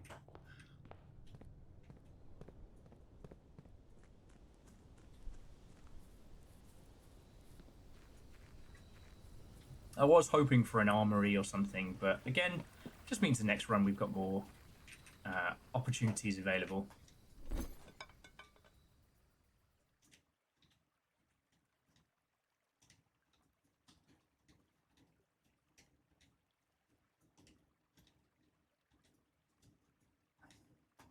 I really wanted us to have. Okay, I'm going to take this because I don't think I've seen the hall pass yet.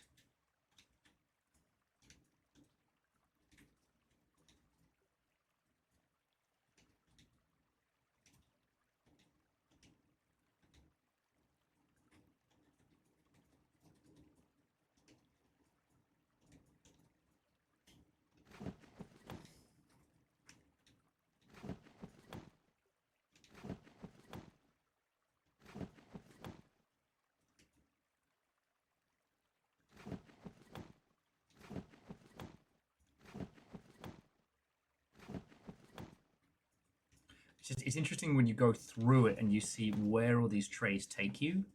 Salt shaker for a salt shaker.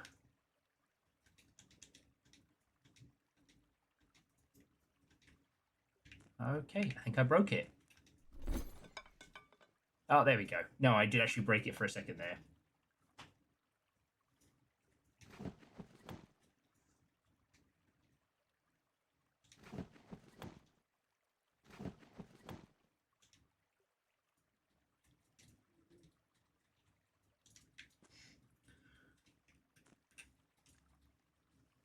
Yep.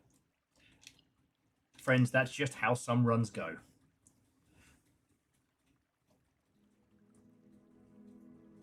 A charming little cottage.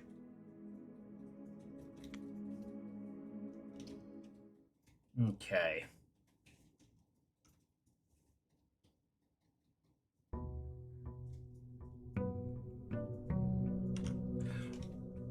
It is fascinating, though, just again, how much all of this... Everything is saying something in this.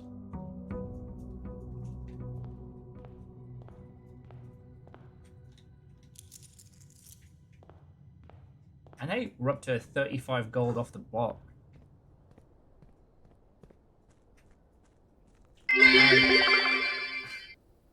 A skeleton came charging at me and gave me a kiss on the cheek and a hug. Turns out his was a exoskeleton. Okay, that is good. An exoskeleton. That was Calcium Bonio's character in Gossip Girl. Not a lot of people know that. Okay, tomb.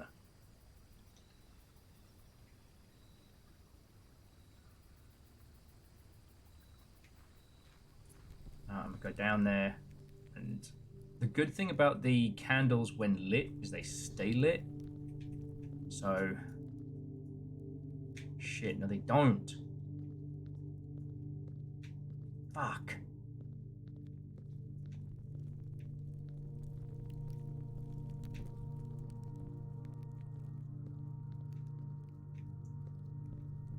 The doors stay open, but not the candle area. You think so?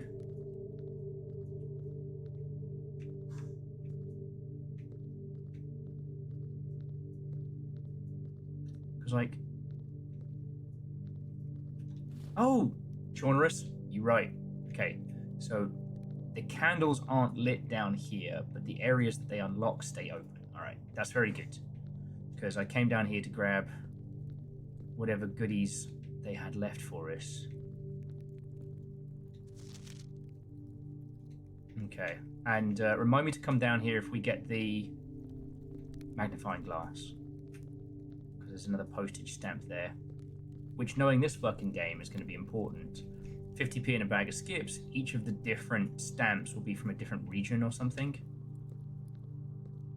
Sorry, and my manner's completely falling out the window. Toxic Industry, thank you for the 200. The last couple of days, everyone has been insanely generous, and it sucks to always be that person who's complaining about shit when shit gets hard. You lot are wonderful, so thank you. Okay. Now, we know that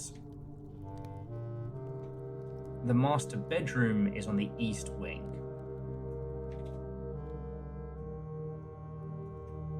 So if we can do that, then we can get her ladyship's diary. God. I do worry I'm going to go full fucking Downton Abbey on you all.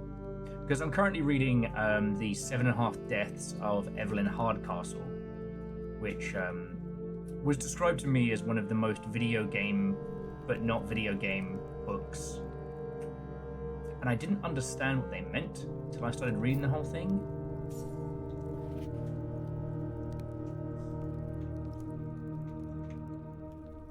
But it is absolutely, like, video game stylings. Okay, I think that's everywhere. Okay, and that's the way back up. Cool. But it's set in kind of like a British manor with the exact kind of cast of characters that you might expect. Oh! So Vershi, a million years ago, I was kind of in proximity to a full watch through of Gossip Girl while I was playing DayZ of all things, and I absorbed a lot of knowledge about that series that I have tried to unlearn through the medium of alcohol. But suffice it to say, Chuck and Blair are perfect for each other.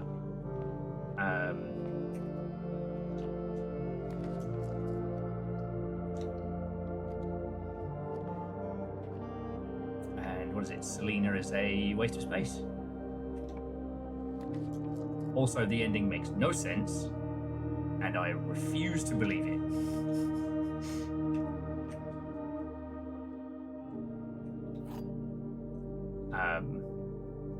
But Bridgerton is just a what if Gossip Girl was good? Batman voice, I'm Chuck Bass. Chuck Bass, can we trust him? Okay, the gems are not in a box with a true statement. That's blue. For white, the statement on the blue box is as true as this statement. And for the black box, the gems are not in a box with a true statement. Fucking hell. Alright.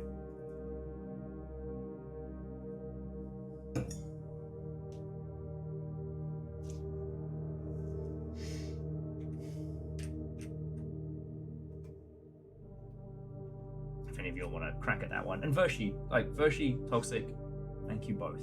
Alright. To Toxic Industry, I hope you're doing splendid, or as well as any of us fucking can right now.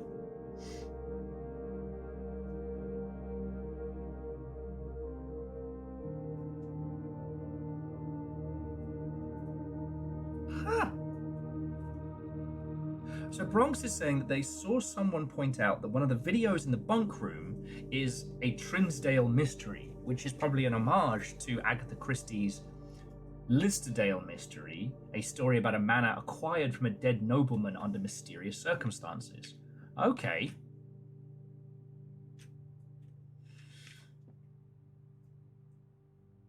The statement on the blue box is as true as this statement.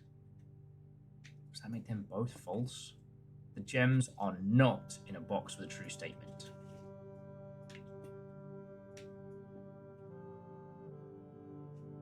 The gems are not in a box with a true statement. The gems are not in a box with a true statement. This statement on the box is as true. The statement on the blue box is as true as this statement.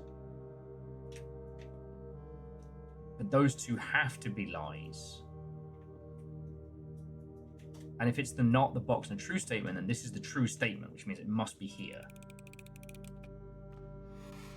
Yeah! Good at maths. Will, remember the time we killed that noble man? To quote Chicago, he had it coming.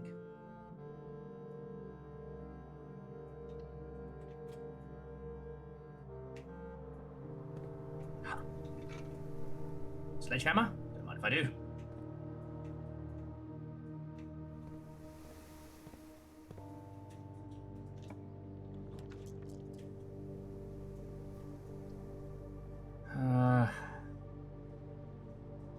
Feels like the waste of a hallway.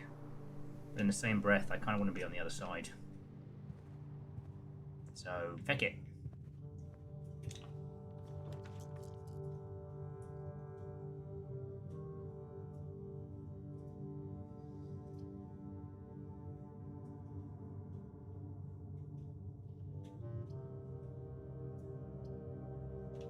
Okay, after that last little debacle trying to find everything all at once.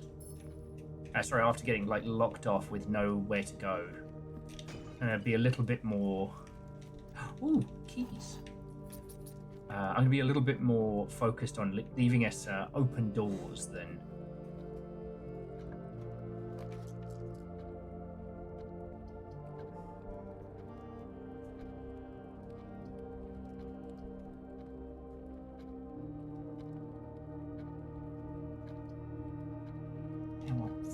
Guest bedroom it is.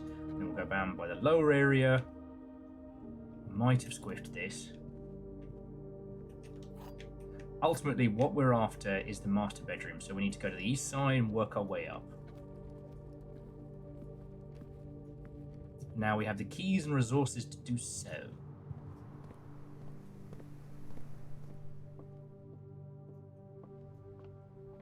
But yeah, the thing that's fascinating about this is creating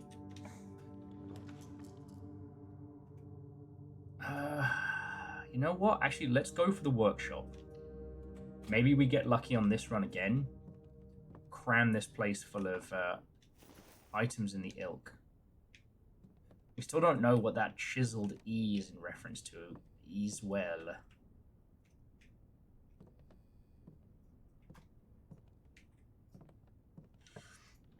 Okay. Oh, conservatory, yay.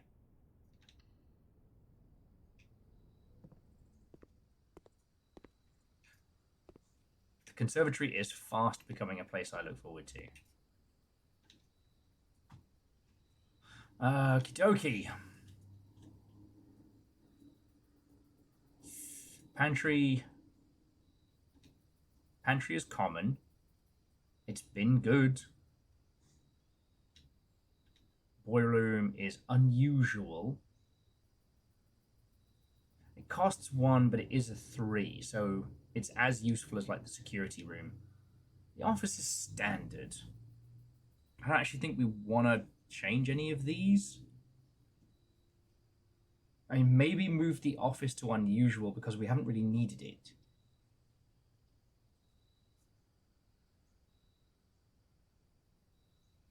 I mean, it requires 2 and we get 1 back, and it's all about money. The boiler is definitely something I've wanted more.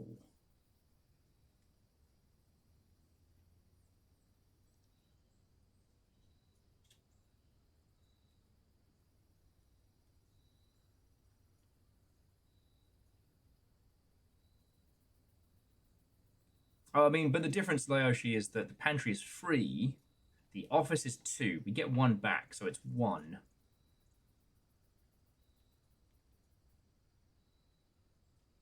True. I think Scott is right. So we're going to take this one to unusual, and then we're going to take the boiler room and put that one to standard. There we go. The pantry is commonplace. You know, it's a free L shape. Like, we can bring the pantry to standard. We don't need it as frequently as we've been having it. And the great thing is about this room is we can draft this quite frequently. Okay, come on, Her Ladyship's boudoir.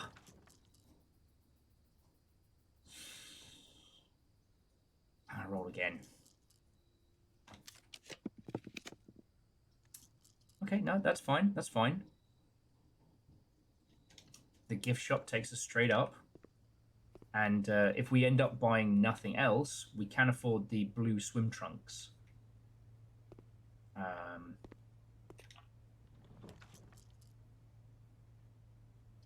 Hell, what we can do is we can secret passage into the bedroom. Now,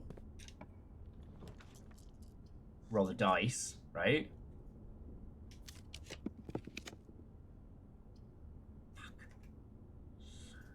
Ah, business fish.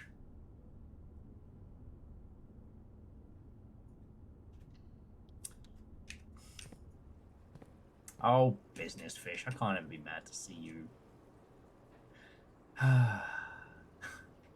It's just swimming.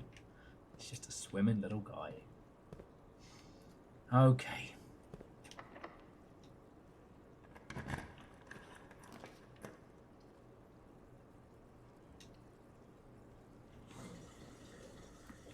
And the dining room is not a terrible shout. We haven't been running out of steps as frequently as we have with other things. Honestly, it's been more... Oh, you absolute bad word. The Chamber of Mirrors is what I've been trying to get. You see where the dent is on our layup? I want that there. Fine. The musical stylings of so-and-so and so-and-so. Yes, a keycard is useful. Still.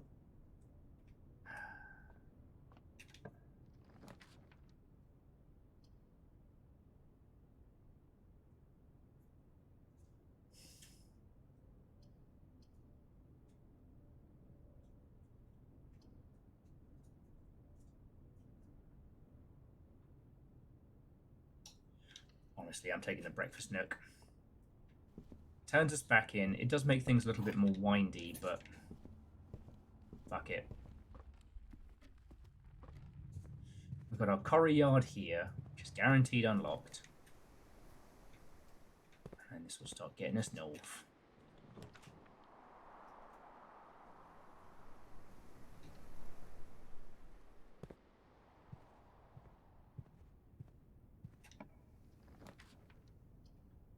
Commissary, love to see it. Okay, what have you got for us? Ooh, good shit.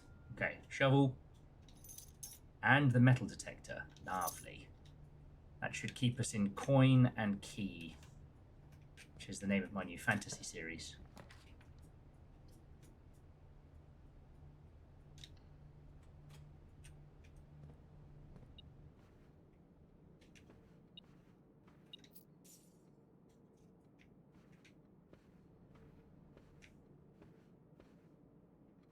I would actually be surprised if Coin and Key is not already some kind of young adult novel series with a surprisingly disappointing end.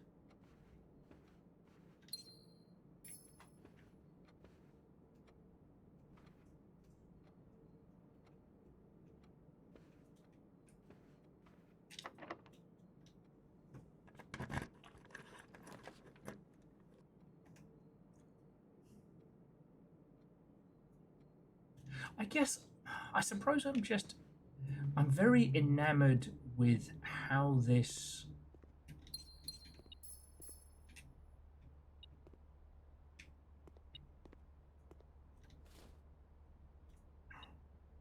I guess I'm very, very enamored with how Blueprints has kind of laid out its puzzles, its story, and all the things that it brings together, right? The color coding of the different nations.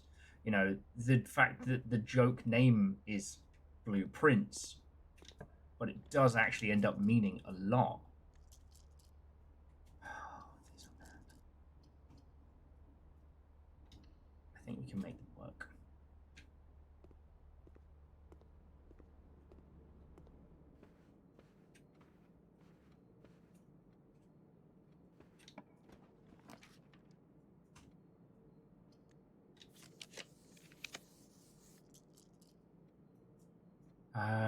Sauna's the only one that doesn't lock us off. The hallway closet and the utility closet are fine, but so desperate not to keep us gummed up in the works, so to speak.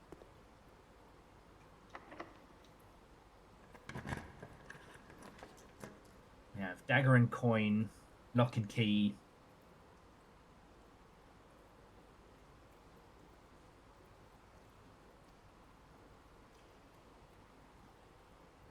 Oh, and I would definitely say don't, if you can avoid it, don't watch.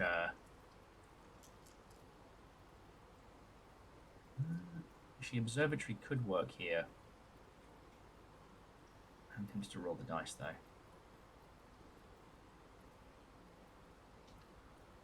The books for lock and key, like aside from the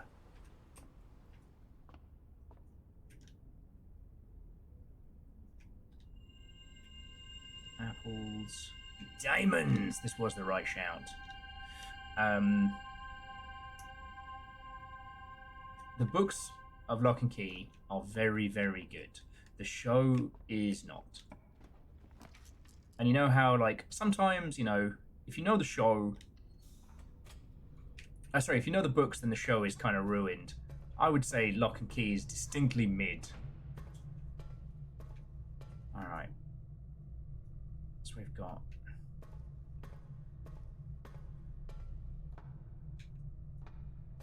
Get the power going. Hope that this gives us some chance at the boiler, the freezer, something.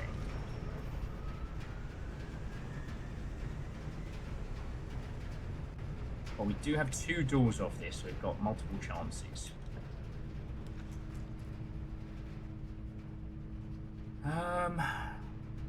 You know, the laboratory has experimental house features.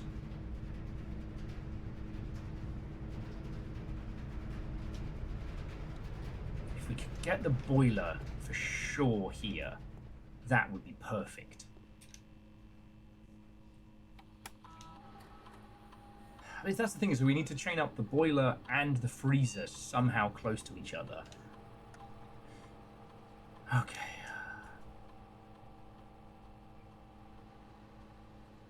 Ooh. Every time you unlock or bypass a security door, set your dice to 2.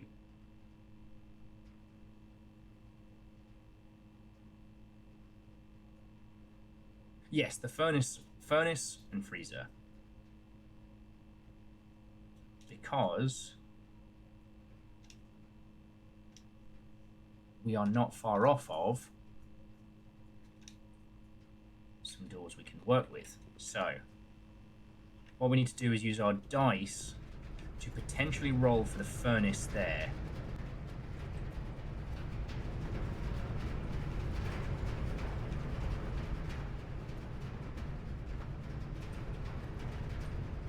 And then hope we get lucky with the freezer there. Passageway archives. Come on. Alright. Alright, here we go. Come on. Fuck.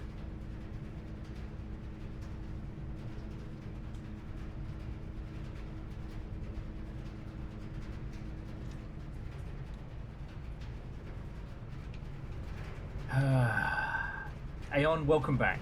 How was game devery? The runs have not been great tonight. I mean, I feel like I've done good. I feel like it hasn't been completely terrible, but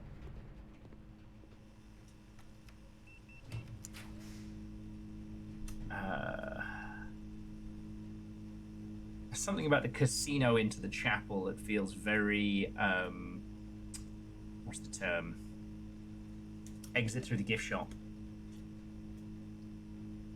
But what I think I'm going to do is go veranda, because we have a shovel and we have a sledgehammer. Shovel, sledgehammer, and a metal detector. So increases the chances that we're going to have this stuff.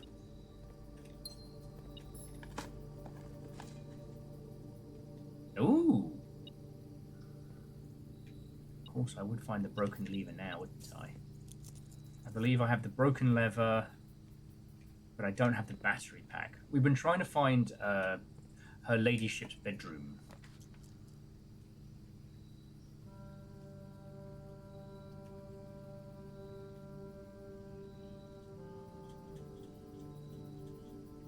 Fuck it, why not? Hallway doors are always unlocked, which will include the corridor yard.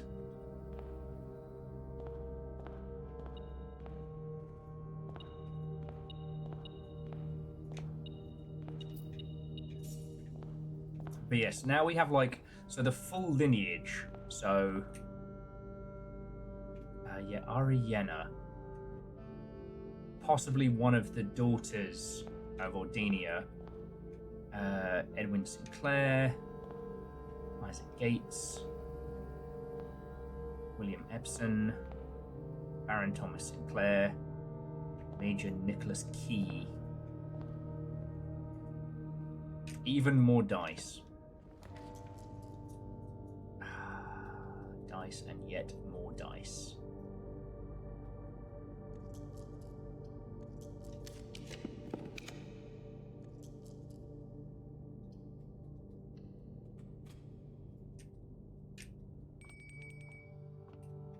And should we return, dinner will be served. We do still have the stuff on the other side, so I'm not too fussed if this side ends up being kaput.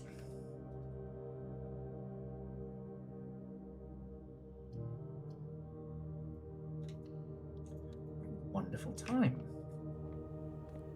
Dice says that dice making is hard. It is. A squillion years ago, I wanted to do custom dice for for Total War, and the logistics of getting out working was a royal pain in the arse.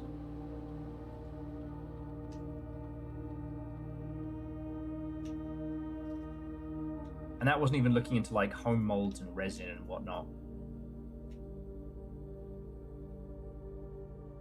But yeah.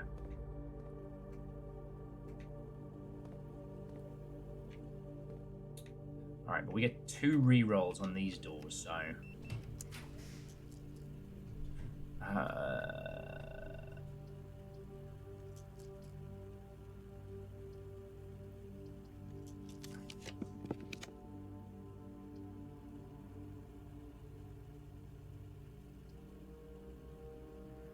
fucking shitting me right now?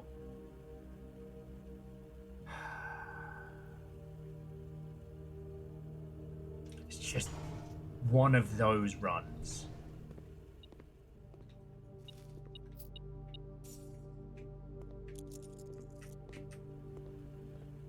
We finally got the furnace.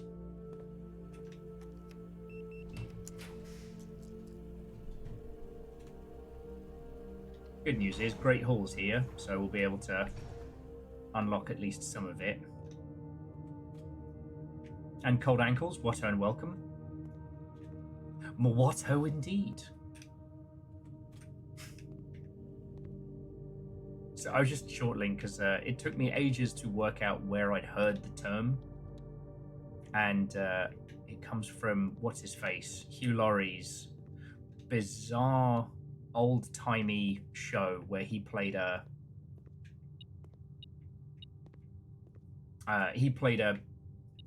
idiot rich snob. And every time he walked in a room, he was like, Watto, Watto, Watto. That was his fucking catchphrase.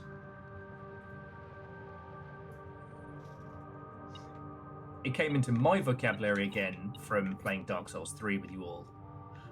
Exasperated and... Ooh, gems. Exasperated and tired beyond measure from a great many duels. I believe I screamed something along the lines of, you just gotta kick in the door, scream, what ho, and smash him in the dick. Or something along those lines.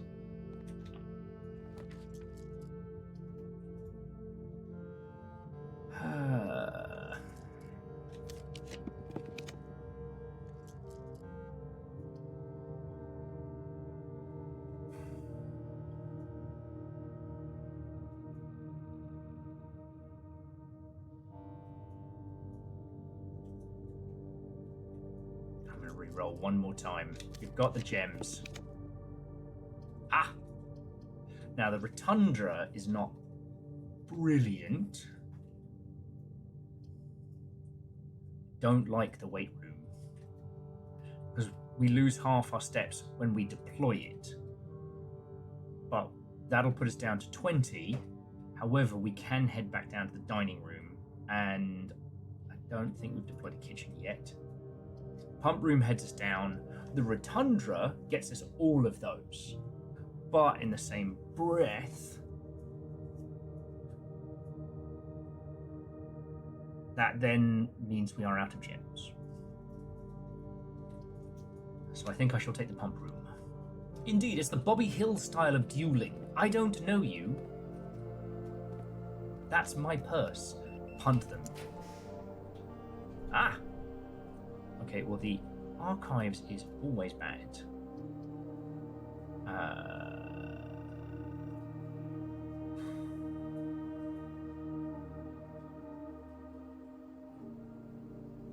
It does greatly lock us off from the other side of the house, but I won't say no to a shitload of keys.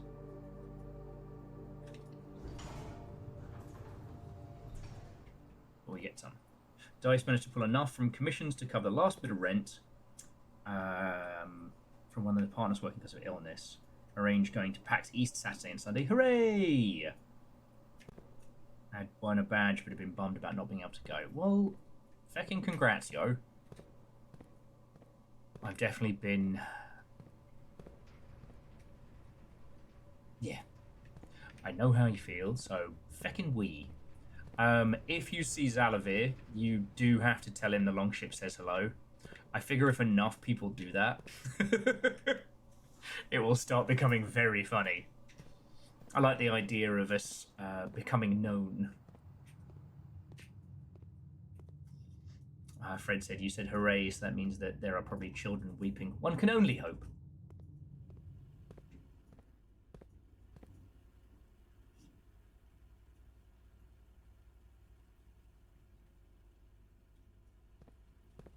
Oh, speaking of which, children weeping. Math! 8 divided by 4 is 2. Fuck. Alright. 6 minus 1 is 5 times 3 is 15. Divided by 5 is 3. Oh, God. Okay, 20 minus 6 is 14. Times 2 is 38. No, 28. 28 divided by 7 is a problem, so I've done my math wrong here somewhere. Leoshi says, how many lockers have you tried? None. We can go and give him a shot if you think it's worth fecking with him. Okay, it's 4. Lovely, thank you. It's just a silver key, but... Guaranteed to lead to a room with many doors. I do forget how powerful that is. Can probably use that on the foundation side to open this pit up. We won't be getting the full clear Chivo.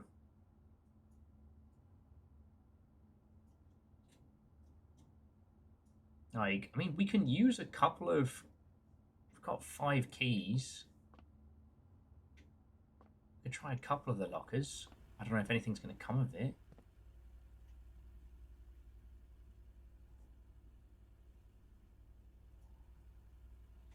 Also, pop our head back into the antechamber again is always nice. Oh! Alright, we've got 6 keys. We can afford a couple. Alright.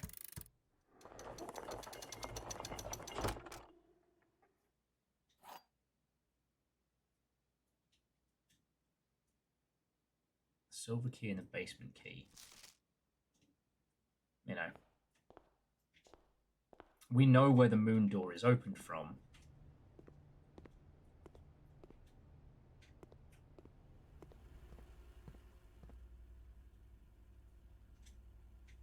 Fuck it, we can spare a couple steps. Like I said, we've already done the dining hall.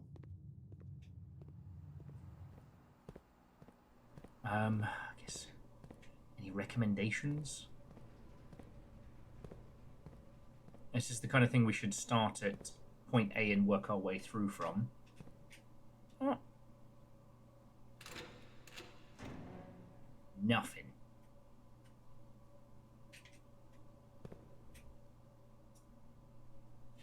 Scotty says, I can remember which color means which thing. I kind of do it as it goes on out.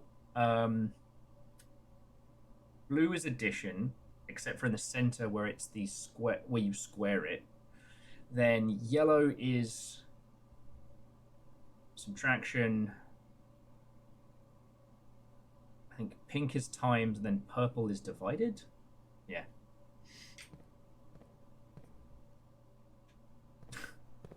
Dustin, so much. We've cracked quite a few things, and it's been going okay. No big puzzle reveals this week. A lot of duff maneuvers. I'm just trying to decide what to do with lockers, because I don't know if the lockers are inherently just random, or if each of these has something different and we just got to work through them.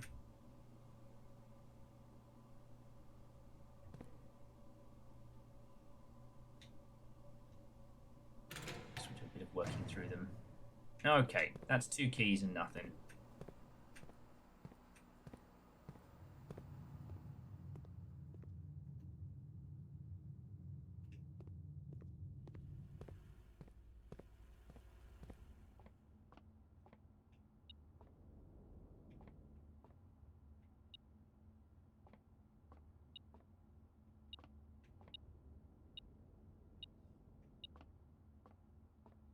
I say. Oh! There's going to be a key in the other room.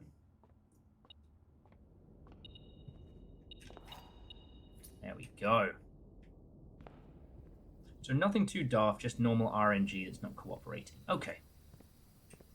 I still feel like we should be able to get out to that little pagoda. I don't know why. It feels like something we should be able to feck with. Okay, so we want to go Observatory down, morning room and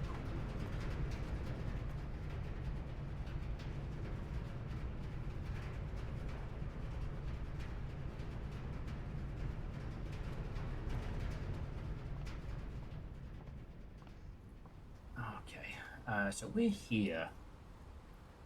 God, the dining room is bloody far away.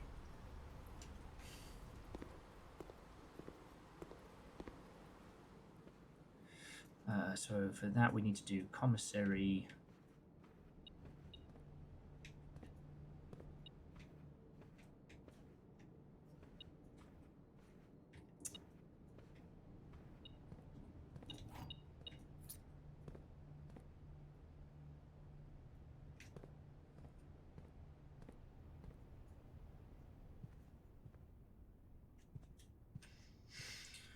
Okay, we dug up everything here. Oh, we did not. Brilliant.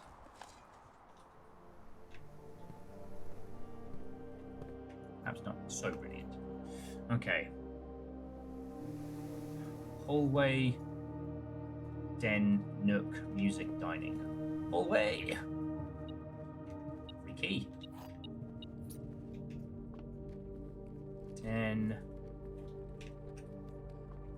Nook. God, the metal detector makes this considerably easier. Music, and then a spot of dinner, friends.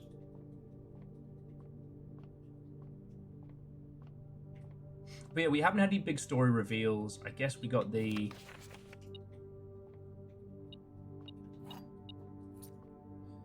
we got one of the other statues named, which has been very useful. Ooh. Country stew pie. Plus 10 if you have a boiler room in your house. Better believe we do.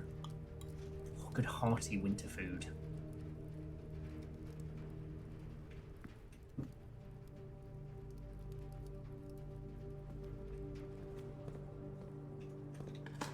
Come on, business fish. What have you got for me? Unimpressive pebbles. Oh, business fish. I can't stay mad at you.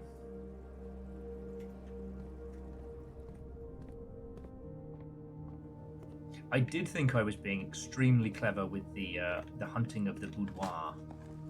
Not the boudoir, sorry, the master bedroom, but I was not, sadly, friends. I was not. And yeah, we haven't acquired the...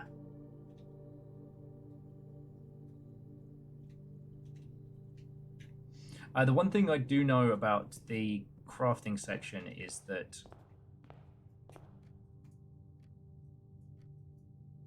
we still never got the magnifying glass. Yes. If something can be combined, even if you don't know how to combine it, it will flash green. That's how we managed to get the prism laser. Because that's the thing I should be trusted with. A fire-throwing device.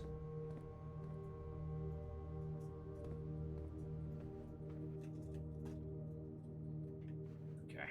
But we have many keys.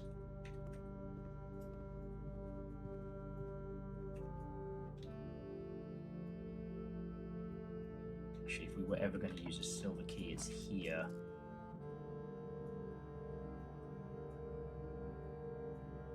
Fuck, I didn't use a silver key. Fuck.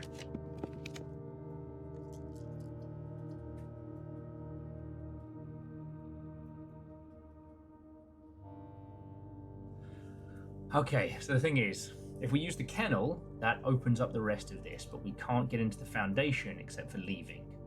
We can re-roll this one more time, and anytime we go through a security door, we get more, which will open up a whole bunch, but I should have used the silver key. I knew I should have used the silver key. I said it out loud. So we would be rolling the dice in the hope that we have another thing that leads us forward. Now, I don't think that acquiring the basement key again does anything from the antechamber.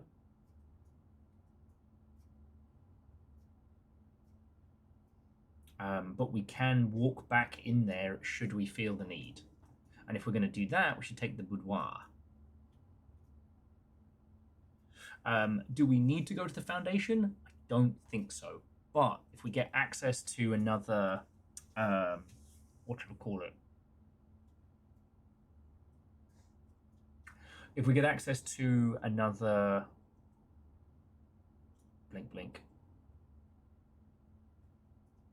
Oh shit! You know what we should do? Ah, it might have fucked up now. It just struck me, but I don't think we have enough steps. What we should do is pump room and foundation and go do the fucking keys puzzle. Well, as we have 8 keys.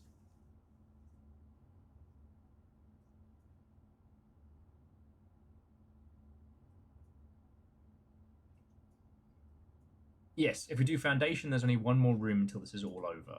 Unless I roll the dice. Now, the kennel gets us up the top, and digging everything out means an unlocked door. But it means that we won't have access to the foundation without going through the tombs or the tunnels. And we did go through the tombs with a firelighter. So this is where I guess we start looking at like what are we chipping away at here?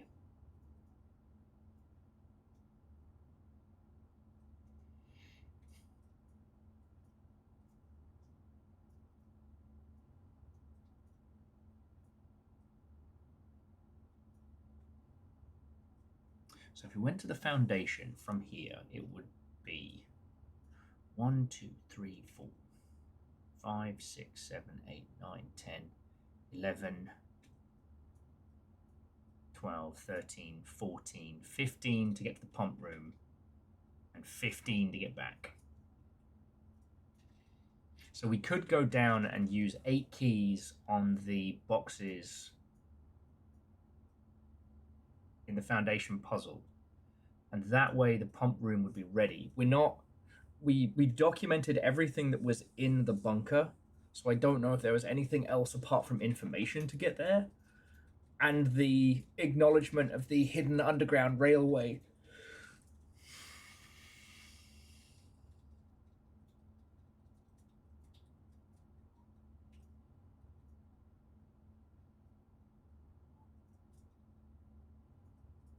Scotty votes for a reroll, but they play a lot of Balatro.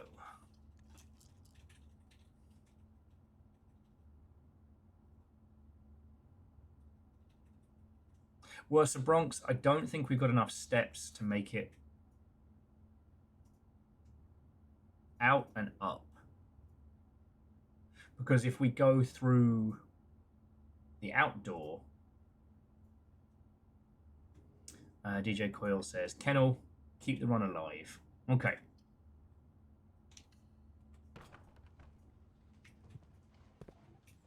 Hello. Always.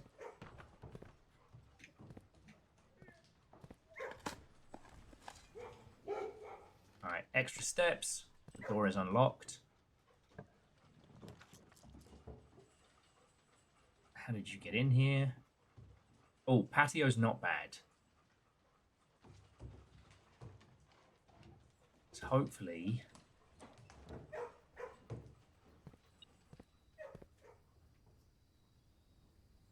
Oh, shit. That's the battery.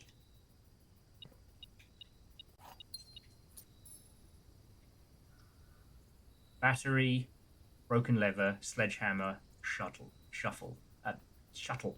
Fuck. Yeah.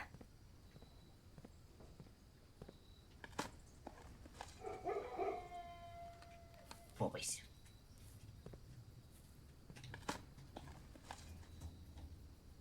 Boys.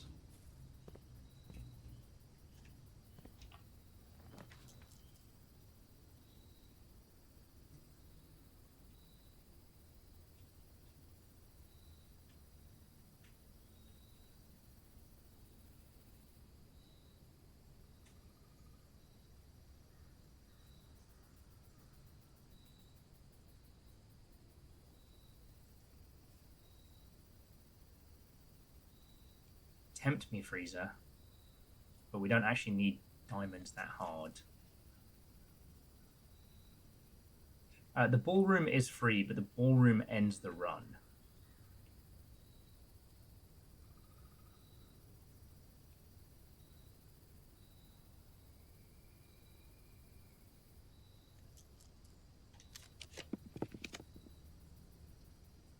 Oh, well.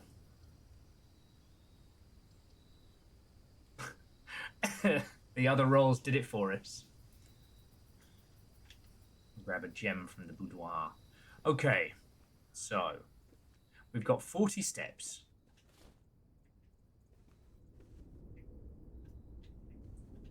And I assume we need power to this to be able to do something with it.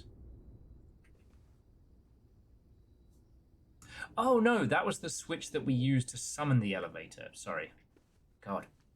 We've been doing this now for so long. It's these puzzles upon puzzles. And hey, it's a shame we missed out on getting this little Christmas room, but that's fine. Okay. So, we can't place any more rooms. I'm just checking it. We can't get to the foundation. We have all of the objects together to make the whatever it is. The battery pack, the broken lever, the whole shebang down in the workshop.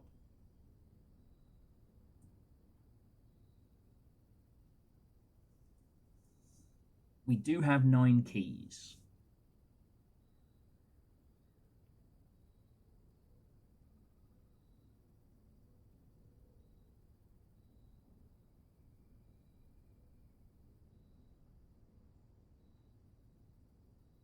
I mean, Bronx, that makes me feel better.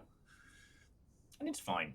You know, the only one I'm glad I didn't, the only one I would have been sad if I'd missed was the birthday scene in Metal Gear Solid 5. The dog comes and brings you a cake. And Miller, I guess Miller did most of it, but the dog's there. So, the pump room would allow us to drain the basin, to drain the underground reservoir. If we drain the underground reservoir, then we could possibly put our 9 keys into action. Because I don't think we've had this many keys looking at that space.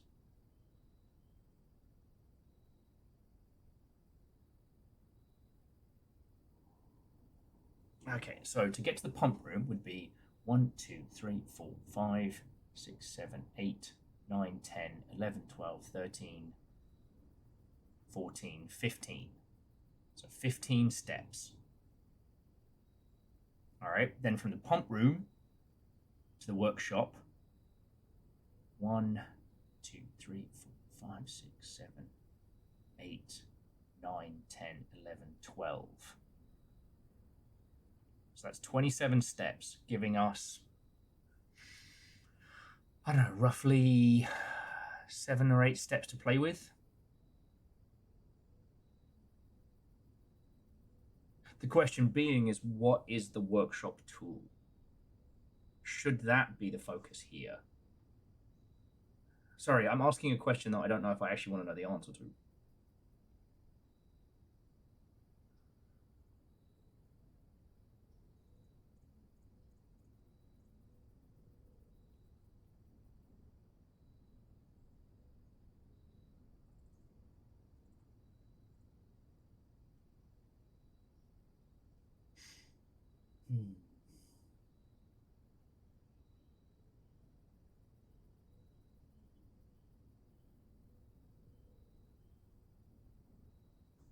Oh no, because to drain the reservoir,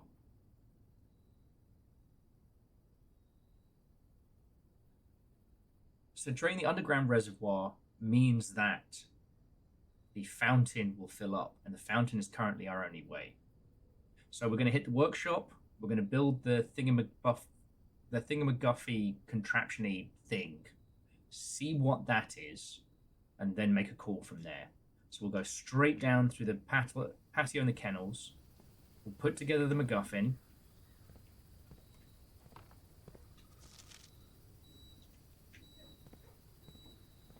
Right you are, dishwasher.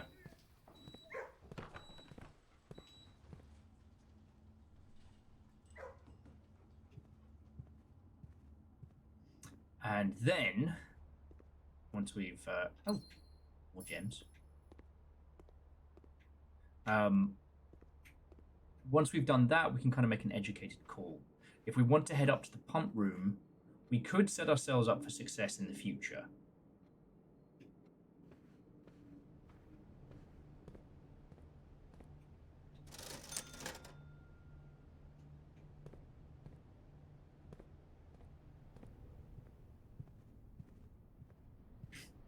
It's like the meows in Monster Hunter and stuff. It's like it's the first one that always catches you off guard because it's surprisingly real. Obviously, it pains me to say goodbye to 9 keys when that's been one of our choke points so far today, but it is what it is, dear friends. Okay. No one is screaming, Will, whatever you do, don't do that.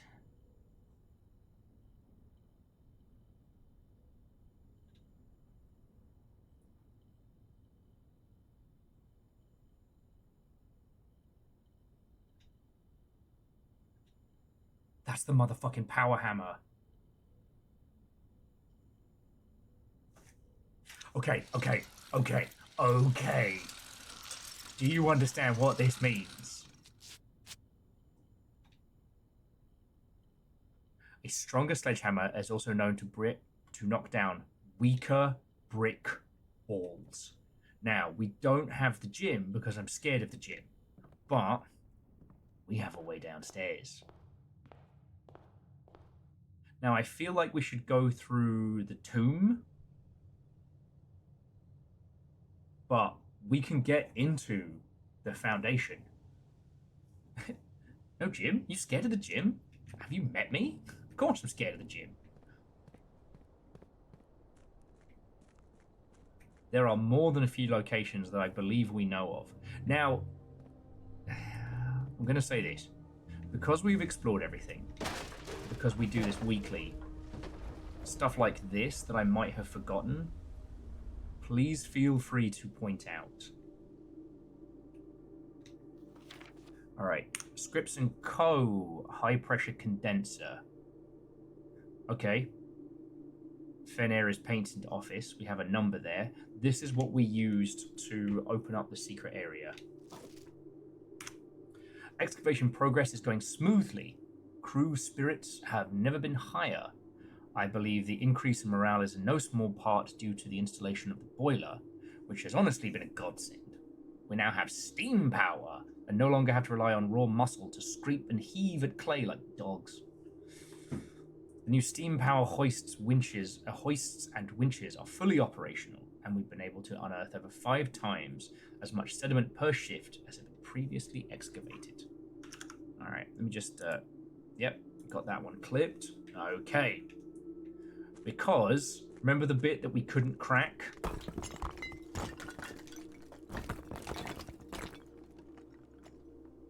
Yeah.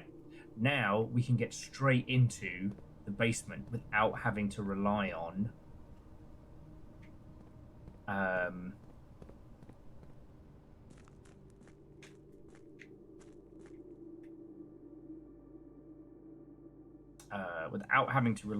other stuff. However, there was also a great big crack in the wall down here, which we were like, man, we should be able to use the sledgehammer on this. Now we fucking can. I want to point out, I didn't know we'd get this. I was kind of joking earlier when I said we need like a super-powered rocket hammer because Fallout. Getting to see the rocket-powered hammer in action, in live action, I will admit, vehemently satisfying. But yeah, if there are any places that we've encountered that I'm just having a complete brain fart on remembering, like, feel free to be like, oh, I will. Remember this bit? And I can be very... Boom!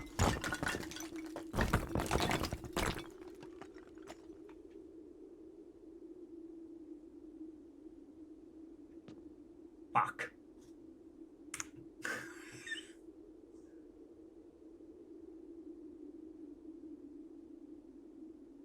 Cat ass.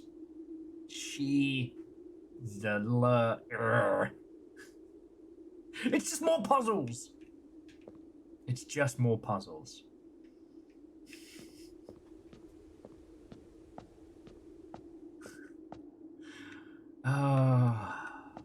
Look. One of the things that people say a lot about Portal is that you're always learning.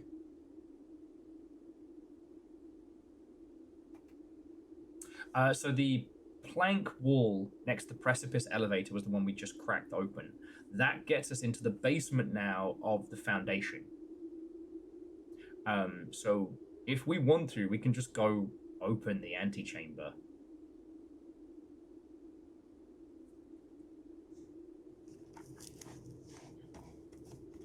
That does mean we have a new puzzle in the precipice.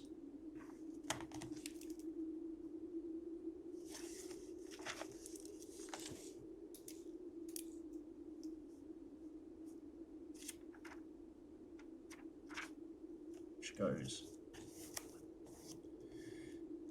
C blank blank A blank blank S blank blank T blank blank L blank blank and E blank blank.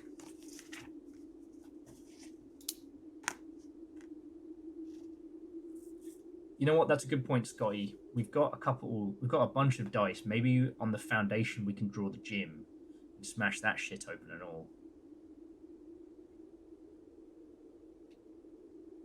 Oh, sorry. Okay.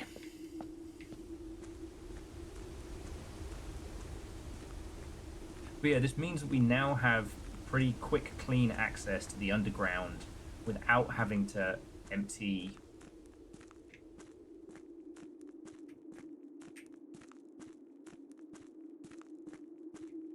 the waterfall.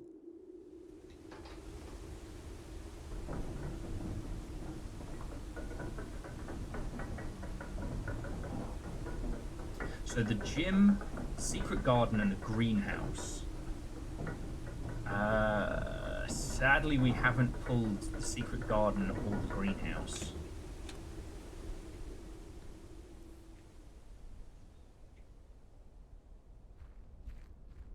I don't think there was anything down the fiery tunnel.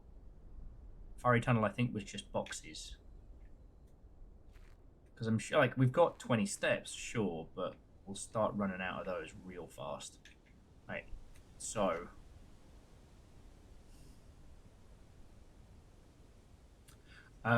so Aeon, with something like this, you have to make it each time, unless we had something like the moon pendant or coat check.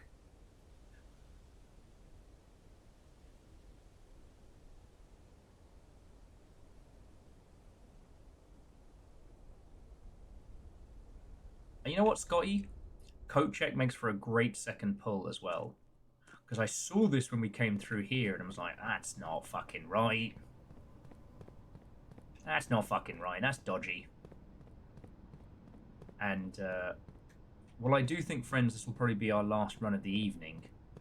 This is a hell of a great run to close out on. Excuse you, you're not bloody supposed to be here.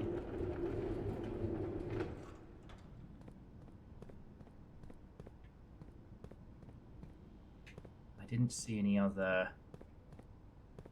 walls ready for smashing down here.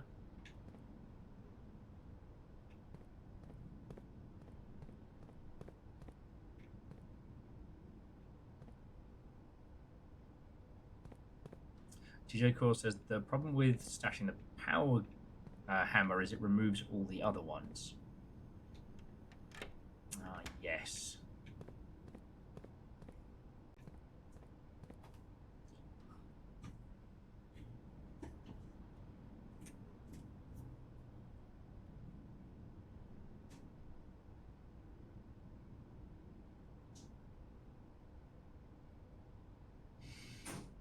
Okay.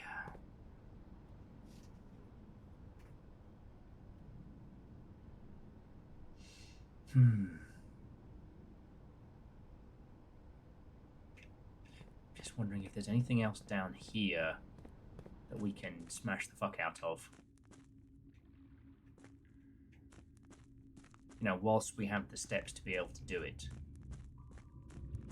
We can't head out that way into the back of the tomb.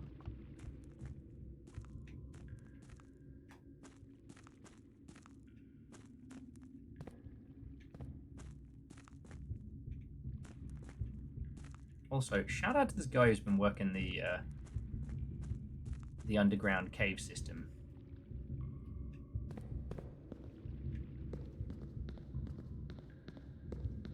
And I don't imagine going to the final door again gets us anything particularly earth-shattering.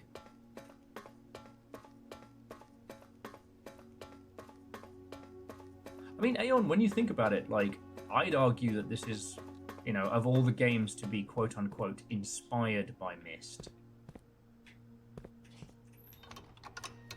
this one is arguably the closest to actually being like it.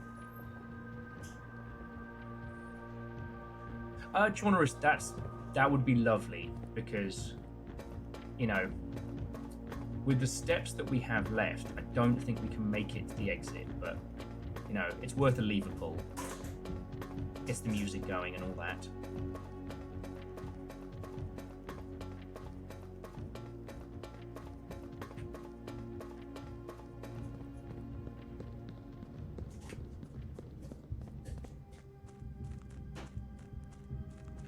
But yeah, the power hammer is something that's very hard to put together. And it has a lot of uses that we could certainly, use. Also, if we drain the water now, so the next time we have a fuck ton of keys, we can drain the water. Or we should look at draining the water, I mean.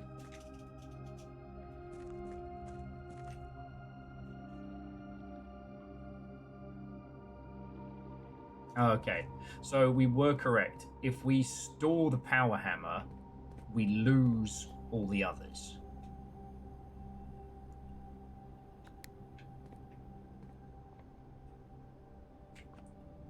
So, yeah, I guess we're hoping...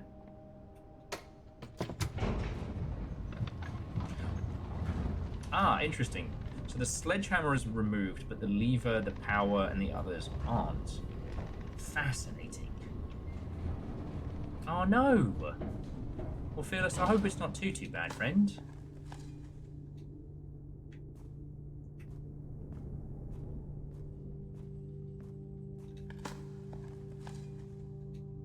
Ooh. Those steps do give us a little bit more wiggle room.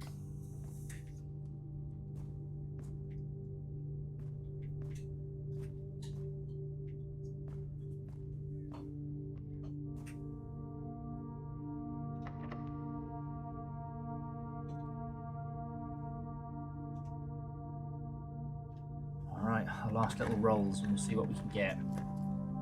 The attic and the walk-in closet. Won't really carry anything over till tomorrow. Servants' quarters, walk-in closet.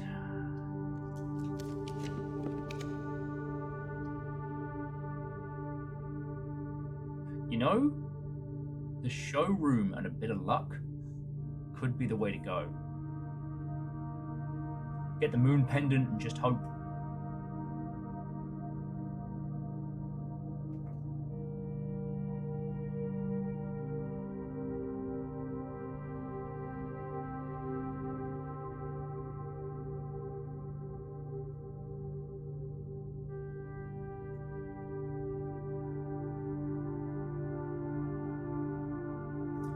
Lamentably, Scotty, it doesn't. And one thing that I've realized on this that has kicked my teeth in multiple times is that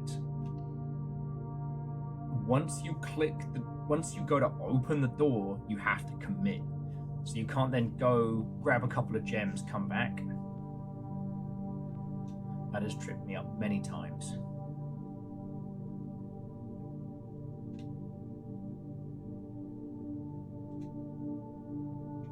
So yeah, maybe the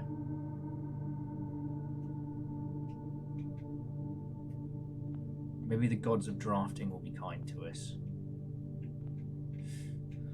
Okay. So we have 18 steps and a powered sledgehammer. We sadly do not have any of the other places that I know of that we can smash the shit out of. Unless we've seen one and I've just gone stupid idiot dum-dum mode. Which is entirely possible. Everything happens far too much. It turns out, and I was looking into this the other evening, that it turns out there's actually nothing against everything happening too much. Which is wild. I think there should be some kind of, you know, legalities around that. I mean, okay. This will be probably our last run of the evening. I'm not sure what castle is all about in the downstairs. And, like, knowing my luck, the next one we would get everything that we need to, I don't know, find the cure for immortality or what have you.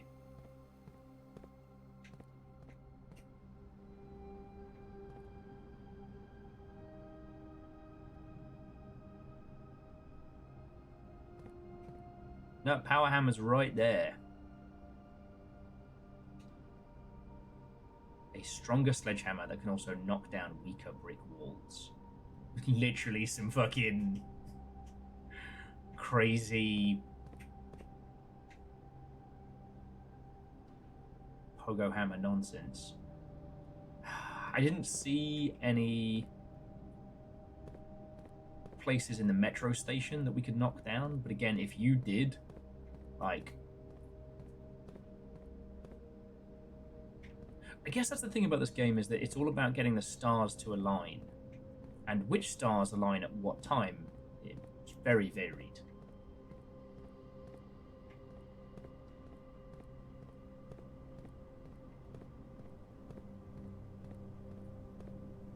But opening up this bit gives us a lot more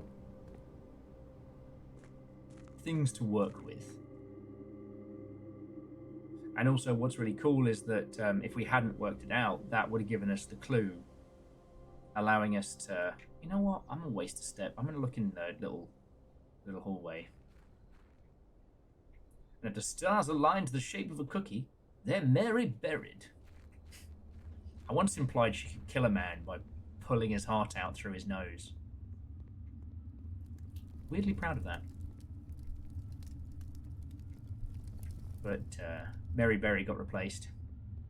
Still don't remember why. I think it was health reasons.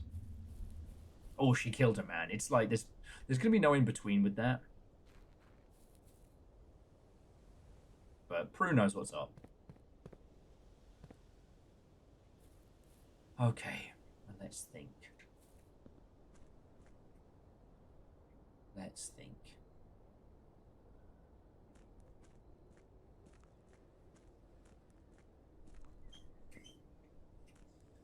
Oh yes, hello. Yeah, this will definitely be my my last run this evening, friends, as official royalty has begun to stir. Okay.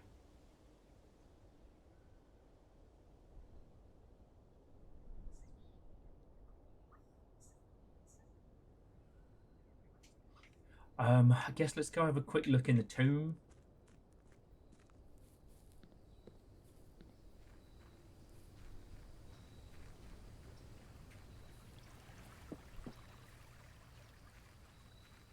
I didn't see any breakable walls down here. I didn't see any breakable walls immediately down here.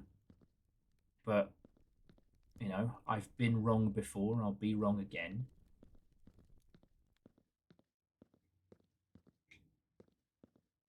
I just sucks to say goodbye to the power hammer, you know. We got her ladyship's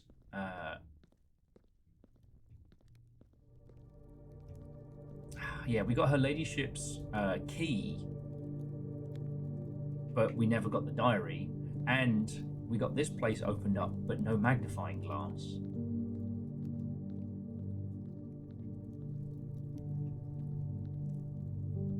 Oh yeah. So Mary Berry was already wildly successful before the Great British Bake Off.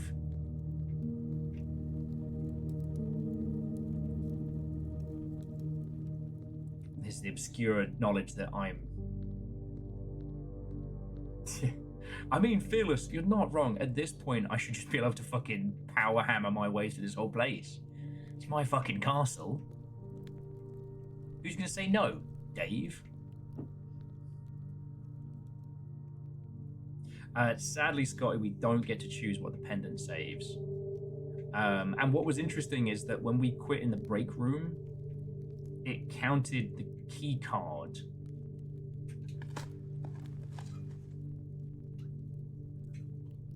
Yeah, Vershi, absolutely. My mum had one of her cooking books. I've forgotten all of the recipes that I've attempted, but at one point I did succeed in making cookies or biscuits. But the true star of the show has come to say hello. Her Royal Highness Cleo of Nugs.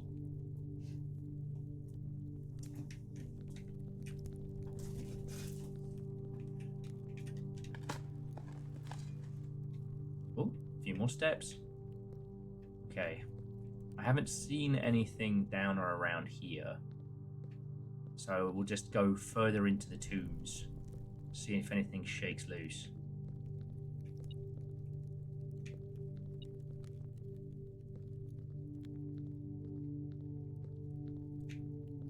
Okay, I heard that. Oh. For all the dead ends we've been picking up all evening.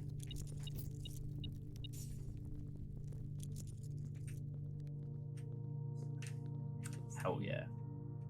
She's being a little cutie. And she's still in high spirits. So...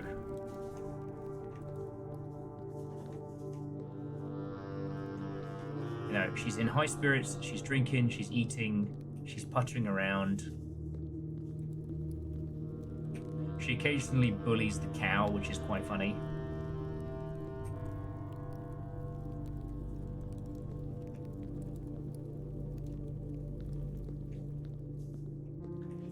And she's loving her hay ball. So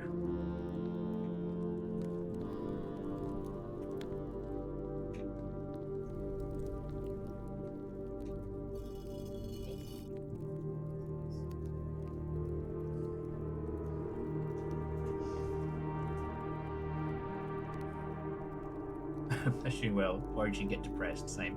Well, we're watching her extremely closely, right? Because guinea pigs often don't do well on their own. It's more common for them to not do well. Now, Cleo's had multiple cage mates over the years, like little Anya and Diva. And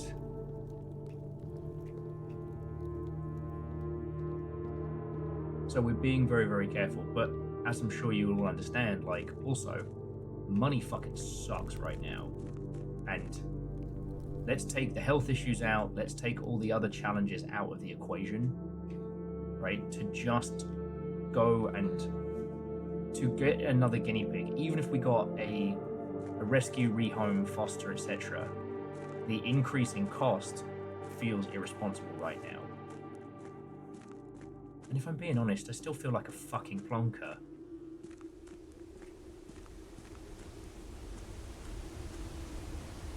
Oh yeah, because we can get to the tomb now, can't we? Because, you know, I let a fucking idiot vet talk me into a surgery that Diva really didn't need. You know, and I can't help but, like, hear that echoing voice in my head that's like, that was $2.5 grand. Now, that was from you lot. I mean, the bulk of it was from caffeine, but also Fearless, and anything that comes through the, you know, the war chest is from y'all.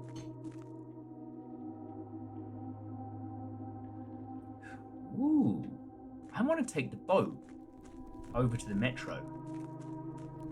Like, whilst we have it, I think I can get there now. Or could I have done that from this side? Did I fuck up? Maybe.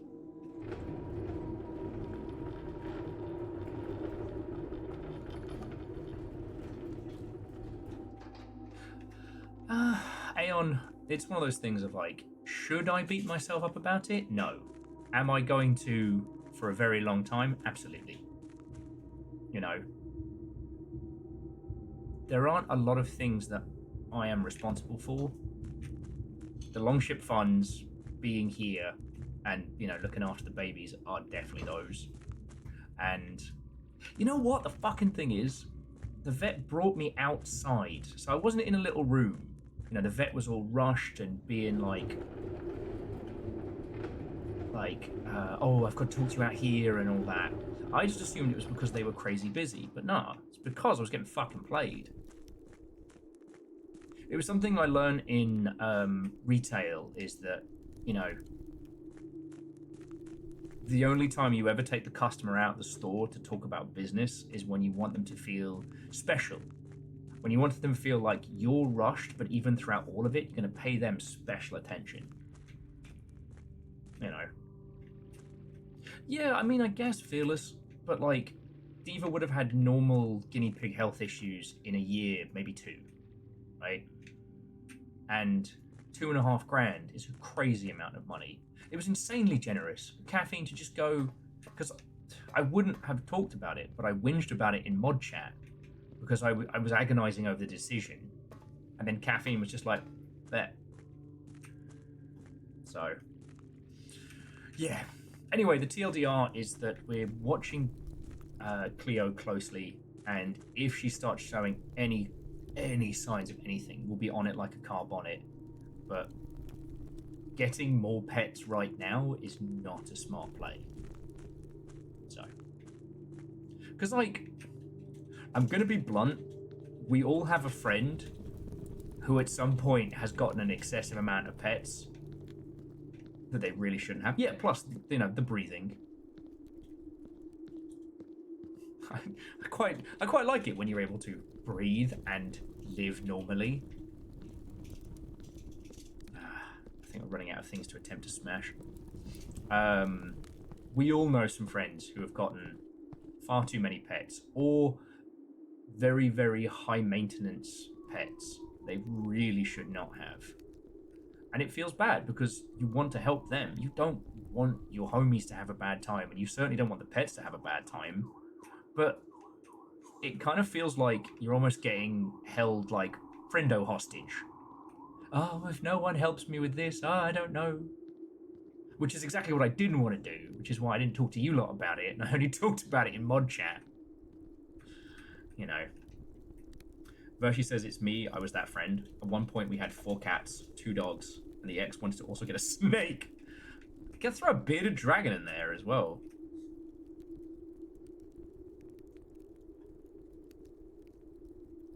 Oh, that's a good point, Caffeine. There is the other side. I had the same thing happen with a mint copy of Final Fantasy VII. Fearless just said that when they were working retail, the only time they took a customer out of the store was to offer them cash in hand for a copy of Steel Battalion.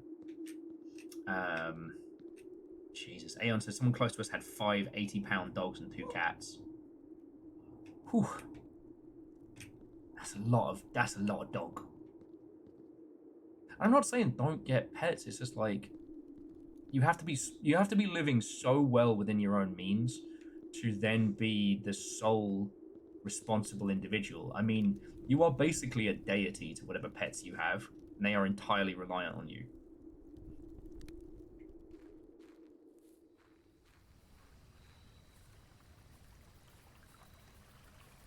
No, sit out here by the stream.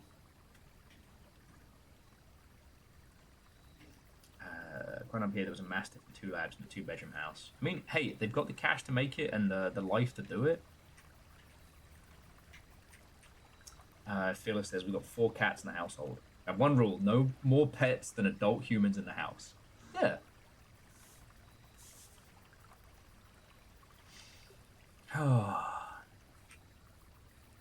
Because, like, I'll level with you all. I'd love to get another dog. I love a dog. I'm not going to do it, because that would be fiscally and personally incredibly fucking stupid. But hey, you know, maybe the world will change and the wheel will turn, and then I'll be able to be like, ah, yes, I have dog money. But that time is not now. Anyway, sorry, I didn't mean to have a big old fucking whinge there. We've got food money.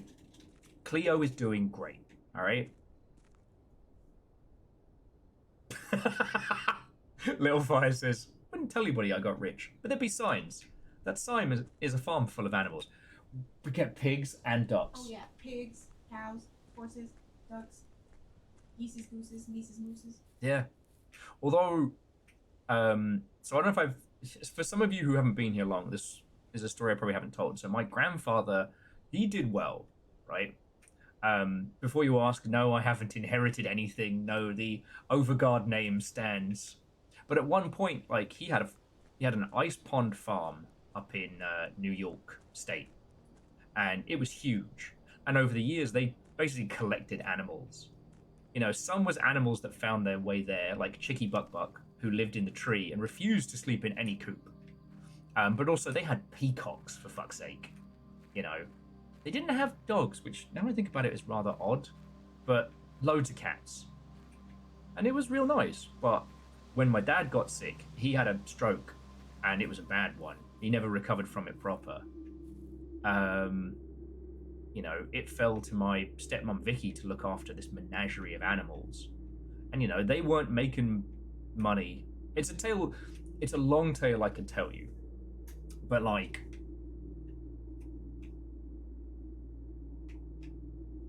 I still remember just how much work that quickly became.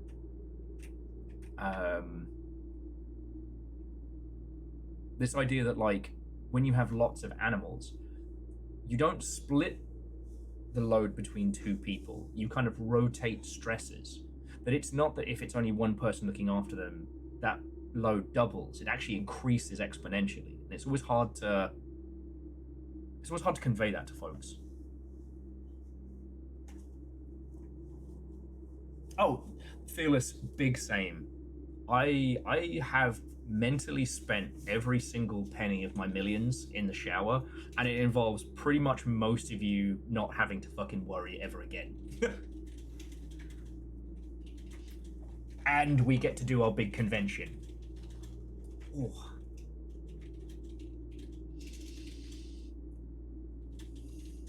But yeah, for those who don't know, my granddad wrote a bunch of books. He was a golden age comic artist, and he also wrote some episodes of Thundercats and Peter Pan the Pirates and Silverhawks, if that means anything to you. So yeah. Vershi says, if I blew up, I wouldn't say anything, because my main goal is to act like I don't know nobody.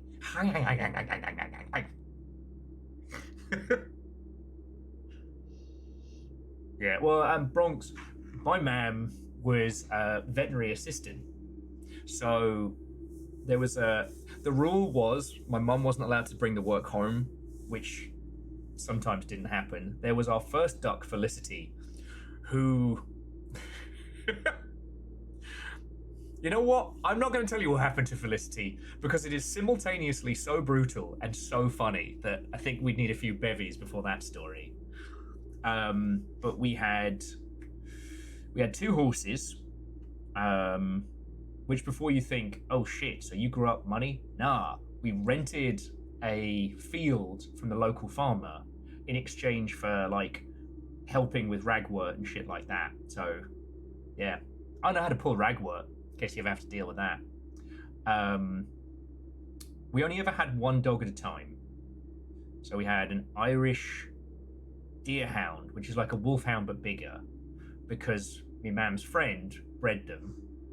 And then after that we got this little, it's a Bedlington Whippet cross, and it basically looked like a tiny wolfhound the size of a poacher's dog.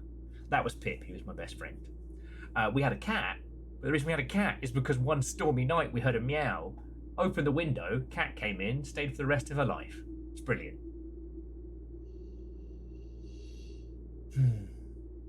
And that was really about it. We didn't do like, you know, we didn't do novelty pets, and we didn't do anything we didn't do anything you couldn't cuddle. And the horses, like my mum's horse, she got not. I'm not saying that me man bought a horse illegally, but what I am saying is I remember with distinct clarity when we went to pick up the horse, we didn't go to like a stud or a breeder. We went out to the middle of fucking nowhere, and then another trailer kind of came, and we borrowed the trailer from one of my man's friends. And now I'm sitting there and I'm thinking, I'm just like, that was off the books. That was cash in hand. And the other horse was an ex-Pony Club pony.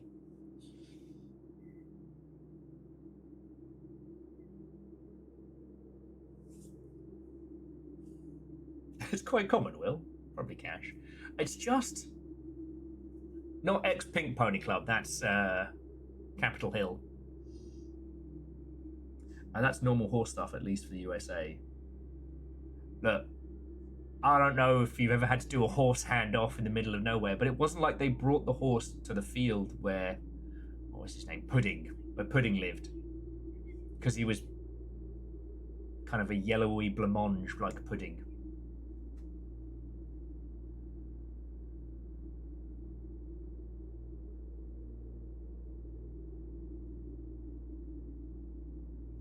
Oh. Well, Lyoshi, we're all learning a lot about each other tonight. Okay. I will say, though, thank you for letting me vent about it. Obviously, I'm constantly and deeply worried about, Cleo and everybody. But I'm a warrior. It's a special skill. It's, I call it the Galadriel style, because I worry about that which was, that which is, and that which has yet to pass. But thank you for letting me blab about it, right? As I'm sure all of you who have pets know, half of the time you don't actually want advice, you just want to talk to someone who goes, I fucking get that.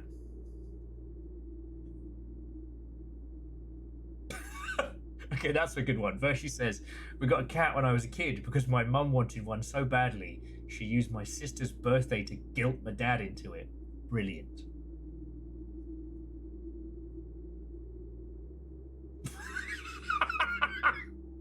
DJ Coyle. And then on the other horse, well, one night, there was a storm, we heard a whinny. Opened the window, horse came in, stayed.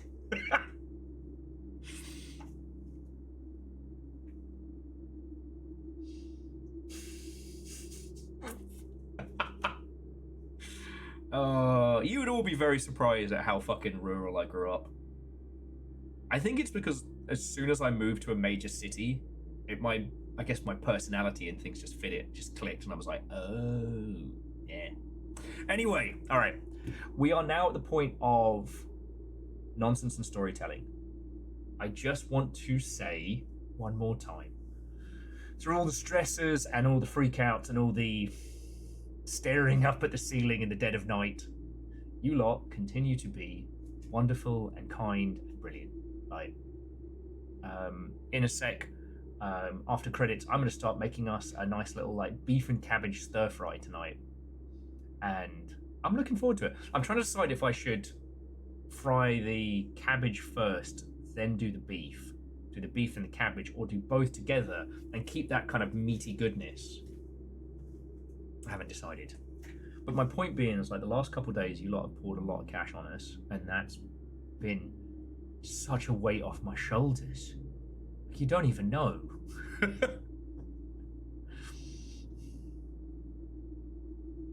You don't even know. So for that, I want to say thank you for coming along with yet another Blueprints adventure and unlocking some more puzzles for whatever castle may bring. I wonder if the cat picture has something to do with the castle picture. So yeah.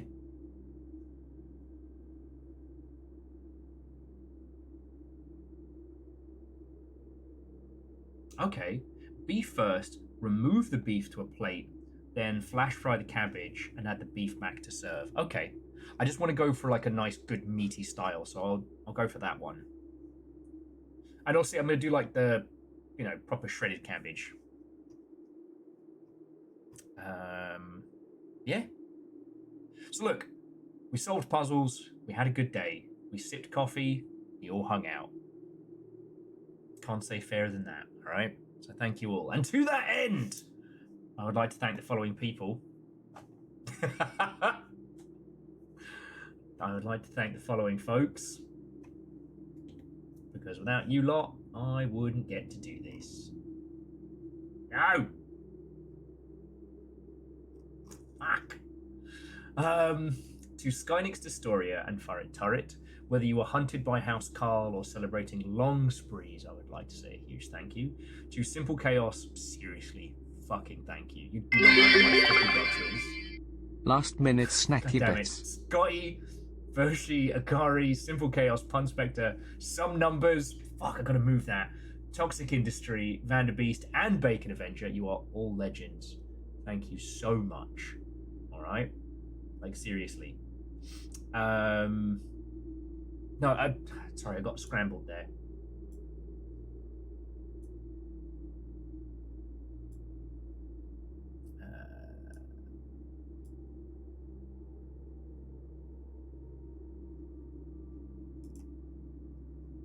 Okay, there we go. I'm just moving he down to below the credits, so I don't end up having to panic each time. I guess Will with a spatula is staying.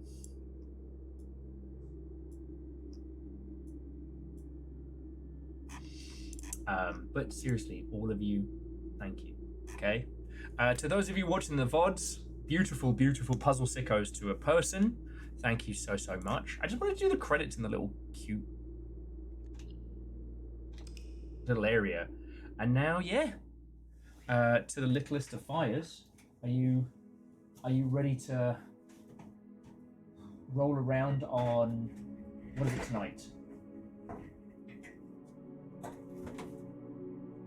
Controle?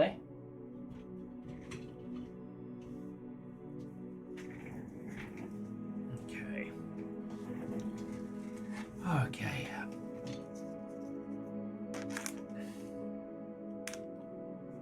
Okay. Get all settled in the ilk. Hey, I'm doing my best with timing. Blueprints is a nightmare to try and work out because you can be like, what you feel like is towards the end of the worst run ever, and you're like, oh well, this is absolutely about to end in the next 20 seconds, and then no, it all comes together. Suddenly you're like eyeballs deep in the coolest puzzle. And I feel like as we get further and further into it, we'll have more tools to be able to predict. Like, now we can get to most of the underground without having to do battle with, well, everything. Okie dokie. So, yeah.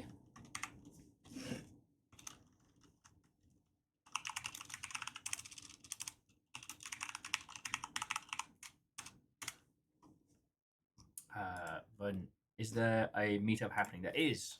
April 4th, 6 p.m. at the Flying Bike. I mean, it's from 6, so don't feel you got to be there at the crack of.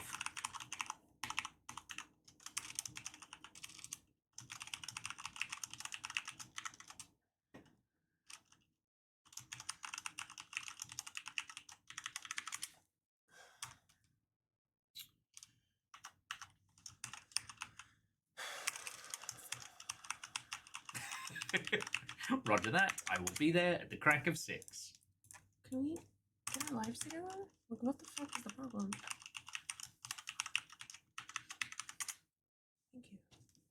Instructions understood, loud and clear. I will be there at exactly the time. Probably should. It's going to take you 50 million hours to talk about things. Maybe we'll do it like we do stream. I'll show up early and do like a preamble. Probably should. Probably should. But it's cool. I'll have to do us like a cool roast that day. And I hope you're hungry, because I am about to start cooking this up.